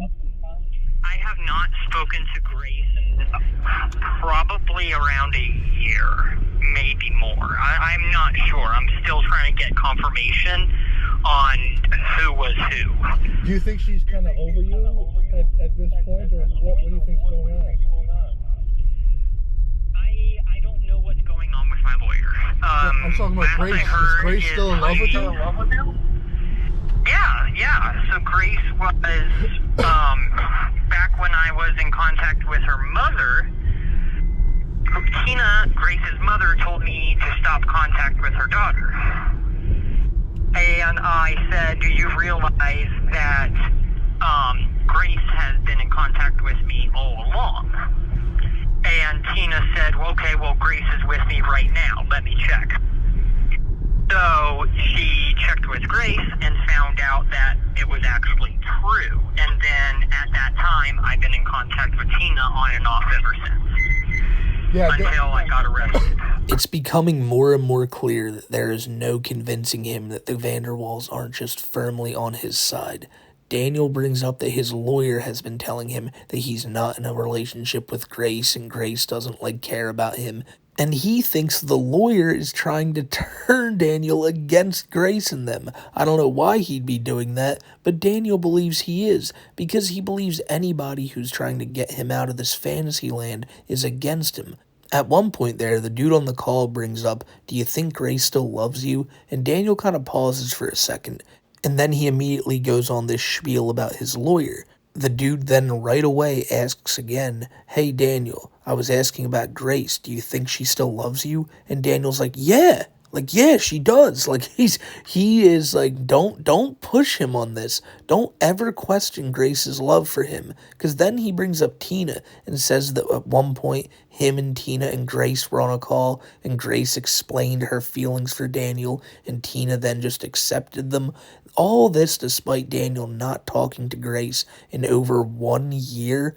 Like, what is happening? Because, like, sometimes you'd think Grace is in contact with him, maybe just over texts or letters, but, I don't know how he's, like, always this entrenched in Grace stuff, but he hasn't spoken to her in a year. Like, so somebody's gotta be, like, putting these ideas in his head. And I don't know if it's the fake Graces, the fake Bobs, or just the voices in his head telling him to think this. Yeah, they've been really putting Grace's name through the dirt for, I guess, because they're jealous. I think they're mad that you're famous and that Grace is in love with you, and that they're not famous and they don't get any girls. But they've been really trying to make up bad rumors about Grace, saying she's a white supremacist and just crazy stuff. And it's all. Yeah, I know. I've heard a lot as well about like other controversy going around that, but it's confirmed it's not true. So okay. But anyways, I appreciate you letting me know that. Do you know what time or like estimated like what month it says I'm supposed to get transferred? Yeah, December. It says November? No, December. December. That's just the estimate. That's what the what's it called? Like the stuff that the documents the prosecution has filed. So like I guess the Psych ward part of MCFP Springfield, like they only have a limited, finite amount of beds. And I guess they're full right now, and basically like based on how many people are leaving right now, they estimate that like you're on the wait list, and they estimate that like your spot in the wait list will to be transferred will be in December, but it could be earlier, it could be later, just depending on how many people get transferred out of Springfield's psych ward. Or it's actually like a prison, but it's a psych ward within a prison. So it could be earlier, it could be later, but the estimate that the prosecution gave was December. Right. Okay. Yeah. And another thing is, so my lawyer, my public defender, told me that I don't have to necessarily get on medication if I don't want to. There's like other resources and classes I can take that will count towards my court. Well, yeah, that's probably true, but don't you? If you get on medication, it would probably look better for you to be found competent. Right. I was actually on medication, on and off, when I was making a lot of the threats. So that was not like the medication I was on is a big factor on why I made the threats. So do you think that it's you were just on the wrong meds? Are you open to taking different meds? I don't think it was on the wrong meds. I think that like there's certain medication where it's like it tries to slow down my mind racing. The issue is if my mind slows down too much, then I just can't think at all. I can't even perform because I can't think. And then there's other medications where it's like a mood stabilizer. But the thing is, if I can't feel my feelings, you see what I mean? Then I'm not happy. What about any? Have they put you on any antipsychotics? No, they haven't, and I don't even know if my medication or my health will even work with those because I've never been asked anything about it. Okay. Like I've been. You might want to talk to them about antipsychotic medications. That might be able to. That might be a better fit than the mood stabilizer. Okay. All right, and then also, I guess my lawyer, my public defender, nobody is telling me why I am getting transferred. Like, as far as a psych eval, I knew that, but like, as far as what's going to make me competent, nobody is telling me, and like I said, nobody's talking with me. So the guy stops recording right there and says that the rest of the call is just the same old Grace Vanderwall runaround, but it got a little interesting there at the end with Daniel talking about how he's not interested in really being on any medicines, when clearly a guy like this needs to be on as many medications as possible. If Daniel can't think, it's probably for the best, but only time will tell what happens with that situation. We'll see what Daniel's going to be doped up on in a few months here, and we'll go from there. But he obviously needs as much help as possible, should not be back on the streets anytime soon, because if he's just going to be this obsessed with Grace, he's not going to stop anytime soon, and he's not going to stop at nothing to go and see her. That was one of my biggest concerns before Daniel got put into jail, was that some ween or some troll was going to pay Daniel money to get him a plane ticket to go see Grace wherever she was at. And who knows what the little bastard would have done when he gets in that situation. And who knows if he gets out, if he ever will get in that situation. And for that girl's sake, I think we all gotta hope that never happens. It's crazy that such a pivotal moment in Grace Vanderwall's life, her going on America's Got Talent, was also one of the most pivotal of Daniel's, because the second he saw this woman, his life kind of just started revolving around her. Like, even in his worst moments, Grace Vanderwall is on his mind, or in the back of it somewhere. She's always there in some form or fashion, and he's always thinking about her, because he's in love with this girl, despite never meeting her and never actually having a conversation with her.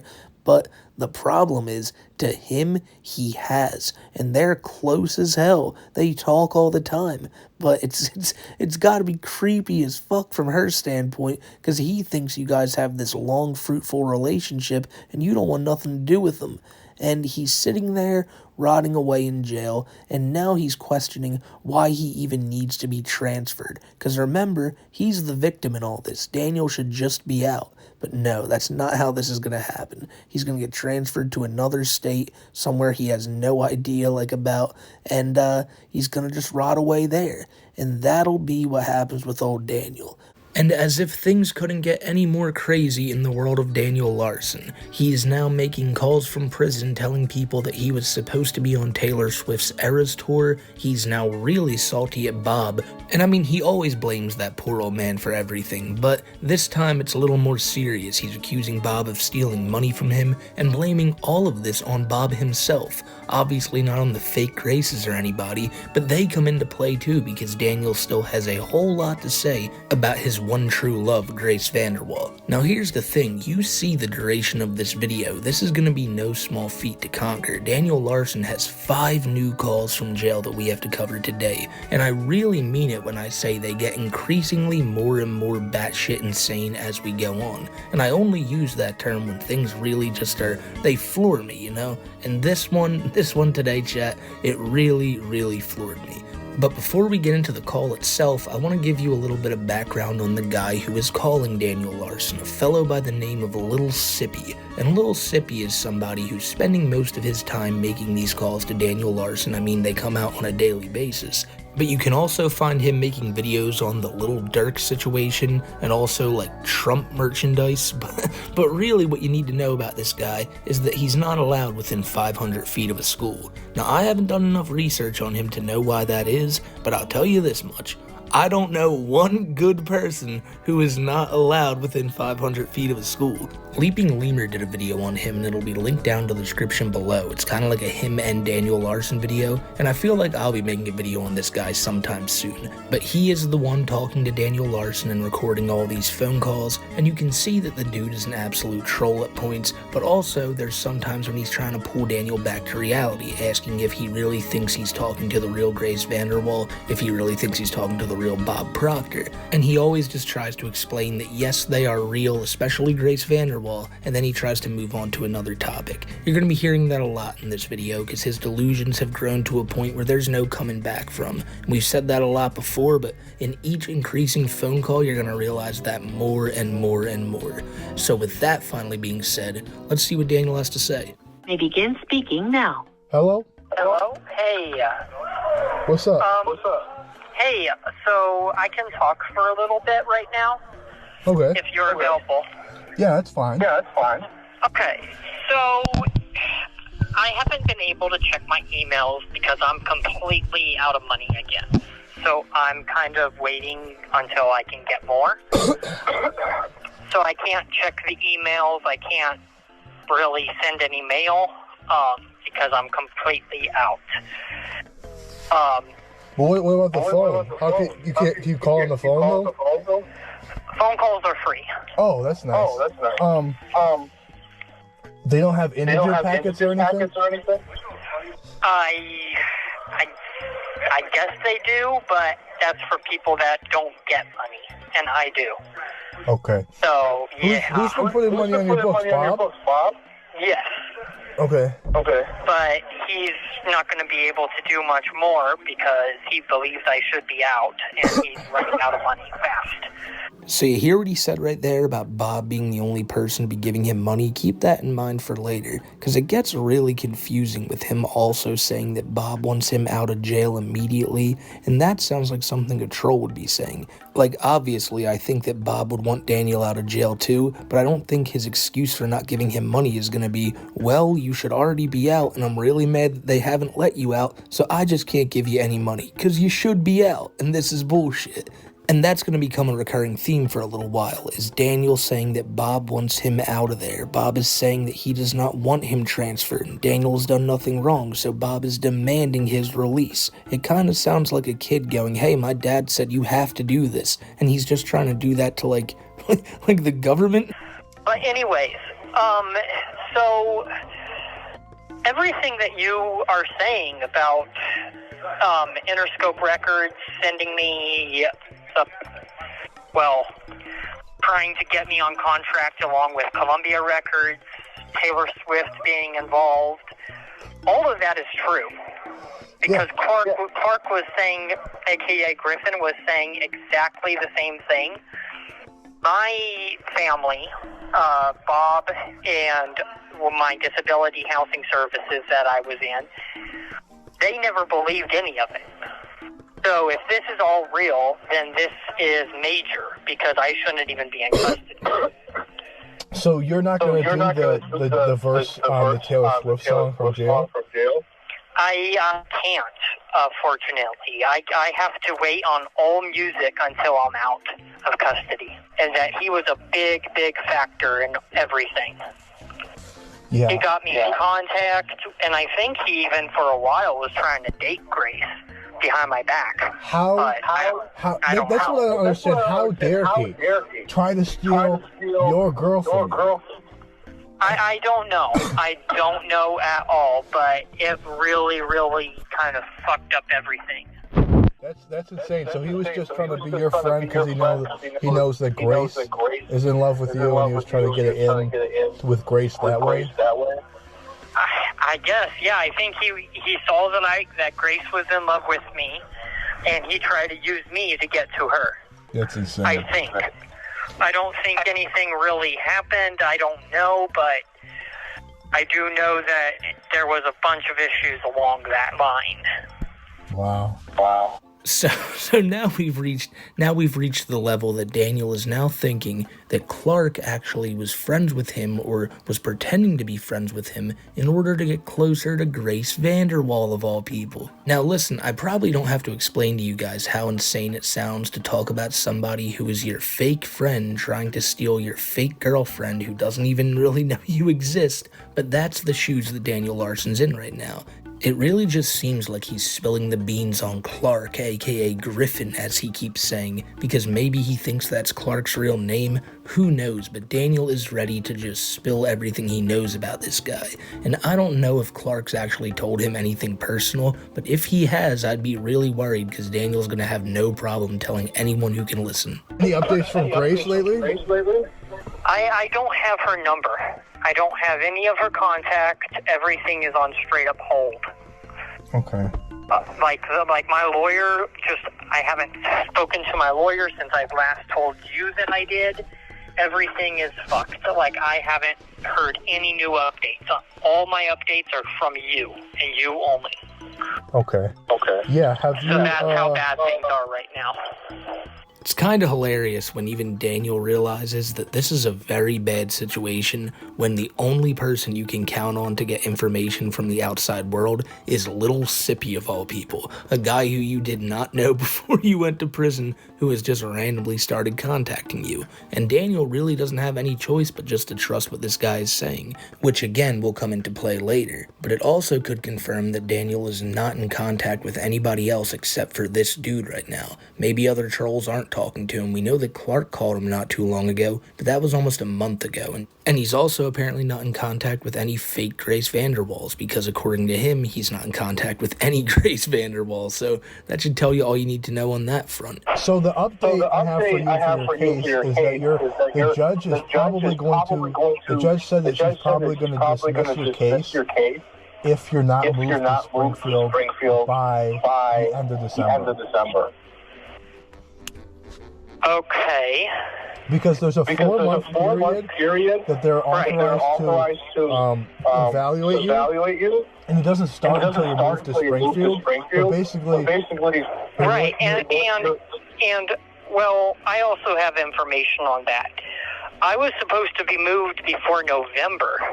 Yeah, you were. But they don't have like a bed date. They don't have enough room for you in the psych part of MCF Springfield.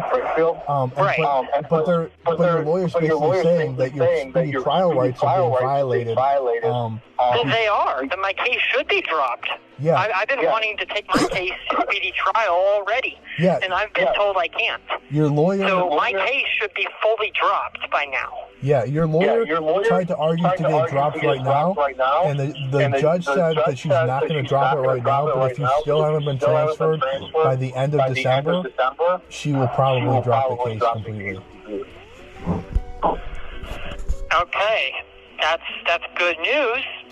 But then if you do end up getting transferred before the end of the year, you have to be at Springfield for 4 months to get evaluated, and your case won't get dropped. So just hope that you don't get transferred. Right. I've been taking, I guess, therapy here. I just signed up for therapy here at this jail too, which is supposed to count for therapy. So maybe I don't even have to get transferred because I'm just doing therapy here. Well, it's not really therapy that they're trying to do. They're trying to evaluate you to see if you're likely to become competent anytime soon. Right. Yeah. And I don't know what that entails. My public defender is saying all it is just therapy, but that's what he's saying. So you'll be there for like 4 months, and then if the doctors don't think you're likely to become competent anytime soon, then they're going to try to civilly commit you under Colorado state law. Right. There are so many things wrong with what Daniel thinks is going on in this situation. Firstly, he brings up that he's mad that his speedy trial isn't being honored. And now I'm pretty sure early on we found out with Daniel being deemed incompetent that he had waived his right to a speedy trial. So now he's probably really mad about that because he's been there for like 7 months and he just wants to get the hell out, which is understandable, but he also thinks that the therapy sessions he's taking at the jail are going to count, I guess, as time served for when he goes to the mental institution. And as the dude Little Sippy brings up, No, they're going to send you there to even find out if you're going to become competent or not. These therapy sessions are most likely just to keep him under control. But Daniel has this idea that maybe, some way, somehow, he's going to get out of there in like a month or so. And that's what this little zippy dude is telling him there's a chance of. Now, I highly, highly doubt that they're just going to throw this shit out in a month's time, but Daniel is really starting to get his hopes built up for this. But you see, what Daniel thinks is that his charges should be dropped right now. He should be let out. This is crazy. This is bullshit. And I think he's like just waiting for this little sippy dude to go, yeah, you know what, Daniel, you're right. Let's get you out of there. I think it's just been so long since he's had somebody to bitch to, and now that this little sippy dude is on the phone with him all day, Daniel feels like he can do it to him. And because he would do it to people like Bob or his grandmom in the past, and it inevitably led to him getting what he wants, he thinks it's going to happen here. That's at least my theory on all this. It kind of is a bit reminiscent to when Chris Chan would pout about wanting to get out of jail. You just could tell that he was like, come on now, I'm God, get me out of here, you're going to really regret it if you don't. He's just throwing a bunch of stuff at the wall and seeing if any of it gets him out of jail sooner. And, spoiler, it probably won't. Yeah. So, my advice to you would be when you get out, just stay off the internet as much as you can. Or stay away from the people on Reddit, bro. Because I've noticed... That's what I'm going to do, is I'm just going to kind of lay low. I've already made that decision. Yeah, the people, it's such a big dichotomy, a big difference. You look at the TikTok people, the TikTok fans of you, they love you. You look on Reddit, they all hate you. It's all hate. It's all hate on Reddit. So, and these are then also, one more thing. Grace is supposed to be looking at houses and getting houses for us, or a house for us, in Colorado, and she was supposed to do that back earlier this year. I don't have any updates. I don't know if she's even done that. Okay. Well, good for you. I hope you move on with Grace. If you do, or if you don't, you know, I'm just saying it would be a good idea to just not put any personal information on the internet like you were before. Because you were, you know what I mean? You know what I'm trying to say? Yeah, no, I agree. I'm just trying to help you. I feel like I shouldn't even be transferred to the psychiatric place because I've already talked to Psych here, and I said, like, I don't even really want to be posting my life on social media. I just want to do straight-up music. And This call is from a federal prison. Some acting so I could get back into my acting stuff. Yeah. But I don't want to post my everyday life. I ended up doing that to stay alive while homeless. I don't want to just keep doing that because that's what the issue is. Definitely. And then also, apparently, there's deep fakes going around of me.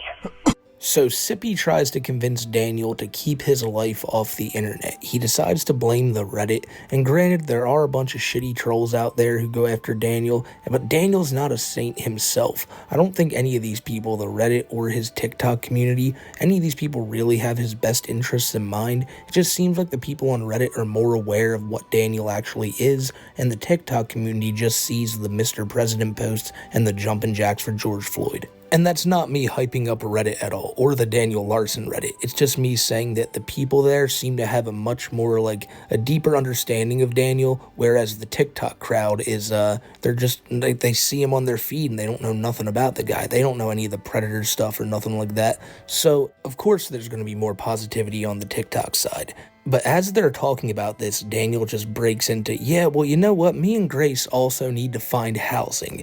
And then when Lil Sippy responds with, yeah, well, I really think you should just keep your life off the internet, Daniel sounds so, like, he's so uninterested. Like, all the hope he had in this conversation just went out the window, because this guy isn't talking about Grace. Why aren't you talking about Grace? Nothing else matters right now.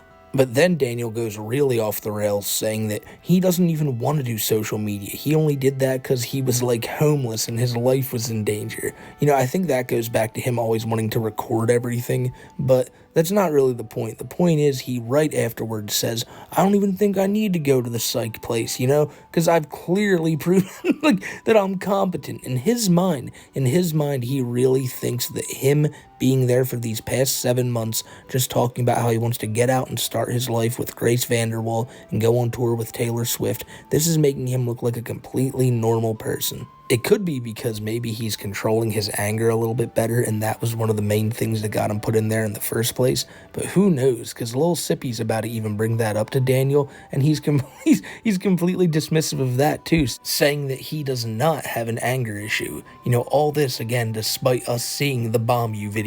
You know, there was that, I think I just figured out that recording of Bob was fake. Bob was never making money off of your, like, Daniel Larson costumes. I think it is. I think it's all fake, and I think it was made to try to throw me off to get me arrested. Yeah, so I feel like a lot of the threats came from anger, from trolls. And you were kind of enabling the trolls by posting everything online. And if you would just stay silent on the internet, or you could still post, just don't pay attention to the comments and stuff. And don't post anything personal. You'd be fine, but you kind of post like where, you know, what restaurant you're at, and then they call the restaurant and try to say that you're gonna run around naked or something, you know? Right, well, yeah, like why would fans, or not really fans, but haters of my fan base, right, call restaurants and tell them I'm going to run through the restaurant naked? Well, like I would suppose it's because they're jealous of your relationship with Grace, but I don't know. I think they are. Yeah. I think they are jealous of my relationship with Grace, and they're just trying to create bigger issues. Yeah. But anyways, I just thought I would give you a call. Also, can you send me what we were talking about yesterday on the phone? You want the address and phone number of the CEO of Interscope Records? Yeah, I need like the actual like proof so I can show my lawyer.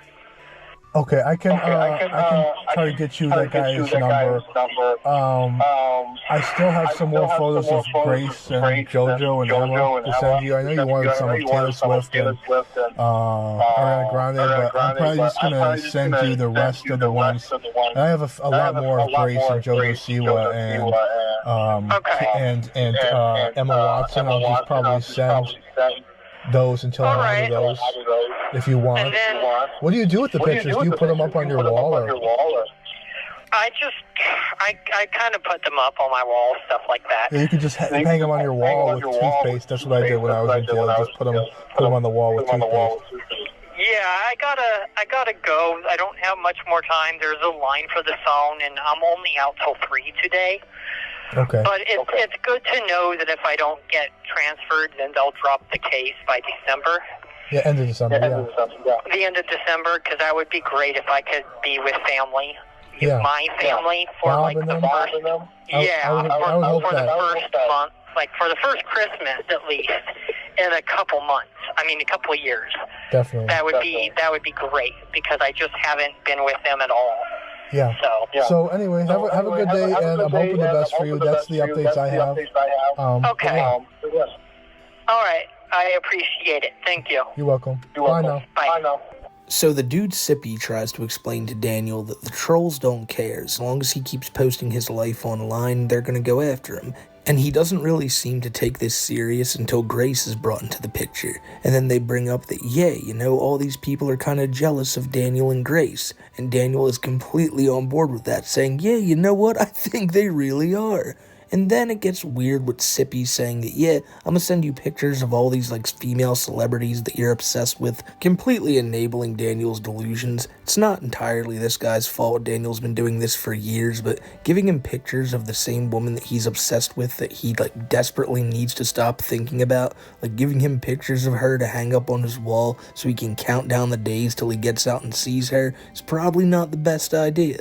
But they're gonna do it anyway, and then we'll find out what happens next in the second phone call, because it was released only a day or two after this one. And before the call takes place, Sippy is on the phone with some woman, and I think this is to signify that, yeah, I'm not no ordinary locale guy, I got bitches. And the best way to show that is by hanging up on said woman to talk to Daniel Larson. That's complete Clark activities.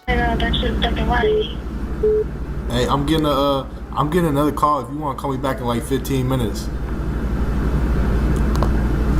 This call is from a federal prison. You will not be charged for this call. This call is from Daniel Larson. This call will be recorded and subject to monitoring at any time. To accept this call, press 5. To block this call, you may begin speaking now. What's up, bro? What's going on? Hey, I don't have much time to talk, but I was able to talk to Bob, and he is concerned about me possibly getting released, my case dropped or whatever. He is saying that it would be best if I could try to get it to where they drop it in November. So I'm not quite sure how we can try to figure out how we can, get that. I don't think they're gonna drop it in November, honestly. I don't think they will either, but he's concerned about if they drop the case, then I'm not getting the help with housing. I'll be right back on the streets. And case management here says I have to be sentenced to be able to get the resources. Otherwise, it's court order. So everything is kind of he said, she said. So as you can see there, Daniel says that he was talking to Bob, and Bob wants this dropped in November. He wants Daniel released. And again, I think this is because this little sippy dude told Daniel in the last call that, yeah, the judge might drop it in December. Now, just hearing that from this guy was probably enough to get Daniel to believe it fully. And if he did talk to the real Bob, he may have told him that yeah, I talked to this guy, and he said that I might be out by the end of December. And Bob may have just thought, oh, it must be his lawyer, not just some random jack-off from YouTube. I'm just assuming stuff here, but if that is the case, Bob may have been that, hey, maybe we can get you out sooner or something. Or Daniel's just making this up and being like, well, Bob said he wants me out, so you gotta get me out. I'm not entirely sure what Daniel really did here, or if he even talked to the real Bob Proctor, but if someone's putting money on his books, I can't imagine it's not the real Bob, but only time will tell with that one. If it is really Bob, Daniel's brought up before, and he will in these calls again, that Bob is possibly sick with something, and maybe that's the reason he wants Daniel out sooner, so he can see him before something happens. It's a pretty dark thought to have, but with all the talk going around of Bob being sick, it is a possibility. You don't have to be locked up to get affordable housing, though. Right. Yeah. Right. So you said Bob is worried about the case getting dropped in November instead of December? Well, he wants the case to get dropped in November. He says I'm innocent. It's also to a point to where he's pissed off at Tina. He's the complete opposite of the Vanderwalls. He's pissed off at Tina for not moving with Grace, or Grace moving to Colorado, not owning up to their word. And I'm kind of the monkey in the middle, which is what led to this entire situation, with me even being in custody. Yeah. Bob was going to try to help get me housing. And where's Bob live? Where's Bob? He lives in Denver. Denver. So he hasn't come to visit you at all? Nope. Have you tried to get him on your visiting list? Yeah, and he's also sick right now, so he can't even visit. He's sick with something, I don't know what, but he is unable to even really do much right now. Is he gonna get better? Yeah, I know, he's gonna get better. We're trying to figure out what it even is. I don't think he's went to the doctor or anything. He says it's like a common cold. To me, it just feels like you're going to get moved to Springfield soon, so you would probably want to visit him. I don't know. When he gets better, will he be able to visit you in Springfield, or is that too far of a drive? That's way too far of a drive. Like, at that point, I don't even think he would be that much of a help anymore. He does not want me being transferred whatsoever. He says I'm innocent and he needs the case dropped. And he's blaming everything on Tina and Grace. I seriously can't tell if he's talking to the real Bob or not. When he says, he's only got the common cold. Yeah, he's gonna get better. Like, Daniel sounds really scared there, personally. Like, he's like, yeah, we don't know, but he's being optimistic, saying, no worries, Bob will get better. It's just like a common cold. There's no way Bob told him, yeah, maybe he did. Actually, just as I said that, maybe he didn't want to scare Daniel and tell him it was something serious. But again, I'm just speculating more and more here. But if Daniel's saying he was on the phone with Bob and this is the stuff they talked about, well, then I'm curious to know if he really thinks that Tina Vanderwall and them are actually involved in this. Because he can't, right? Like, he has to be made aware that, like, all this is complete delusions from Daniel. But, like, is he... I don't know. I should know this. A lot of us should probably know this. But Bob himself, if he is actually putting money on the books of Daniel and getting in contact with him, I highly doubt a troll would be doing that. And if he's calling Daniel, Daniel can hear his voice, and he'd probably know if it was the real Bob or not. Maybe I'm giving Daniel too much credit here, but it just seems like this is just such a weird situation surrounding Bob. And Daniel even says in there that if he gets moved to Springfield, it'll be way too far for Bob to visit him. And his sadness about that isn't that he won't see Bob anymore, it's that he won't be as much of a help anymore. Wow. That is really all Daniel looks at this guy as. And I mean, we've known that before because he always sides with fake Grace Vanderwall on everything. Because like, if Bob tells him that she's fake at any point, he will immediately turn on that man. But then when he needs money, he'll come groveling back. And then when Bob can't pay him anymore, he thinks Bob's just the biggest piece of shit in the world. I don't know, man. I'm just as confused as Daniel is about this whole situation, but like Lil Sippy keeps bringing it up that Daniel may get released, and Daniel is taking this to the bank. He thinks it's going to happen, and he says that Bob needs him out now. Again, going back to what I said earlier, that he thinks Bob's word holds so much weight. Because like if he's saying that Bob wants him out, well, that's his father figure, damn it. You better sure as shit let him out. How do you know that you're talking to the real Bob and not a troll pretending to be Bob? Because I've like I said, I've been with him in person. Okay. But he's just blaming 100% everything. I've shown him like actual texts before I got arrested of what Grace was.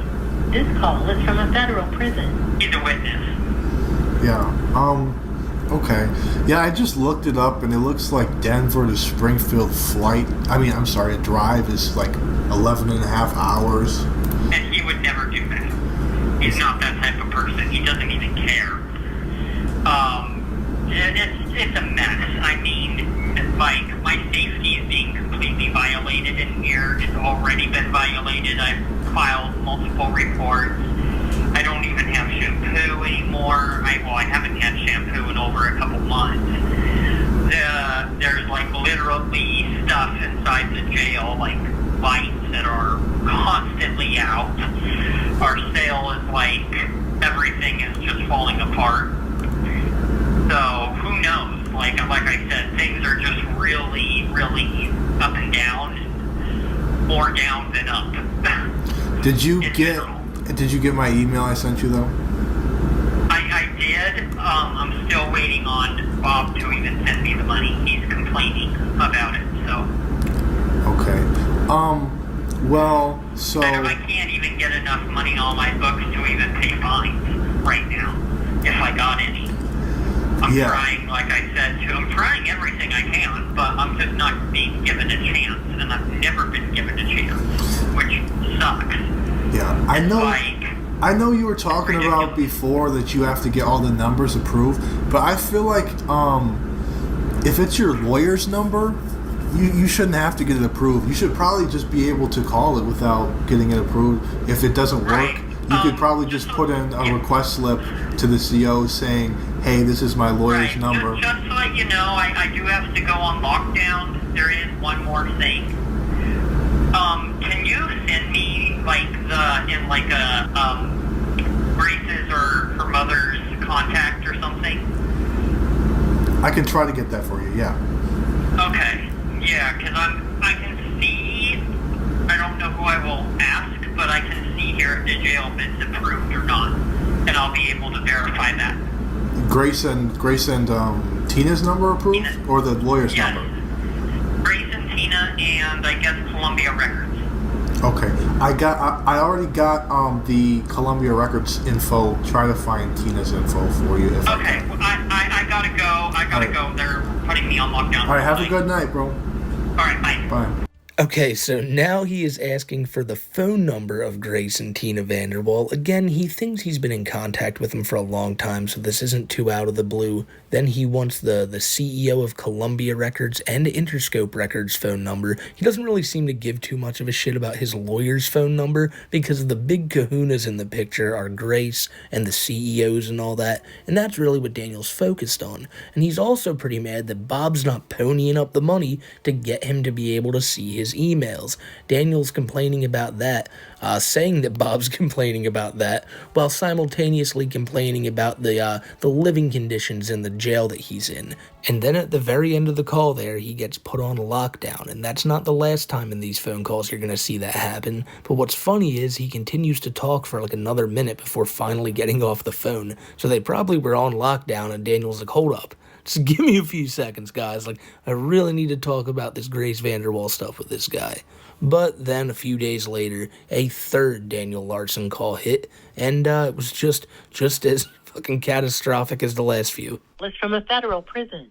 You will not be charged for this call. This call is from Daniel Larson. This call will be recorded and subject to monitoring at any time. To accept this call, press 5. You may begin speaking now. Hello? Hello?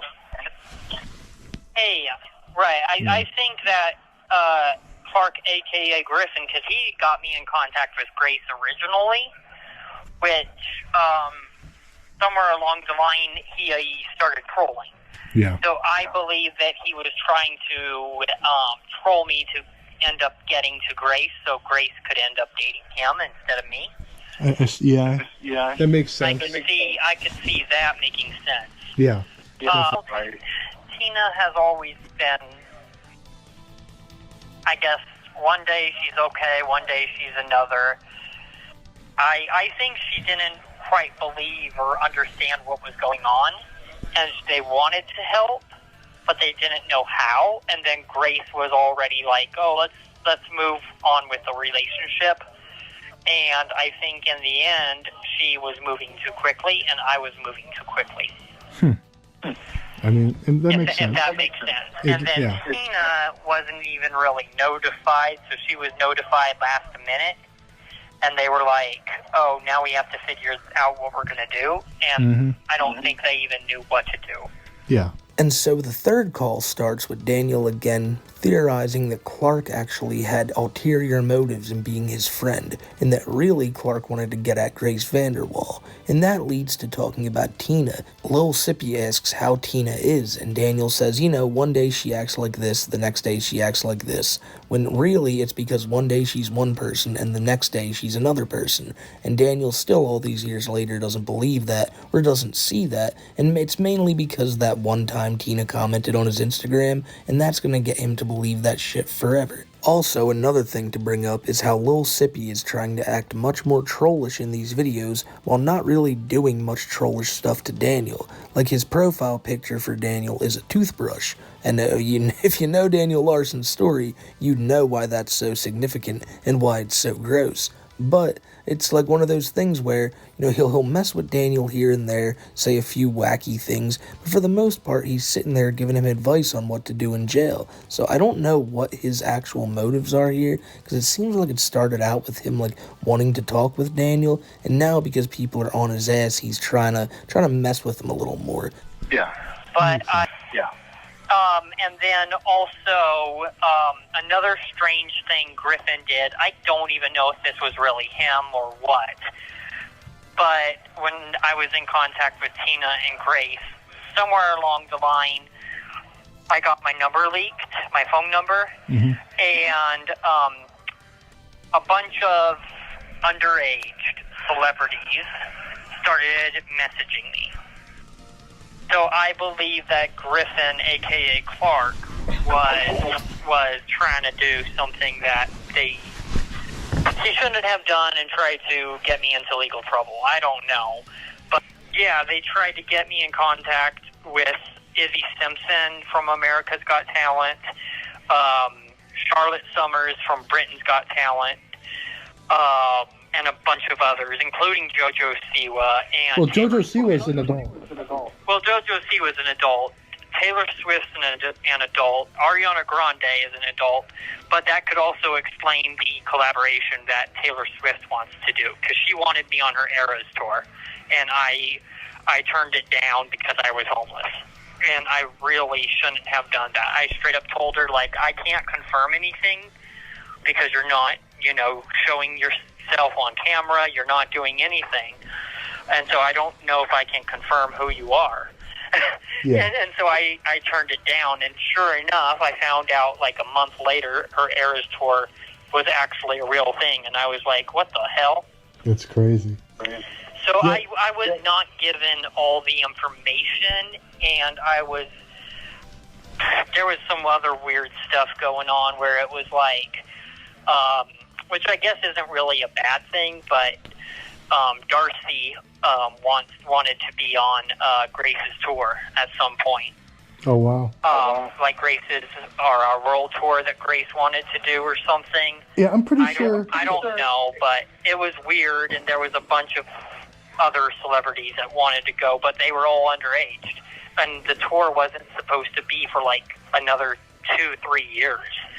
Yeah. So, if you would have accepted, if you would have went on tour with Taylor Swift, though, I'm pretty sure they would have given you housing. If I would have just agreed to the Taylor Swift tour, I'm pretty sure that they would have. So, despite everything we already covered today, that clip right there has to be the most insane we've seen so far. Daniel brings up how at one point Griffin or Clark leaked his number, and he was inundated by a bunch of underage celebrities, and of-age celebrities like Taylor Swift and JoJo Siwa, but it seems like this is Daniel's way of trying to get around the whole him talking to minors thing, or people who he thought were minors. And so I think he's saying that Clark set him up, and he's trying to articulate it by saying that he felt set up, but he just can't do it. But everyone who knows this story knows that Daniel has said some really creepy things about these underage celebrities. And then out of nowhere, he starts talking about being invited on Taylor Swift's Eras tour, and how he greatly regrets it now because he probably would have gotten housing had he gone on the tour. It's just, he really thinks so much of himself that he would have been a guest on, the biggest musical tour of the entire year. That sold out every single arena it was in. Stadium, not even arena. Stadium it was in all across the world.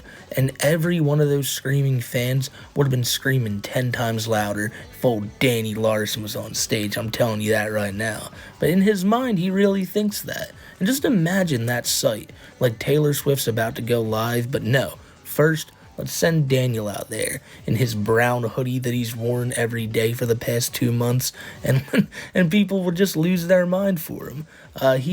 He's got these delusions of grandeur that will never go away. You saw it earlier in the video when he said that he doesn't want to do YouTube, he just wants to focus on his music, because he thinks of himself as a really big musician. It's kind of a very Cyrax line of thinking, but Daniel takes it to another level. I really think that he truly believed that he was going to be on that Taylor Swift tour. When Ariana Grande and Taylor Swift and JoJo Siwa all hit him up, they were all serious people, and they were all serious inquiries, and he just messed up big time. That's what he's trying to relay here, not the fact that he talked to a bunch of fake people who he thought were underage celebrities, which is a really creepy thing for Daniel to do. He's trying to gloss over that and just go, yeah, really messed up with the Taylor Swift thing. But if it was real, Daniel, then yeah, you really did, but you were never invited on that tour, and you were always just going to be in this position here, rotting away in a jail cell. At least that's what people hoped the end of your story was.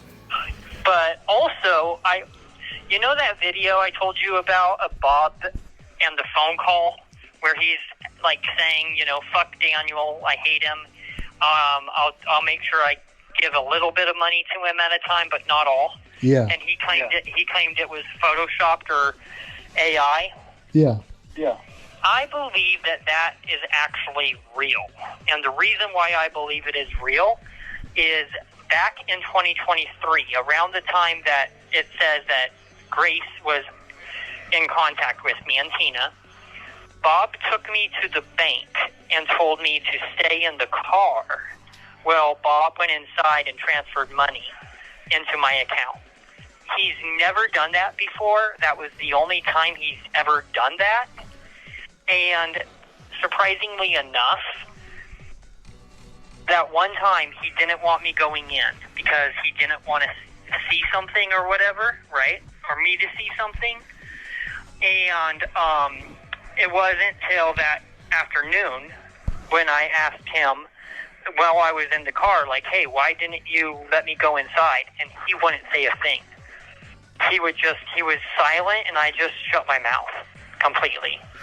But he's never done that. He's always wanted me to go into the bank with him. So I believe he might have signed the contract on my behalf without my permission. I don't know, Bob. It seems like Bob really cares about you a lot. I don't know if he would do something like that. Right, and I don't know because I don't have evidence. That's the thing. I don't have evidence to say he did or didn't. Don't you think if he was stealing from you, the feds doing all their investigation on you would have picked up on that too, and he would have gotten in trouble? I think they would, and I think they would have also picked up on Griffin, and they never did. So, but anyways, I'm getting locked down for the night. I will be out again tomorrow, and I will try to either call you, depending on if I have time, or I'll call the label. So from what I'm hearing there, he is now convinced that the fake Bob screenshots, I'm assuming the ones where Bob's like, I'm not going to give Daniel much money, here's a picture of my lunch from Los Pollos Locos. Daniel believes all that's real, and his reasoning is because one time they went to the bank and Bob asked Daniel to just sit in the car.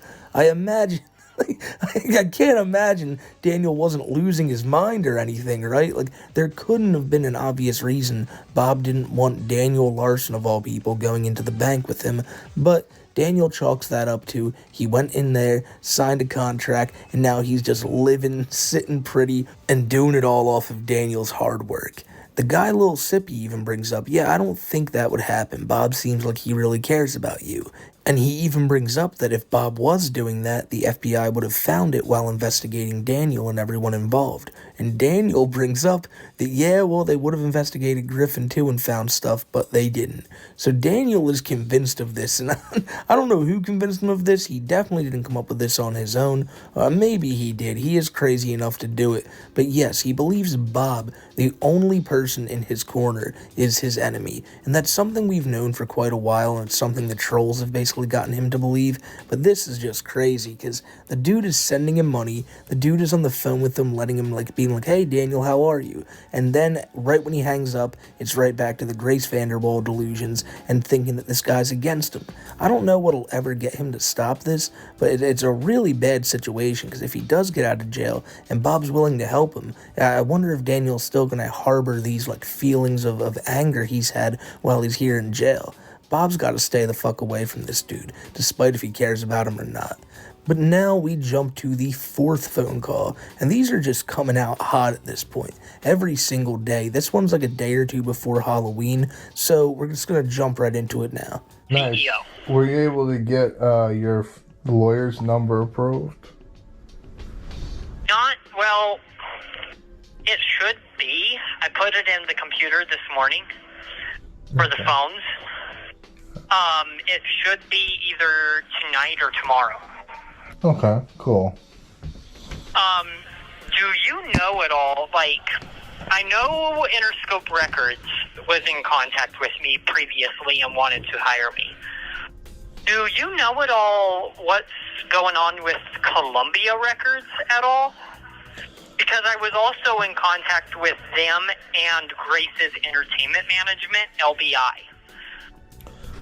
You mean BMI? LBI. It's LBI? I haven't heard of LBI. I've heard of BMI, not LBI. But, Weird. Okay. I can, hold on. Let me try to look up what is LBI. LBI Entertainment. LBI Entertainment. Oh, it came up. Okay. Huh. Interesting. And they are Grace's management, from my understanding. And I've been in contact with them for the past, 5 years. Oh, okay. Yeah, BMI is Broadcast Music Incorporation, so I guess, I don't know, I was getting them mixed up. But yeah, I don't think I've heard anything about Columbia besides what you told me, that it's Grace's label and stuff. And okay. I guess Interscope and Columbia are fighting over you and, their whole thing. I know that. So the first call simply starts with them talking about record labels and stuff like that. The stuff Daniel's really interested in because he thinks that one of these days one of them's going to swoop in and get him out of there. I really do believe that's what Daniel's trying to do here. Get in contact with one of these CEOs and be like, hey, I'm a celebrity. I shouldn't be in jail because us celebrities need to be on the stage. Lil Sippy brings up how they're both apparently LBI and Interscope and Columbia Records. I guess all these labels are trying to get at Daniel, and Daniel's only response is, well, duh, yeah, obviously, I'm fucking Daniel Larson. Of course they want me. Alright. Have you been talking to your lawyer or anybody lately, or no? Nope. I haven't heard anything. But anyways, besides that, really no progress, no nothing here at the jail. It's the same it was last week and the week before and the week before that. You just gotta wait to go to Springfield. Once you get to Springfield, you have 4 months to do there, and then...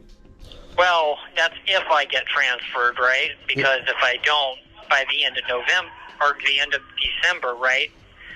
End of December, then my case gets dropped, right? Yeah, that's what the judge said. The judge said she'll probably drop your case at the end of December if you're not moved to Springfield by then.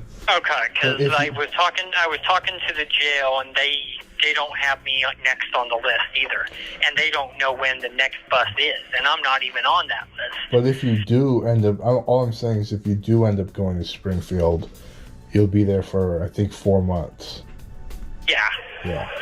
I do know that. If I do get transferred, I'll be there for 4 months. But I talked to the jail here, and I talked to the caseworker and the social worker here at the jail, and they're all just saying that I am not being transferred yet, and I'm not anywhere close on the list. So I think in the court papers I was looking at, it said sometime in November is their estimate.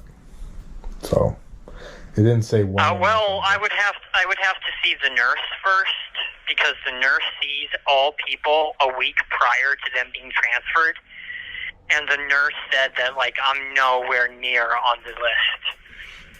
So maybe towards the end of November is what they mean. I don't know. It just says November. Well, the end of November is Thanksgiving. Yeah. And they're not going to be doing transfers at Thanksgiving. If anything, it would be the first or second week in December, or it would be this next bus, and they don't even have the next bus on the list because of all the election stuff. They're just delaying it, and I guess Boeing as well is having issues because the people that do transfers are Boeing. Yeah, we'll just have to wait and see what happens. That's all we can do at this point. Yeah, so we're just playing this waiting game right now, and besides that, it sucks, but it sucks. That's all it is. That entire part of the call right there is just really a whole bunch of cope from Daniel trying to figure out if he's going to get out at the beginning of December or the end of November. He's not getting out anytime soon. I'd put my money on it. But he's just taking this guy's word for gospel, and he's praying that he's right. Did you hear at the beginning there? He's like, well, you know, they said that I'm supposed to, like, get out in December, right? And that's what you were telling me, that the judge said, right, that we'll get out at sometime around then, right? Like, he's so hoping that this guy's words are true. And he's put all hope in Lil Sippy, the random man who's not allowed within 500 feet of a school, who just randomly started calling Daniel once he got put into prison. I mean, at this point, I think everybody prefers my case gets dropped, but we don't have any power over that, so. If it's so tough for you to deal with, if Tina's being such a, idiot and making stuff so hard for you, why don't you just, forget about Grace for now and just focus on yourself? I agree. I mean, I think me and Tina just got off on the wrong foot, and because I was homeless, I just wasn't thinking straight. And I think if she was able to talk to me now, things would be completely different. I mean, at this point, all I think it is just a waiting game and see what happens. Yeah, I doubt that Grace will do anything to contact you while you're in jail. I mean, if she does, it's up to her. Yeah. It's up to her. I mean, she's her own adult. And she's her own person, so in the end, it's up to her. If Tina doesn't want her to, she needs to realize that, if she wants to talk to me, she can talk to me. Yeah. It doesn't matter what Tina says. She's not... This call is from a federal prison. She's not a minor anymore. Yeah, but... Yeah, TikTok... I mean, at this point, I know what's going on. I know everything on what's going on. I understand it. I mean, I believe it's all just, a bunch of bullshit, and I really should be released from custody. She's not a minor anymore, he says, and I feel like he said that because, before when he tried talking to her, she was a minor, so in Daniel's mind, it was like, well, Tina had the right to tell her she couldn't talk to me, Daniel being an of-age man at the time. This is so ridiculous. What he's saying is so creepy, because it's all about a woman who wants nothing to do with him, who he's been obsessed with since she was, 14 years old, and he just can't accept any other talk other than Grace Vanderwall talk. Listen to what Lil Sippy said. He said, maybe we should drop the Tina stuff and all that. Drop the Grace Vanderwall talk. And Daniel's just like, yeah, well, I think Tina just doesn't understand me, It doesn't sink into him, and it never will. And I sound like a broken record even bringing it up. But Daniel says that he understands everything that's going on now. He's completely aware. He sees the big picture. His third eye has been opened. And you know what's in front of him?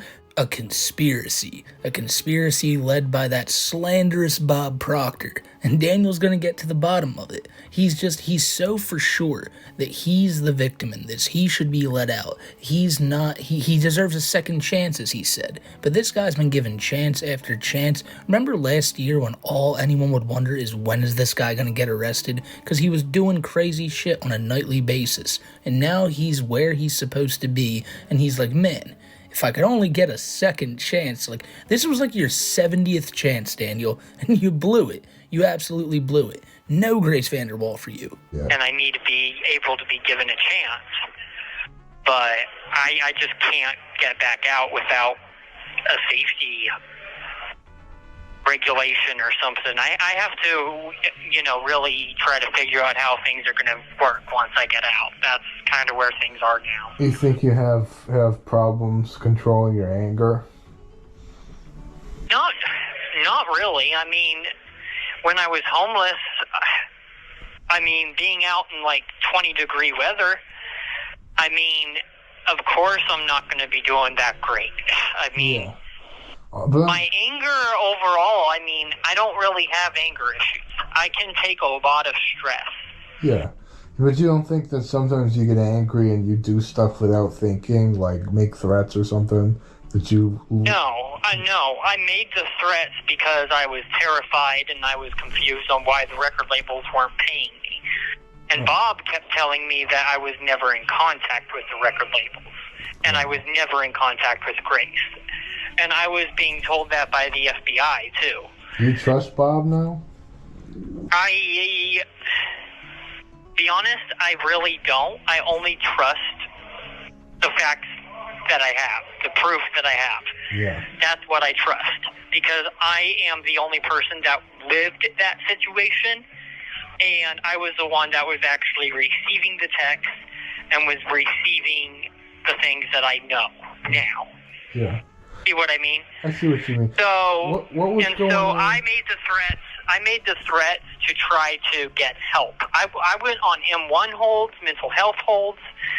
Yeah. I went to homeless shelters, and apparently the police are saying another thing is the police in reports in my legal discovery were saying that like I was hanging out with Dalen Clark, Oh, right? Yeah, I remember him. The guy in Boulder, and how he made threats as well or whatever. Yeah. I was at a homeless shelter with him. I had no choice to, be surrounding him. He was surrounding me because we were at the homeless shelter together. And I'm getting judged by the police for that. Yeah. That's ridiculous. It's messed up. You just gotta make sure your lawyer doesn't let them use that against you in court. Right, and the same thing, they're using the fact that, like, I was in disability services already, and using people in disability services to target me is absolutely ridiculous. That's targeting not only me, that's targeting them, too. Yeah. That's not okay. That's crazy. Why did you always, on YouTube, why would you always respond? Just to let you know, I gotta go. The call's about to break up, and lunch is here. Okay, all right. I'll try to talk to you here in a little bit, or in a couple days, all right? Okay. Just call me when you get the chance. Have a good lunch. All right, you too. Bye. All right, bye. So at the end of the call there, you can see Daniel's trying to use anything he can to be like, look, these cops are like crooked, they're not treating me fairly, I need to be out of here. Apparently, Daniel's at a homeless shelter as some other guy, and the cops are using that against him, and that's wrong. And if they are doing that, I mean, that is messed up, but I highly doubt they are. It's Daniel Larson we're talking about here. Maybe I'm just being too much of an asshole towards him, but I really think when he says this stuff, it's just stuff he comes up with in his head, maybe they mentioned once or twice, and that's what sticks to him. Not any of the times they tell him, hey, knock it off with talking about this girl, hey, maybe stop making those threats, because you heard him right there. Daniel's not like crazy. He only made those threats because he was scared. He was alone, he was homeless, and that's why he said all those crazy things, so he could get help. And really, like, you said that specific crazy shit, like the craziest thing you can say in this country, something that will be a surefire way to get you put in prison. That's the stuff you said for help. It probably was. You know what? It probably was. But it's Daniel Larson we're talking about here, so obviously wasn't a wise decision, but he did it anyway, and again, I repeat, he is in the situation he's in now. He's also asked if he still trusts Bob, and he's really quick to say, you know what? No, I don't. Because of course he doesn't. He puts all the trust in the world into fake Grace Vanderwall, because he's in love with Grace. I mean, you gotta remember that at the end of the day. Daniel actually believes everything Grace says, and it's probably not that he really wants to do these things, or he may not even really believe the things she's saying, but he has to, because if he doesn't, then she's not real, all this is fake, it's all for naught, and I don't even think for 1 second that can be Daniel's reality. He has to stick with it, he has to believe it, because it's all he's got. I feel like there is moments when he realizes this is wrong, this is weird, but at the end of the day, he can't fully let go of it because it's all he has. And so no matter how many of these calls we go through, it's always going to be the constant. And with that being said, we now get to the final one that was posted the other day on Halloween, the 5th phone call, and this is where Daniel makes it known that he has had enough of this Bob Proctor nonsense. So if you didn't think already he didn't have trust in Bob, at this point that shit is out the window.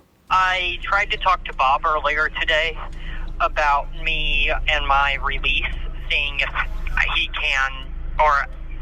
I can get out in November. instead of December, because if I get released in December, let's just say, then I'm not going to have time before Christmas to get my new state ID and to get back on my feet, even though I have money in my bank account now because I've been in custody. And Bob was trying to say on the phone that, like, yeah, I have money in my bank account, but I'm still going to need help financially because it's not a lot of money. It's like 1 month of an apartment. Yeah. Which he needs to realize, right? And I don't think a lot of people realize this. I don't even think my fan base realizes this. When I was traveling across the United States, even though Bob paid for, like, the big airplane tickets and stuff like that, I was paying for the Greyhound tickets, I was paying for food, I was paying for hotels, I was paying the majority. And this year, I've lost so much money that I've not been making because I've been in custody. It's no longer a joke. If I was out right now, all year, I would have probably been in, like, the upper 6 digits in my income by now. Like, no joke. Like because that's like how much I was making. Like hundreds of thousands of dollars? Yeah, hundreds of thousands of dollars. Now, call me crazy, ladies and gentlemen, but I think this time he was actually talking to the real Bob Proctor. And this time, Bob has really set him off. Because you see, what Bob fails to understand is despite Daniel only having, a month of rent, you see, when he was homeless, he was fine. Yeah, Bob paid for, airplanes and all the expensive stuff, but Daniel bought food. Daniel bought Greyhound tickets. Like he did that after begging people for donations on social media.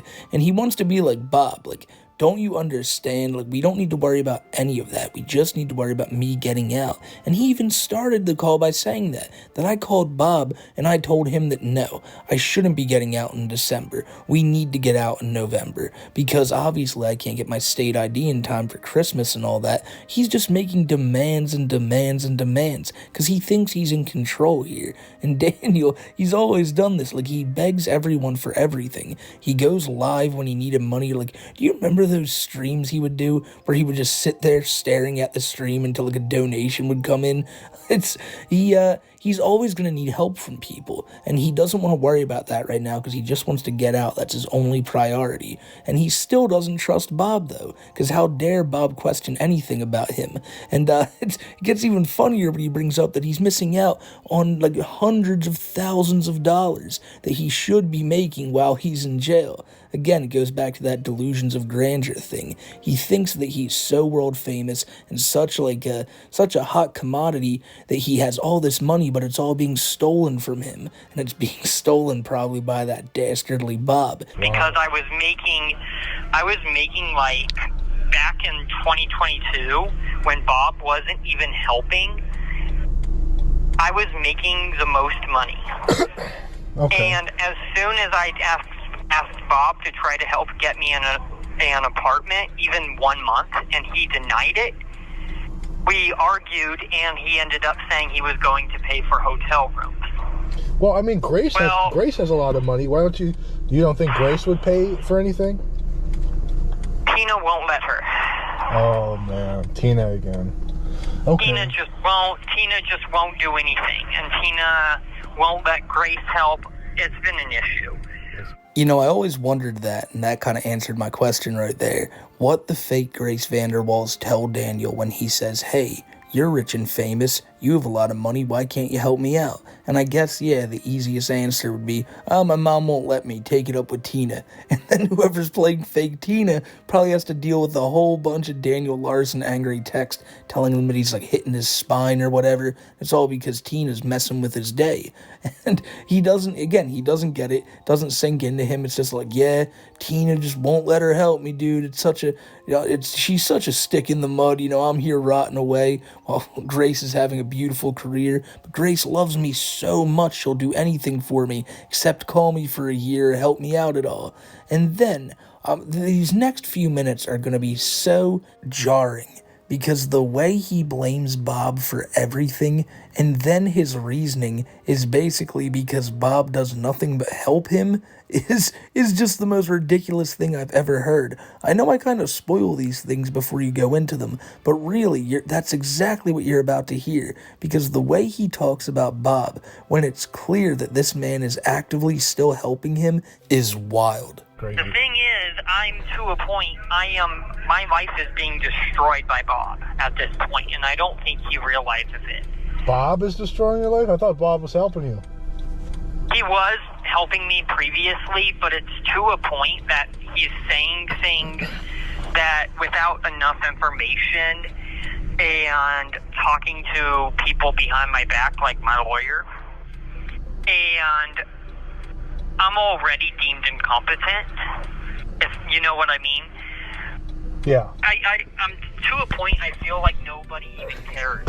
You know, people just want me and my career over. And I would have been doing fine if Bob would have just, got the apartment 1 month way back last year. Because when I started going from the street to the hotel, to the street to the hotel, yeah, my fans were confused. And it's similar to the news, right? When fans are confused or the world is confused, they don't know what to believe. And so eventually people fall off the board. People fall off the market. Yeah. And sure. you have to have something built that the fans can believe. And right now, Bob is completely destroying that reputation. Bob is destroying your reputation? What has he been doing? Like I said, he's been paying for the hotel rooms. He's been putting money on my books. He's now to a point to where he's arguing about... This call is from a federal prison. Now to a point to where he's arguing about the amount that he's putting on my books and saying that, he can't do it that much more. It's to a point I was doing better financially and being able to support myself when he wasn't helping at all, when he was just a friend. Wow. And I feel like that financial aspect, when he was paying for the hotel rooms, and now to the point to where he's saying, I don't know if, because you're going to need financial help. No, I don't. Because if I was making enough in 2022 to be able to travel across the United States, I definitely had enough money to get on my feet. Alright, so is that not the most batshit insane thing you've ever heard? I don't even know how to make sense of that. Because Bob apparently didn't get me an apartment and only got me hotels, that now he's in this situation. He's bringing up that Bob's the only one still putting money on his books, and it seems like all Bob did was give him the advice that, hey, you have no money when you get out of jail. And Daniel's like, how dare you? Because I do fine. He brings up that when he traveled across the country, he was doing so much better. But dude, all your trips were paid for by Bob. Bob was sending you money the whole time. Bob was getting you hotel rooms almost every night. And he has the nerve to say this man has done nothing for him. Look, I've heard weird theories about Bob, but none of it's been confirmed. The only thing that is confirmed is that he helps Daniel out a whole hell of a lot more than Daniel likes to let on. And it's crazy that he's blaming him for everything in this situation. And I really think that's because he needs someone to blame, and it can't be Grace. It can never be Grace. It's never Grace's fault, so it has to be someone else. And it really can't be Tina's either, because, that's Grace's mom. So who's the next best person? Well, it's Bob, of course. I just can't believe he's saying all this stuff, just so adamant that Bob's the one ruining everything for him. When really, it's the trolls have convinced him that the one person who's on his side is against him. And I've said it before, you can't blame the trolls for all this, because Daniel puts himself in these situations as well. But that is one that, there is no way Daniel would have lost so much trust for this guy if people weren't going around making fake Bob Proctors and getting in contact with Daniel. But that's not really the point here. The point is that Daniel comes off as just such a scumbag in this call, because he brings up how much Bob helps him, and then just proceeds to shit on him for no reason. And it's just, It shows that even if this man gets out, you know what's going to happen. He's going to beg Bob for help, and then when Bob does help him and then tells Daniel something he doesn't like, Daniel's going to freak out, and if he's in Bob's immediate vicinity, well then God help that old man's soul. So, but you're saying you're making money while you're in jail now, right? Only because of him and my music distribution. If I was out this entire year, I would have made probably, I want to say 6 to 7 songs by now. I was already, in my bank account, I had $100 saved, and I only needed 100 more, and I was averaging 100 in savings a week to be able to get into the recording studio. I only needed 200 more. Well, that's just only 2 weeks. That's just the studio. You got to think about housing too, though. Right, but I was saying that, like, I would have already had housing by now. With the amount that I would have been making, yeah. I've used the calculator into jail, I've added everything up, the amount Bob was giving me versus what I can make, and then the hotel rooms versus the apartment. The apartment would have been a whole lot cheaper. So it's Bob's fault that you're in jail too, though, right? It's yes and no. I want to say that he's a big factor in my fan base falling apart because he was keeping me homeless at the time. And when my fans started seeing me on the street versus the hotel back and forth, yeah, I was losing fans. So if he would have That's a big factor in all the manipulation towards me. So if Bob would have just stepped up to the plate and given you enough money for housing, then my fans probably would not have thought I was crazy and would have manipulated me. Yeah. When the fans saw that I was being on the street homeless and I was getting hotel rooms, everybody was asking me. Fans were coming up to me saying, "Where are you getting this money? Is Bob giving it to you?" And I said yes. And then at that point, it just got worse. And then over time, fans were thinking I wasn't capable of anything. And they didn't know that the money Bob was giving to me, a majority of it, I was saving behind Bob's back. And as soon as Bob found out, he would stop paying me. He would stop paying for hotels, and I would be back on the street. And then I would end up losing followers again. And it all makes sense now. It does see, you make a good argument for it all being Bob's fault. You know, I never looked at it from right. that angle In before. the end, Grace was just telling me, like, hey, you need to do this, you need to do that, you need to get this done. I was trying to do that all along. And Bob and the FBI agents were telling me I was never in contact with Grace. Well, why do you think they were telling you if Bob that? would have known as well that Grace was in contact all along and was able to verify it, Bob would have gotten the apartment. What do you think their motives for telling you that Grace, you were never in contact with Grace is? Well, why would they tell you that? I think it was because Tina. I think Tina just didn't really like me because I was homeless, and she wanted somebody for Grace that could actually take care of her as well, and somebody mature. But I don't think Grace really cares about any of that. Grace just, I think it feels like she wants you. She doesn't care about somebody rich or anything like that. I'm saying that from Tina's perspective. Yeah. Okay. Yeah. But yeah, I think everything is messed up. I've been listening to the news, and I've been seeing how the entire Trash America thing on TV right now on Fox News, Trash America. Oh, yeah. And Trump in the pickup truck. Yeah, Trump, he was doing that. Yep. Well, the crazy thing is I feel that way about America right now. I literally am just to a point to where it's like everybody in my life at the time, the Vanderwalls should have stepped up. Bob should have just went and got the apartment, not the hotel room, but just went and got the apartment, paid 1 month. That's 30 days of my fans and getting spotted in public. I could have saved up money for the next month.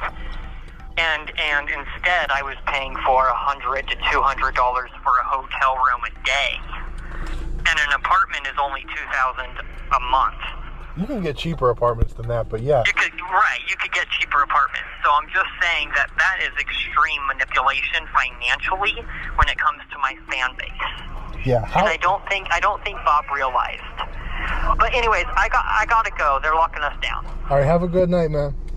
All right, bye. Now, ladies and gentlemen, we have been following the Daniel Larson prison calls for a few months now, and ever since May when he got arrested, he's been sitting there sulking, biding his time, while waiting to get transferred to the mental institution. You see, Daniel Larson was found not competent to stand trial, so until he gets sent there and is evaluated, he's kind of just shit out of luck. But then some news came out recently, and that news was that if Daniel was not transferred by the end of the year, he would in fact get released. Now, that's what that dude Lil Sippy has been telling him, the one who's been calling Daniel in like each of the past videos, but no one believed it. I didn't believe it. I'm pretty sure you guys didn't believe it, but it was true. And then it was like, oh man, it's 2 weeks till Danny gets out. Does not look like they're transferring him.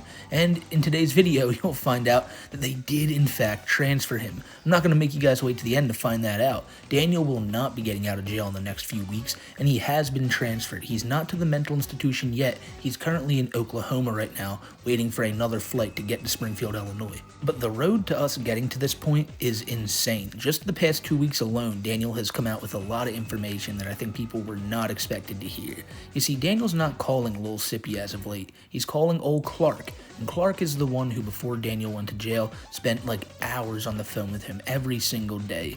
I don't know if Clark was a buddy troll, an actual troll, or just someone genuinely invested in Daniel, but those two spent a disturbing amount of time together. But now things are going right back to normal, because Clark at one point said he'd never talk to Daniel again, would never call him again. And that all changed when Daniel started making more and more calls to people, so Clark felt like it was alright to go back and chill with Daniel again. So he does. He calls him almost every day, and he posts it to his own YouTube channel. And, I mean, what you're about to hear today, ladies and gentlemen, is some of the wildest tales Daniel's told yet, and also some accusations that are quite heavy, but we'll get to that when we get to that. Let's start where these calls begin, though. Just about 2 weeks ago, Clark called Daniel, and the following conversation ensued. Are you still leaking the phone calls, or did that stop? No, I know that the leaking of the phone calls was a big problem. I have not, but I did see the call that Nicholas put out the other day, because you keep calling me I like either Clark, a.k.a. Griffin, or Griffin, a.k.a. Clark. Yeah, but your name is Griffin, yeah. Yeah, I know. It's because when looking at it from a legal perspective, right, they need to know. So they don't call me crazy. Yeah, oh yeah, no, I agree. I feel like I'm feeling like this entire situation, the reason why I made the threat, I feel like Bob was on purpose in conversation with the Vanderwalls. I believe he's lied to me. I believe he's in contact at this point, all along, right? And he lied to me saying he wasn't. And I believe that he pretty much chose, as well as the Vanderwalls, to keep me homeless until I said something, which was the threat, right? And so I would get arrested by the feds. You see what I mean? Yeah, I don't get why he would do that. So the courts could get me housing. Oh, Because the Vanderwalls do not have charges against me for the threats I made, and we already know Tina promised me that she would help. that is true. So Daniel tells Clark, who he refers to as Griffin, his real name, that look, he has to use real names because then he doesn't want the feds to think he's crazy by calling him these wild internet names like Clark, right? No, he said Nicholas there for a while. That's Lil Sippy, you know. Daniel is on a first name basis with all these people, and he wants to let the feds know about it.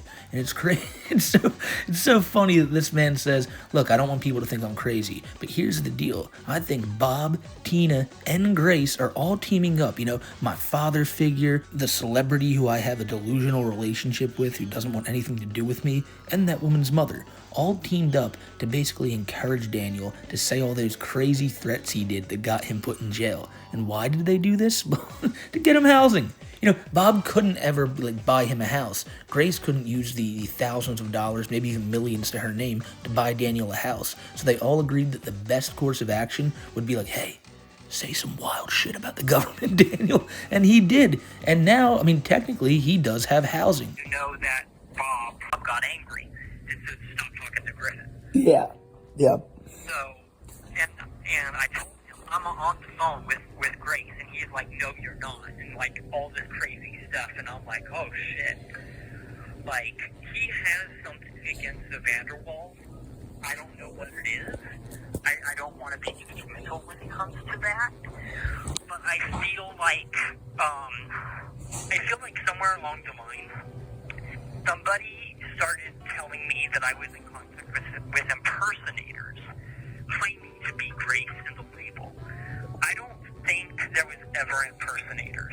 Now, despite having so many impersonators of like everyone in his life, I truly believe that's the real Bob Proctor, like saying, dude, you're not talking to Grace. And Daniel's like, oh shit, his words. That, like, you know, he can't believe that Bob, someone who is in their right mind, is telling him that Grace isn't real. And then he's saying that he doesn't even think there's ever been a Grace impersonator. This man he used to, before he went to jail, would get 50 texts or more from any Grace Vanderwall any day. And he would say things like, well, I guess she changed her phone number again, like she changes her number 50 times a day. The excuse is probably just, I'm so famous that I have to do this, Daniel. One of the funniest things he's ever said was talking on a phone call from jail. I don't remember which one it is, but he says, yeah, you know, when was the last time you talked to Grace? And Danny says, well, it was probably the last time like a year ago, and what was weird was she was talking in a British accent. He's so naive to everything. He has such strong feelings for this woman that he's willing to just throw every type of factual thing that happens to him, any like weird like happening with Grace, you know, when she randomly has a British accent, all that is out the window. He knows it's her, he believes it's her because he wants it to be her so bad. Yeah, Daniel has like a wicked case of mental illness, but this is something that he just wants more than anything in life, and nobody is going to convince him that that's not true. I get it. One of the other inmates in the jail did steal one of my papers on my legal discovery, which had Grace's address. So she needs to be careful because other people are going to try to send her letters impersonating me. Jeez, okay, that could be something bad. She might be accidentally sending letters or something, I don't know, to the wrong person. I don't even know. I love how he's now afraid that Grace's address is going to get out because it's in his legal discovery, and people are going to start messaging her or sending her letters pretending to be Daniel. Like, could you imagine how horrible that would be? Like, how terrible would that be for someone to fake being you and sending someone else letters? Like, what would that do to that person? It'd probably make him go fucking crazy. I'm just waiting. I'm kind of pissed off at the court lawyer for deeming me incompetent. They were manipulating me as well, saying one thing, and then it's like, well, in my mind, I was like, you can't really do that, and then they're like, well, anything else, because we can't talk about this anymore, and they shut me down. Yeah, that can be frustrating. Well, that's illegal. True. From their point of view. So, I mean, even though they're doing it, I can still sue. Especially once I get out. And I've already got the paperwork. I also told on the phone call to Nicholas that I was going to sue Bob. Which probably, if he got word of that probably pissed him off. So Daniel's pissed off at just about everybody. He's saying that he's mad at the courts because they deemed him incompetent, and I wonder why that is. Like, it's, you know, Daniel, he's not all there. He can't hear himself talk. Like, if anyone else heard this phone call, they'd be like, dude, this guy's totally incompetent. Like, this guy is out there. He wants to sue Bob for some reason. He also wants to sue the courts because when he went to, like, the doctor or someone, they told him, we don't want to talk about this anymore. Do you have anything else to say? And I assume that's in relation to just a bunch of Grace Vanderwall talk. Now, I'm not a doctor, nor a therapist, or a psychiatrist. I am none of that. But I'll tell you this much. It just seems to me like if he's bringing that stuff up and they're getting annoyed, it's probably because, again, he brings it up all the time, just like on these phone calls. And maybe for him to get deemed competent, that's one of the things they want to hear, is for Daniel to say, yes, I understand, I was never talking to Grace Vanderwall, these were always trolls, I've never been in contact with Grace Vanderwall, Tina messaged me one time to tell me to fuck off, other than that, I've never been in contact with Tina, and once he does that, they'll be like, alright, let's start the process. For the phone stuff, so I could use the phone and call people. They found her number phone thing, okay, on the computer. And they decided to call her, and Grace threatened a restraining order. I have not spoken to her since I've been arrested, or at all, okay? I don't know what is going on with that. My public defender, like I said, will not tell me anything, because I just haven't spoken to her since I've been in custody, maybe not even this year, I don't know. But I've been threatened now over a restraining order by them. Jeez. I don't know what's going on, but SIS is just going haywire. And SIS here at the jail threatened to throw me in the shoe over Grace. I don't know what's going on. I don't know if it's some type of attack. But I am to a point to where I feel like I'm being completely taken advantage of. Not only prior to me coming in jail, but now that I'm in jail, I feel the same. So again, Daniel repeats that the real Grace was apparently contacted. And you know what? For the first time in like maybe forever, she probably was. If her number or whatever is found in his legal discovery, and when they got in contact with her, she writes that she wants to get a restraining order, I don't think that's like a troll. I feel like if a troll got a call from like the FBI, they'd probably just hang up the phone. Like I said, maybe I'm assuming too much, but them being like, yeah, we want a restraining order on this guy, makes it sound a lot like they probably contacted real Grace over this. He even mentions that he almost got thrown in the shoe for this, and I'd imagine that if he's talking this much about Grace on the calls with Lil Sippy and Clark, he's probably talking this much about them while in the prison too. Now, this call is about a few weeks old, and Daniel doesn't know what's about to happen to him in, like, the next month with him getting transferred, so at the end there, he keeps bringing up how he needs to get out before the end of December, because that was something he kept chirping for quite a while, and while, again, everyone thought it was all going to be false, it really may have happened. I can't imagine what Daniel's reaction was when they told him he was getting transferred. He probably just, the loss of hope in this man's heart was probably just so sad for him. Also, to go along with that, one of the COs got on the loudspeaker for the entire unit, told me yesterday to pack all of my belongings and that I was leaving. Jeez, so they were trying to get you kicked out of the unit, but then... No, it was the correction officers that got on the loudspeaker for the entire pod, okay, and told me that to pack my belongings. For the courts to file two things over the weekend, on a holiday weekend, is very, very suspicious, let alone the fact that they said that they were going to, my court, my public defender was going to send in a motion if I'm not moved by the end of January, or the end of December. Yeah, right? December 30th. December, yeah. The 31st, then I would be getting out, right? Yeah, That's they what need he to... said, but then for it to be a new 4 months, right? A new 4 months, and then they cancel it and say, no, we're not doing another 4 months, so he's getting out at the end of the 31st, December 31st, once again, to me, is very suspicious.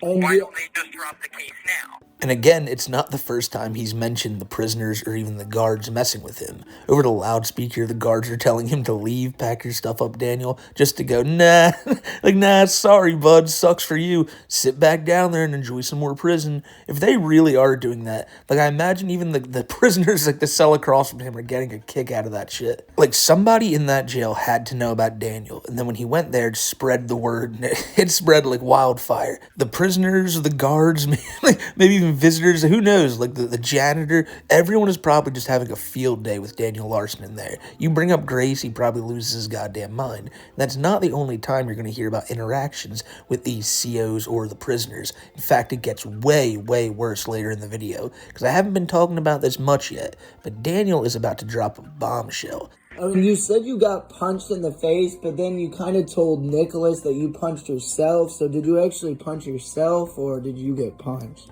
Both. Okay. But that was over a couple days ago, and I talked to Psych. Okay. And Psych believe it or not, my mental health is doing phenomenal. They said my mental health is doing phenomenal, and I just sat there and laughed at them when I came back to my cell. I was like, my mental health is declining, and you guys are saying it's getting better? So what is it? What's going on now? And that's when I really started to raise red flags as to what they're teaching. Look, Daniel is a notorious liar, or he sees the world in a different way than, everyone else sees it. But if they really told him, oh man, dude, you got some gnarly bruises on your face. You punched yourself? Oh, shit, that's pretty hardcore. Well, I'm looking at your papers here, and it seems like you're doing awesome, bro. Like, seems like you're great. You're actually one of the most stable people here. Like, what did they tell him? How in any world would they be like, you are doing phenomenal, Daniel. Just keep it up. Your mental health is getting better every single day. I think the most likely answer here is that they did not say that to him. But the fact that Daniel is even is even trying to say they did is wild. Yeah. It's very, very weird. Like, since Trump got in office, they've switched their motive on everything to, oh, he's doing great, he's doing phenomenal. And then I start getting all these correction officers randomly threatening me and saying, don't talk to Grace. It's pretty much a threatening Grace if you really think about it. And do they go and through? I'm sitting here going like, I never really talked. I don't know what they're talking about. And then you tell me that the 2 motions came out for my release or whatever, and that makes absolutely no sense. So why do I have to wait 31-ish days now until the 1st of January before I walk through this door? Because that's after the holiday. And that This call is from a federal prison. would most likely be the soonest time after New Year's that they would just walk me out the door here. It's almost like they're trying to give you a little bit of false hope, which is almost wrong. They're trying to give me false hope, and that's almost wrong. I agree with that 100%.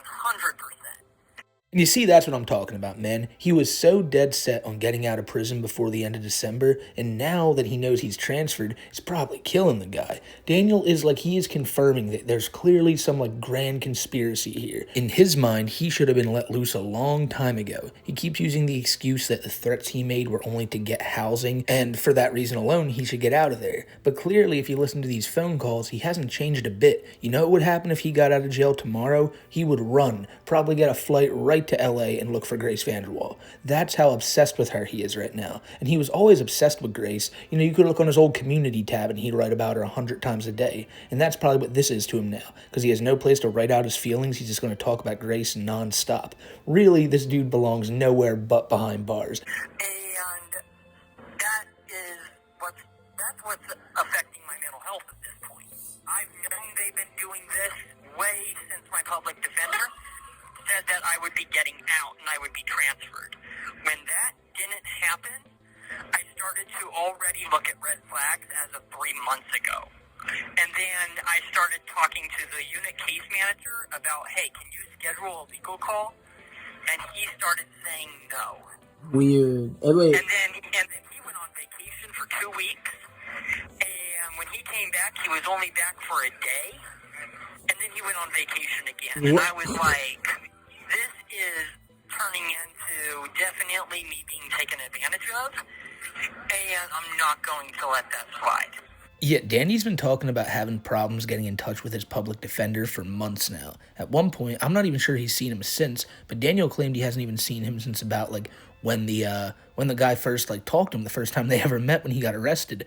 And now he tried to get in touch with him at this extremely crucial time, and the guy's going on back-to-back vacations. But as many would imagine, with Daniel Larson as your client, it's probably really tough to talk to him. He wants to probably just talk about Grace. He wants to plead not guilty, get out of there, go right back to Grace. Tell the judge that I need to be on tour with her soon. That's probably all this shit he's given this guy. So it's probably a hassle just to talk to Daniel, and he's probably looking at any reason to not ever have to go there and see this guy. But you see, ladies and gentlemen, I mentioned a bombshell earlier, and that's exactly what you're going to see right now. I remember hearing about this a few days back, and I was just shocked, because, you probably will be too, because if Daniel is to be believed, well, I'm just going to let you hear it for yourself. Oh, no, and I mean, is your cellmate still messing with you, or have you gotten dealt with? That situation is under control. Okay. I got a new cellmate. Did they let I you, was like... with a previous cellmate that did rape me, What? but I reported it. What would he touch you? What the hell, Daniel? Well, it was a lot more than just that, but he held me down and wouldn't let me move or whatever and tried to do some stuff, but I reported it, and that day, well, another thing is the jail, sexual abuse, whatever, report people, they dropped that case and said it never happened. Because they didn't have proof, so that pisses me off too. Yeah, that's wrong. Did they But let they you... did move me out of that cell, and that guy actually got out of jail. He left to the halfway house. Weird. So that's not good either. No, that's if like... he goes to the same halfway house I was supposed to go to, then that's a safety concern. Alright, so basically what Daniel is saying here is that he got essayed by his former cellmate. Now, everything we're about to talk about is just a mess, because like here we go. On one hand, is Daniel telling the truth? You know Daniel, he has tall tales all the time. We've heard a lot of them throughout this phone call, and Daniel is admitted before to have said a lot of crazy things just to get what he wants. Maybe he said that to get out of that like situation of having that guy as a cellmate. But if it did happen, you know, that's incredibly messed up. You know, Daniel is what he is, but like, it's just, you never want to see that like happen to someone, you know? And the weirder thing is, if he is telling the truth and this guy got out of jail shortly after and is now at a halfway house somewhere, yeah, that's a terrible move on the part of the prison. Daniel says they found no wrongdoing, so if they did an investigation, didn't find nothing, I mean, there's that. But it's just a really horrible situation all around. If Daniel's lying about this, then, you know, it's a terrible thing to do. If he's telling the truth, then dear God, like... I mean, I know that this is prison and all. Jesus, why going after Daniel Larson? I'm not trying to make light of this situation. It's a fucked up mess, but what is going on there? He starts going into detail a bit, but then just doesn't want to talk about it, and that makes me think maybe he's a bit perturbed. I don't know. I don't know what's going on there, if he's telling the truth, if he's not. You guys let me know what you think about this in the comments, but I'll tell you this much. He decided to make another call to Clark just the other day from Oklahoma.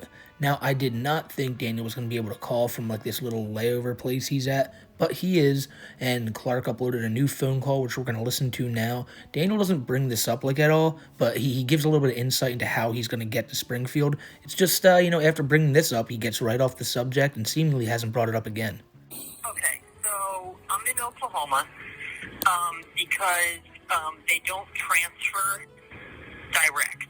Okay. I went on a private jet with the feds, okay, from Denver to Oklahoma with about 200 people on the plane. It's like a private commercial jet. Jeez. And there was like 20 officers on the plane, and they were, I guess, trained also as flight attendants, but they were actual, like, fed officers. And the flight was an hour and a half. I landed in Oklahoma City, and then I got here to Cimarron Correctional Facility. And I'm going to be here until the flight, until I guess they can schedule, because there's only 3 planes for the feds. When the next plane goes from Cimarron to Springfield, then that's the plane I'm going to be on. Okay, that makes sense. Yeah, that's what some people were talking about online, that you're just in a holding, and then they'll move you to Missouri in the next couple of days. Yeah. So I brought it up in the beginning of the video, but there's the confirmation from Daniel that he was flown on a private jet. Now, when he first mentioned that, I was like, you know, nice job, Daniel. Maybe like a nice little, like a 8-seater where it was like him across from some prison guards. But no, it was a 747 with like prison guards and like 200 fucking inmates. And really, I don't know why, but for a second I was like, man, he's living the life before they take him to the mental institution. But no, at least he gets to see a new state though, kind of. He's apparently being transferred to Missouri and then to Springfield. So Danny's got a little bit of traveling to do. Not long flights, but, you know, it's a lot of layovers. So I finally got a hold of Bob, okay? Once again, I'm not going to be talking about him because he doesn't want that. Okay. So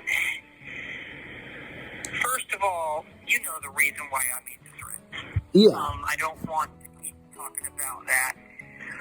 I'm kind of pissed off at kind of everybody in a way, because I felt like everybody was just talking and not actually doing or owning up to what they were saying. You see what I'm saying? Yeah, I agree. So, I felt like I had to make the threat to be able to get off the street. And I realized that I shouldn't have done it. I don't think I can be held accountable for the threat because it was court-ordered by probation that I was on, the misdemeanor probation for housing. And my probation officer kept holding it off, which he shouldn't have done. That's true. So I do blame probation in a way.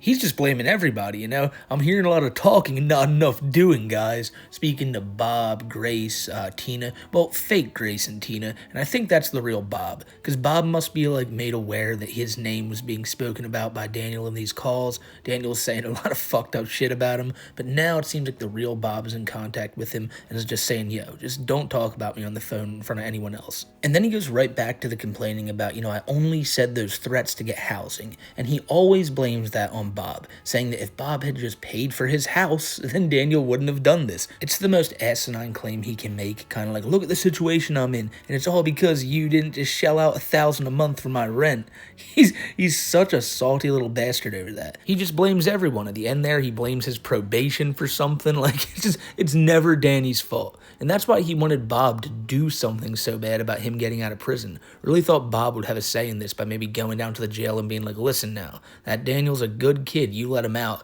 And then just being like, oh, gosh, sir, you know, with your recommendation, you know, you got it, Mr. Proctor. But I was also knowing the situation with Tina and Grace and even you. And I wanted to really kind of set my foot down and really say, look, I care about this probably more than people think I do. I care about the relationship. I care about my future.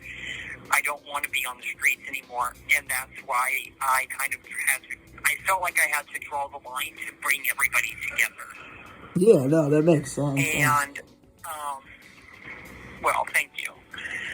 I do realize that there might have been trolling in the past or whatever.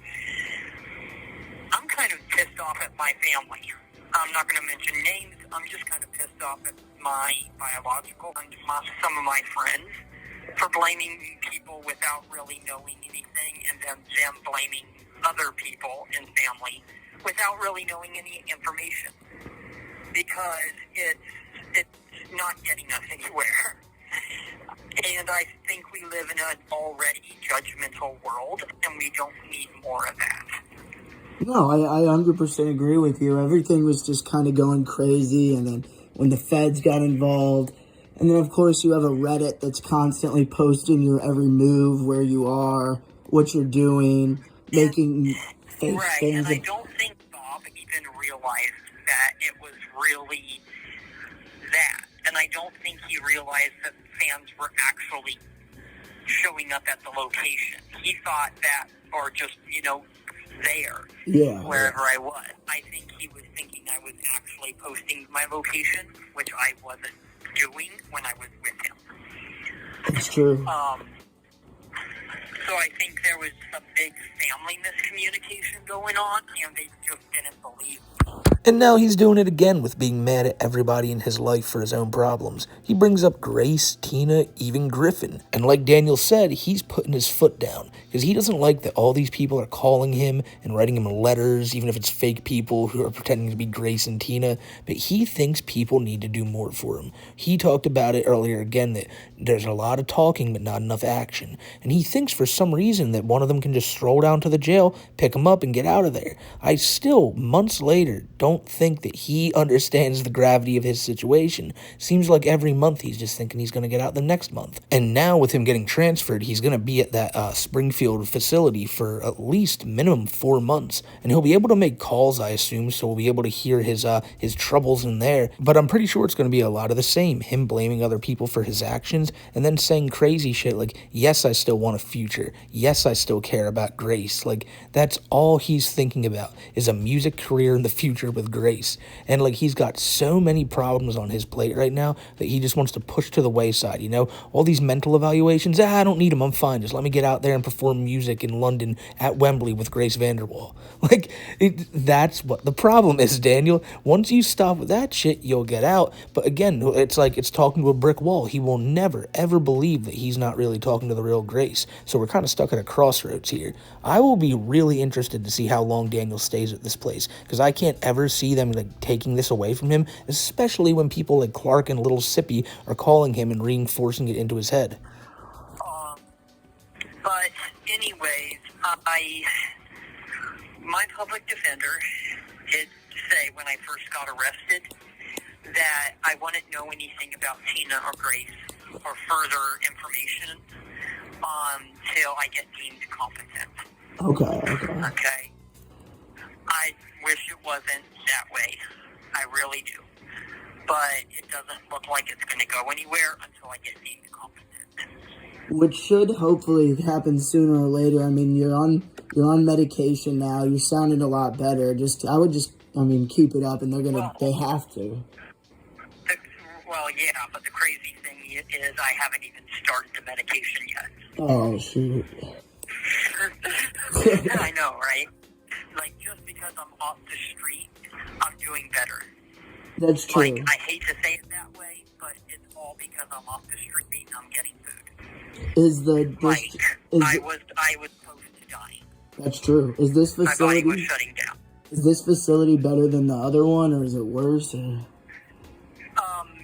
it's I don't want to say it's like, the cells are like a porta potty.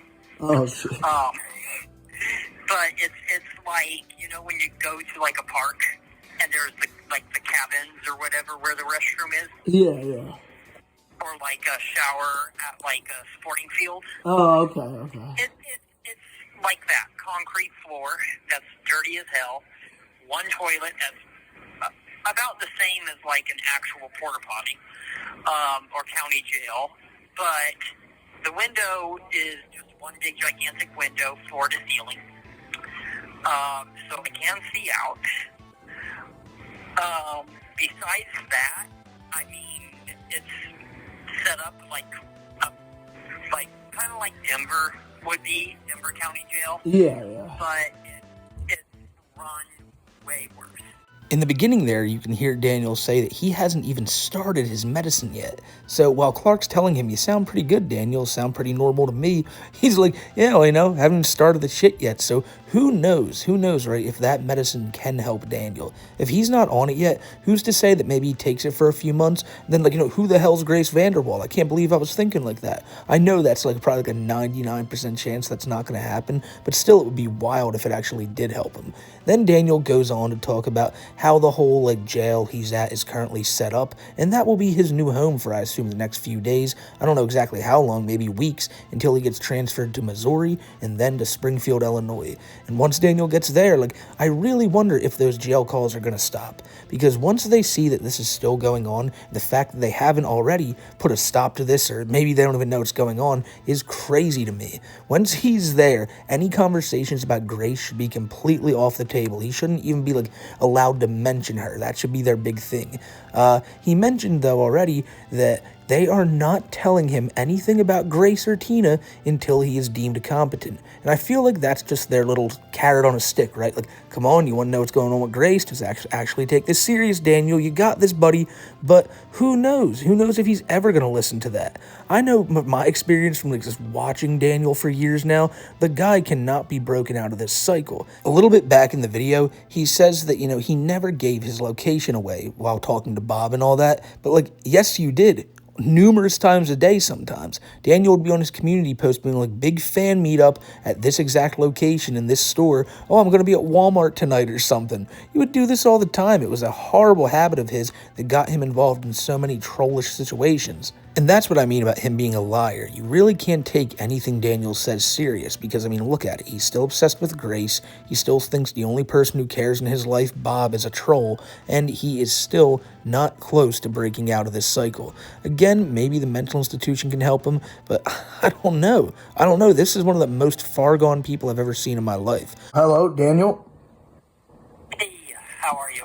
Merry Christmas. Pretty good. Merry Christmas to you. So, I have emergency news. Is it good or? Ladies and gentlemen, Daniel Larson has made another call from jail, this time declaring an emergency. And if you know anything about Daniel Larson's story, you will know that he calls for emergencies quite a lot. If it's not an emergency, it's a code silver, and everyone knows there's nothing worse than a code silver. But there's so many things going wrong for Daniel right now that really anything he mentions today could be considered the emergency. It's something he always shouts out when he has big news, and he's saying it's not good news, but one of the first things he says in today's video will make you think it is. You see, Daniel still believes that despite being transferred, he may get out of jail in the next few days or so. And honestly, if he does, I probably wouldn't be surprised just because of the plot armor this man still probably has equipped. But if he doesn't, which he probably won't, I can't imagine what the next phone call will be like. You see, when he first got transferred, I think most people assumed that all hope would be lost for Daniel. For months now, he was saying that he would be released on December 31st if he wasn't transferred. Well, he was, and now his whole line of thinking is he's only at like the halfway point. He's only in Oklahoma now, and he'll be in Springfield in a few days. He hasn't gotten any updates though on when he's going to be going there, so in his mind, he has now come up with the fact that he will be getting out of jail soon. And again, that's all for you guys to decide if you know better with legal stuff than me, but really, for the most part, it's all of Daniel's ramblings mashed into one. You hear about Bob, you hear about Lil Sippy, and you hear about Grace, and how Daniel is 99% sure the relationship with Grace is real. So today, you're going to hear a lot of Daniel's real-life issues, and also many of his legal ones. So again, we're going to start the video with Daniel talking about the emergency situation going on. Now, Clark called Daniel Larson last week as well, in like a call a few days before Christmas, but I'll tell you what, there's no way I'm showing that call, because he did it from inside a bathroom, and the call cuts in and out every few seconds, and to be fair, there's really nothing of note in that call other than Clark getting kicked out of the bathroom at the very end of it by who's assumed to be his boss or somebody, and they even call him Griffin, so the whole Clark is Griffin theory seriously might hold some weight. But with all that out of the way, let's go ahead and listen to this call. Hey, how are you? Merry Christmas. Pretty good. Merry Christmas to you. So, I have emergency news. Is it good or? No. So, I am at Turkishay, Oklahoma. Jeez. In a stupid county jail. They moved me from the place I was at to here with no date on when I'm supposed to be moving, no information, nothing. It makes no sense. Discovery and Vanderwall, and apparently the relationship. But he will not talk about anything until I'm out of jail. And he is denying contact with Bob.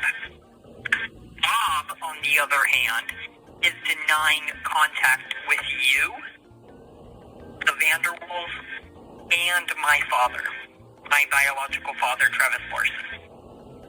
So basically what Daniel's saying is he's gotten in contact with his father, and his father won't talk to Bob, and Bob won't talk to Clark. And Daniel's talking about how the main topic at hand is his legal discovery, how Grace Vanderwall is in there, so is her mom, how the relationship between him and Grace is in there, and how it's real as fuck. But nobody wants to talk to anybody. Daniel's father won't talk to Bob, and that leads me to believe that maybe the guy's a troll, like it's Troll Bob again. Bob doesn't like Clark because he's rightly assuming that Clark is a troll as well, and Daniel's just had enough of it. He said a few weeks ago it's because everyone's not on the same page. Nobody's trying to get him out of jail, as if someone could just waltz in there, pick him up, and take him home.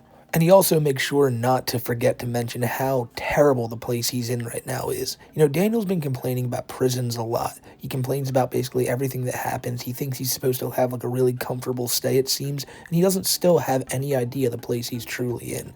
Jeez, this is a whole mess. I just don't... Why did they move you to Grady County Jail? That makes no sense. You were already in Oklahoma.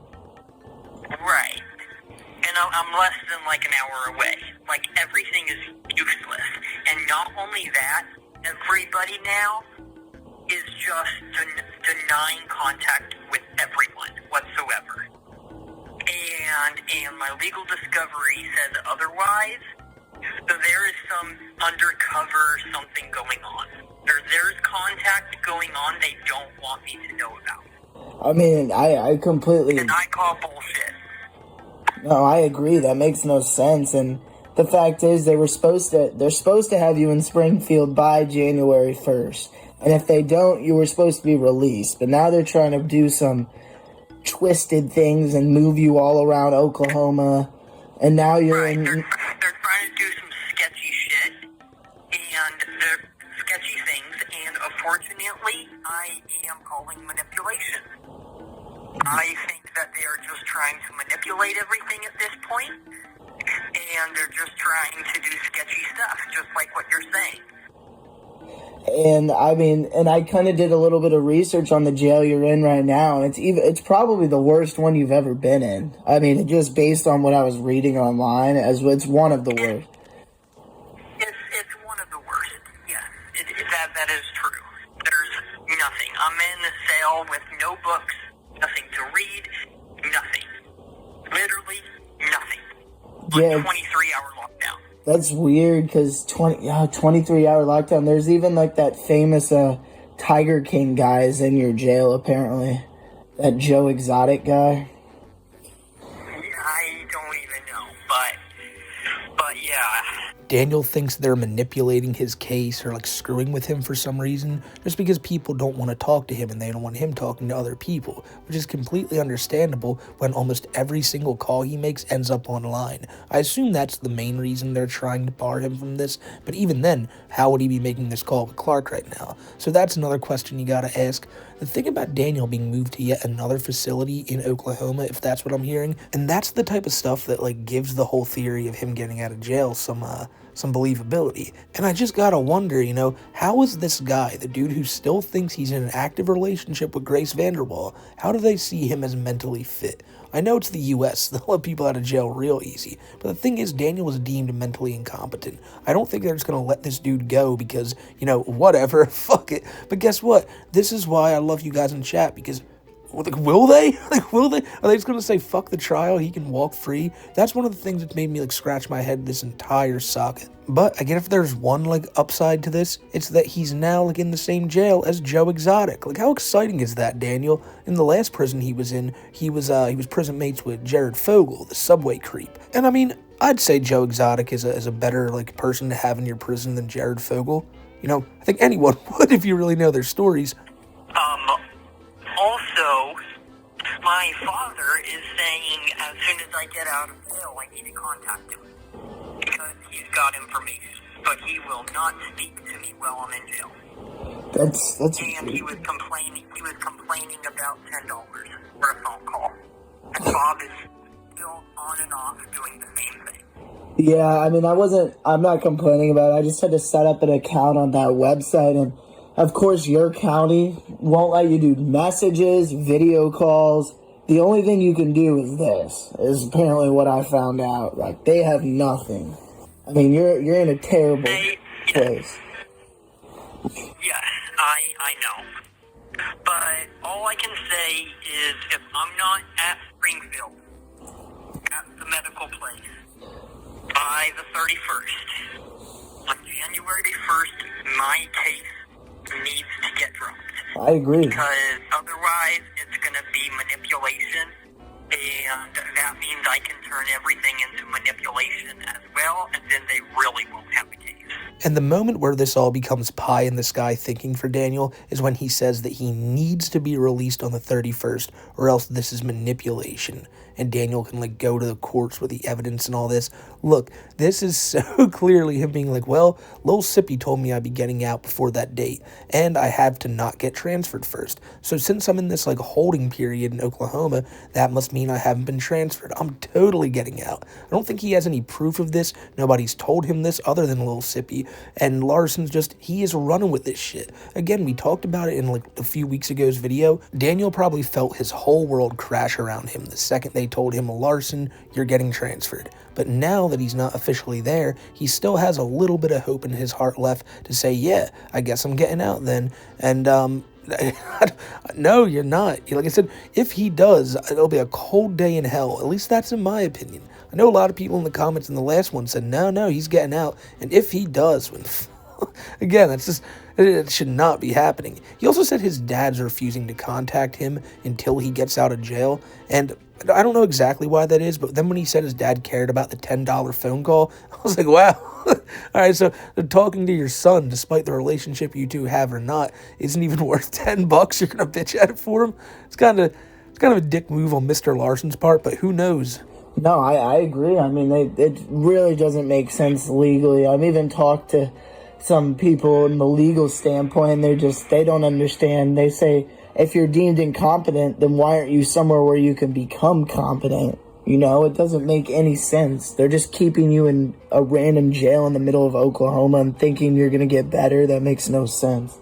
Right. And then also, I guess to go along with that, also kind of ridiculous, but I do have some more information about my, oh my god, what was I going to say real quick? Hold on. About my competency bullshit. Okay. Springfield is supposed to be a competency restoration program.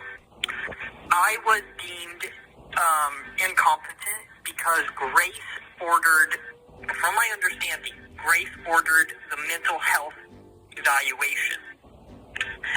The mental health evaluation was supposed to get done in Inglewood. Okay? Yes, yeah. And somewhere along the line, they deemed me incompetent to withstand trial. Those are two separate things. Yeah, no, you're right. Those are two separate things. And then not only that issue, but then I found out that they were saying that my relationship was not real with Grace. So Daniel brings up yet again that he's been made aware that they think the relationship with Grace is fake. And he says that a lot. Like, he'll bring up that this person told him that person told him that, but he never actually lets it, like, set in. He always just assumes it's immediately a lie. I mean, Clark himself, just a few months back, told Daniel over the phone that all this is fake. I'm not your friend, and Grace has never even known about you. She has no interest in you. And what did Daniel do? Forgot about it completely. On the phone with Clark right now and still believes Grace is real. And now even like his lawyer, people at the jail, they're all telling him, Daniel, Grace is not real. So just imagine how annoying it is for them that Daniel just brought that up, right? That was at the beginning when he first got brought to jail. They told him Grace wasn't real. And here we are almost 8 months later with him saying that he believes that the one who ordered the mental evaluation on him was Grace Vanderwall herself. But Daniel's trying so hard to sound like he knows everything about this. Well, they didn't get the mental evaluation done then, so clearly I'll be let out. Oh, they didn't do this when they were supposed to? Well, I must be completely innocent. He thinks all of them are crazy while he's telling the truth. And that's got to be a scary world to live in when you think, and you, in your mind, you are 100% positive this is right, but everyone else around you keeps saying it's wrong. After the 45 days at Inglewood, then I would go to a competency hearing. At that competency hearing, if they deem me incompetent, my case gets dropped. But if I am incompetent and my case gets dropped, they can order me to go to a medical facility in the BOP, like Springfield, for 4 months. No, that is not how this works. You are going to a mental health facility now. Like, that's not, I don't know why he's talking about, like, that's an if possibility. Like, you're on the way there currently. Like, your trip to Springfield is current, Daniel, like, deadass. He also brings up that if he ever gets found competent, then the case gets dropped. And I think he has these steps out of order. Like, first off, if you get found competent after going to Springfield, then you go on trial. Until you are found competent, you're doing jack shit. Without me. Okay?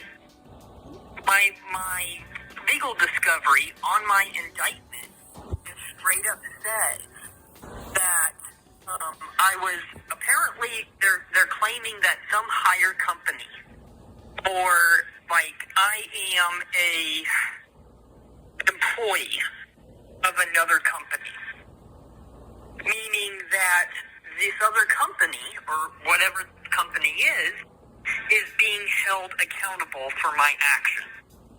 Weird. Which is weird because unless Bob or my father signed the contract, you see what I'm saying, behind my back, then there would be no contract ever signed, unless verbal. Yeah, no, I don't think... Unfortunately, there is no such thing as verbal unless just the relationship. Yeah, no, you should have a full ownership over, yourself and everything. Like, you're your own adult. Right, exactly. And for some reason, they are saying that is not true. They're calling me a liar. And my legal discovery is acting like Tina or somebody, Grace, has legal guardianship over me. Which is very, very suspicious. Yeah, that, It doesn't say that, but it says that I am a, what's the word, for, like, an employee of a company breaking a law under a... I don't... It's got a name for it, but yeah. So Daniel's going on and on about how in his legal discovery, it says that a company is going to get in trouble for this, that he belongs to, he's an employee of some company, and he doesn't know if it's because Bob signed his name away or his father signed his name away, which is such an outrageous thing to immediately jump to, because he's like, oh, it has to be like either my father or my father figure, because I sure as hell couldn't have done that. In the last 2 years, out of the thousands of people who sent me, emails and text messages, there's no way I signed a fake contract or something, right? And furthermore, there's probably no contract on there. He's not an employee of anywhere. I don't know why Daniel just thinks that some other company's going to take the blame for his stuff. And also, he's just very confused how he got in that company. Now, let's be real here. He's lying. He's lying, or he read something wrong on the paper. He had to, because it can't be saying that Grace Vanderwall or Tina has ownership over him too. I think what's happening here is he probably misread that the state has ownership of him. I could be wrong, but I believe that's what happens when you get found incompetent, and Daniel is in fact one of those people. It sounds really weird when he's explaining all this, but at the end of the day, you always gotta remember it's Daniel Larson saying this. He could have just thought this yesterday and thought that's a really good thing to tell Clark. Seems like a lot of the time when he talks, it's just things that he's had going on in his head that he thinks could be true, and by the time he's on the phone with someone, he's convinced himself of it. Everything just seems like a whole suspicious active case, and... It's very, very suspicious, and if anything, it should not be that I am a company. No. And they've already found me the victim, but yet they're just throwing me across country in all these stupid jails, like it's a joke. And I also found one of the people that works here at this jail was one of the people that met up with me that went to Oklahoma State University. Dang, and I'm confused. You said one of the people that was shooting off the fireworks in the parking lot works at this jail. Jeez. I mean, that... So, something crazy is going on. I don't know if that's true or not. Like, really, I feel like he probably just saw someone who looks like the guy that was in Denver at some point shooting off fireworks, but Daniel is pretty for sure that there's some grand conspiracy because some troll who was fucking with him and shooting off fireworks is now here as a guard in the jail. He actually didn't specify that, but, well, he did say he works at the jail, so we'll assume he's a guard. And then in the beginning, I don't know if y'all heard that, he always says this, and it leaves me scratching my head every time. He says that his public defender or his lawyer told him, "You are the victim, Daniel." Like, all these people are lying. Like, you are the victim, which is such a lawyer thing to say. And if that happened at the beginning when Daniel first got put in prison, then I bet you the dude didn't know who he was talking to. And if he did, he would have known not to say that, because that's another one of these hope things Daniel can hold on to so greatly. He truly thinks he's the victim after he threatened all those people and shit like that. And that's such a Daniel Larson thing to do.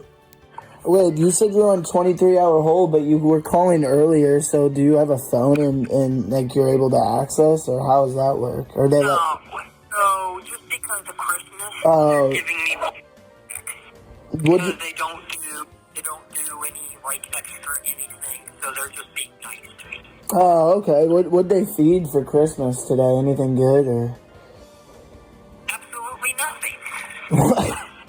There was no... And Bob just, is being kind of a jerk about everything.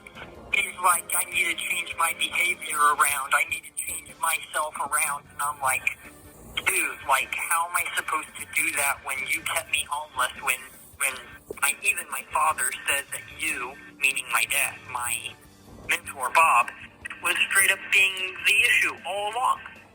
Yeah, It always comes back to his father figure, Bob. He makes it out like Bob's the worst person in the world, when really he's just an old man who only had Daniel's best interests in mind, and all Daniel would do is assault him and berate him and blame him for everything that goes wrong in his life. Like right here, saying that everything would have been fine if Bob just got him housing. You know, if Bob just paid for Daniel's rent every month so Daniel could still just go in the house, talk about Grace Vanderwall on live streams, probably just make music that he'll never release, Bob should have been funding that and supporting that. And if he did support that, then Daniel wouldn't have had to go out on the street and make all those crazy threats he did. Fuck you, Bob. This is all your fault, dude. yeah. And also, Bob told me he blocked you. Oh, well, that's probably the reason why he doesn't answer any of my texts. I don't know. But I don't want to hold you up on the phone. Okay. I do want to ask you, so the relationship with Grace is real. That's what we know, right? That's what I don't know. Honestly, I don't know, Daniel, because I thought it was too, Right. but I don't know at this I point. thought it was too, and then there's evidence to say that it was. Oh, And then I guess as far as Tina is concerned, I keep being told that she is concerned about future issues. I am too, but at the same time, I also don't know why they're not, like, there's no proof that they're helping.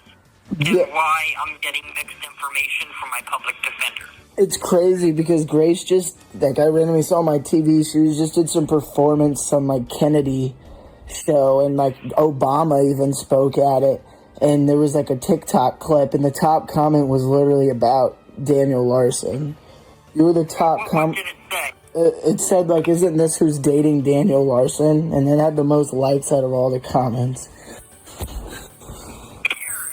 And there's the moment when shit really gets real. Daniel point blank asks Clark, "We know the relationship with Grace is real, right?"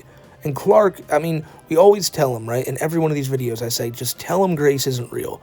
He has before, and remember, Daniel never responded. This is probably the closest you're gonna get. And once he says he doesn't know, Daniel says, "Yeah, I don't know, but also, I'm not seeing proof of all these other things, so that doesn't make sense," and he just glosses right over that. Because as always, if we're not talking Grace, he doesn't want to talk. And then Clark brings up how she sang something at the Kennedy Honors, like the thing they have every year, you know? and Obama was there, and everyone's commenting about Daniel and Grace, and Daniel is just so confused, like, whoa, that is so weird. Not knowing that anytime, like, anything ever gets posted about Grace Vanderwall, yes, you will find many of the top comments to be about who?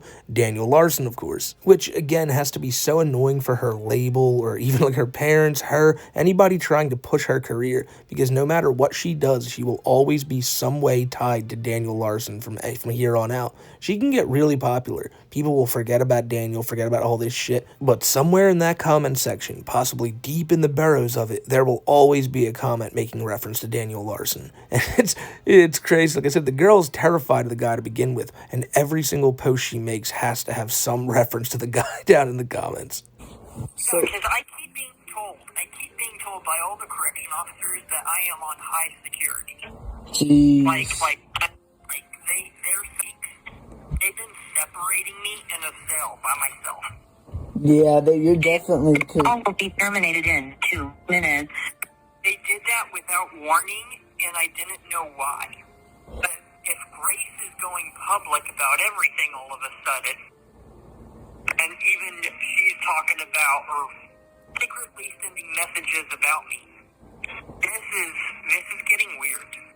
Yeah, I just don't get why they moved you. I just want things to move forward at this point. I'm getting tired of it. No, I would be too if I were you. I mean, basically, we have to see what happens in the next 3 or 4 days. I mean, it's give or go at this point. They have to move you. If they don't move you, I don't know. They would have to move me before New Year's Eve. Yeah. Because there's no bus, there's no transportation on New Year's Eve, New Year's Day, and then they're off, from my understanding, a couple days. And then, if my case gets dropped, This call will be terminated in 1 minute.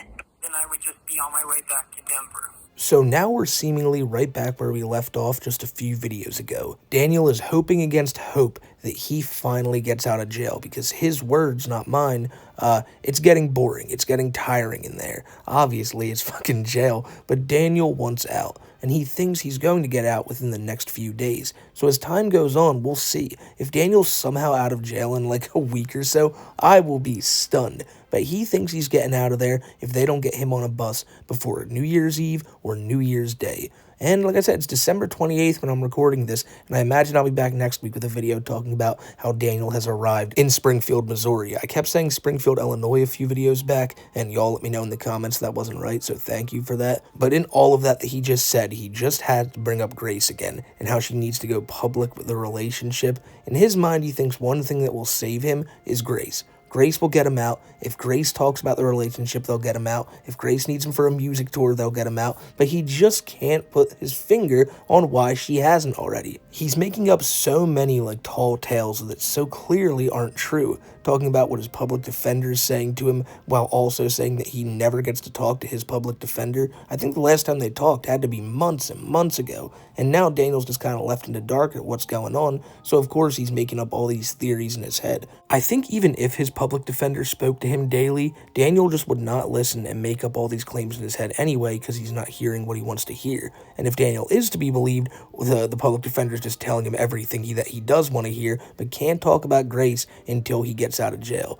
Like, I don't know what Daniel's thinking, but we'll hear a lot more about those words in the next phone call that inevitably will happen, I assume, next week or so. I'll have a video on it here, you can bet your ass on that. But I hope you guys had a good Christmas, and I hope he's having an even better New Year. Now, you might think because that's the final video I had out, this is where the story ends. But just a few hours after I put out that video, Daniel Larson was transferred to Springfield, Missouri, where he will now be under evaluation, and he should be there for about 4 months. You see, Daniel was so certain he was going to get out of this situation, and a lot of people were as well, when it was found out that everything was true and that he really may have gotten out if he was there before December ended. But he's not. He's in Springfield, and odds are we will really not hear from him for months on end. Because remember, 4 months is the minimum. And with this guy, how crazy he is, how much it's going to take for him to become competent, 4 months is, that's the least of time he's going to have. I could see him being there for years. And one of the main factors probably is for him to admit that Grace Vanderwall is not real. And is that going to happen? Fuck no, not a shot. Daniel will be there until he can really be like clear in mind, not thinking about all these delusions all the time, and I personally can't see that happening. And if it does, you'll hear from it right here from my own mouth, because I love covering this Daniel nonsense. But damn, man, it's crazy how this entire year has been. The first half of it, Daniel was really just wreaking havoc on the streets, going crazy. I mean, you can see some of the background footage here where he was freaking out in Las Vegas. He had one hell of a time. But now, the entire next half of the year was just filled with prison phone calls and desperate hope for Grace Vanderwall to come and save him. But the latter didn't happen, and I think Daniel's just going to continue to wither away wherever he's at, and it's going to happen for a while now. So I hope you guys liked this one. It was a lot of videos kind of in here that can tell you the story of what happened to Daniel this year, and I hope now that you know it, you know this dude's a little piece of shit. So if you like this one, you'll probably like the show I do every Wednesday night at 6:30 p.m. Eastern Time over on Kiwi Tapes' channel. It's called 2i for Stupid, and I really think you guys would like it if you stopped by. But with all that being said, thank you guys for chilling here. Happy New Year, everyone, and I will see you on the next one. Take care.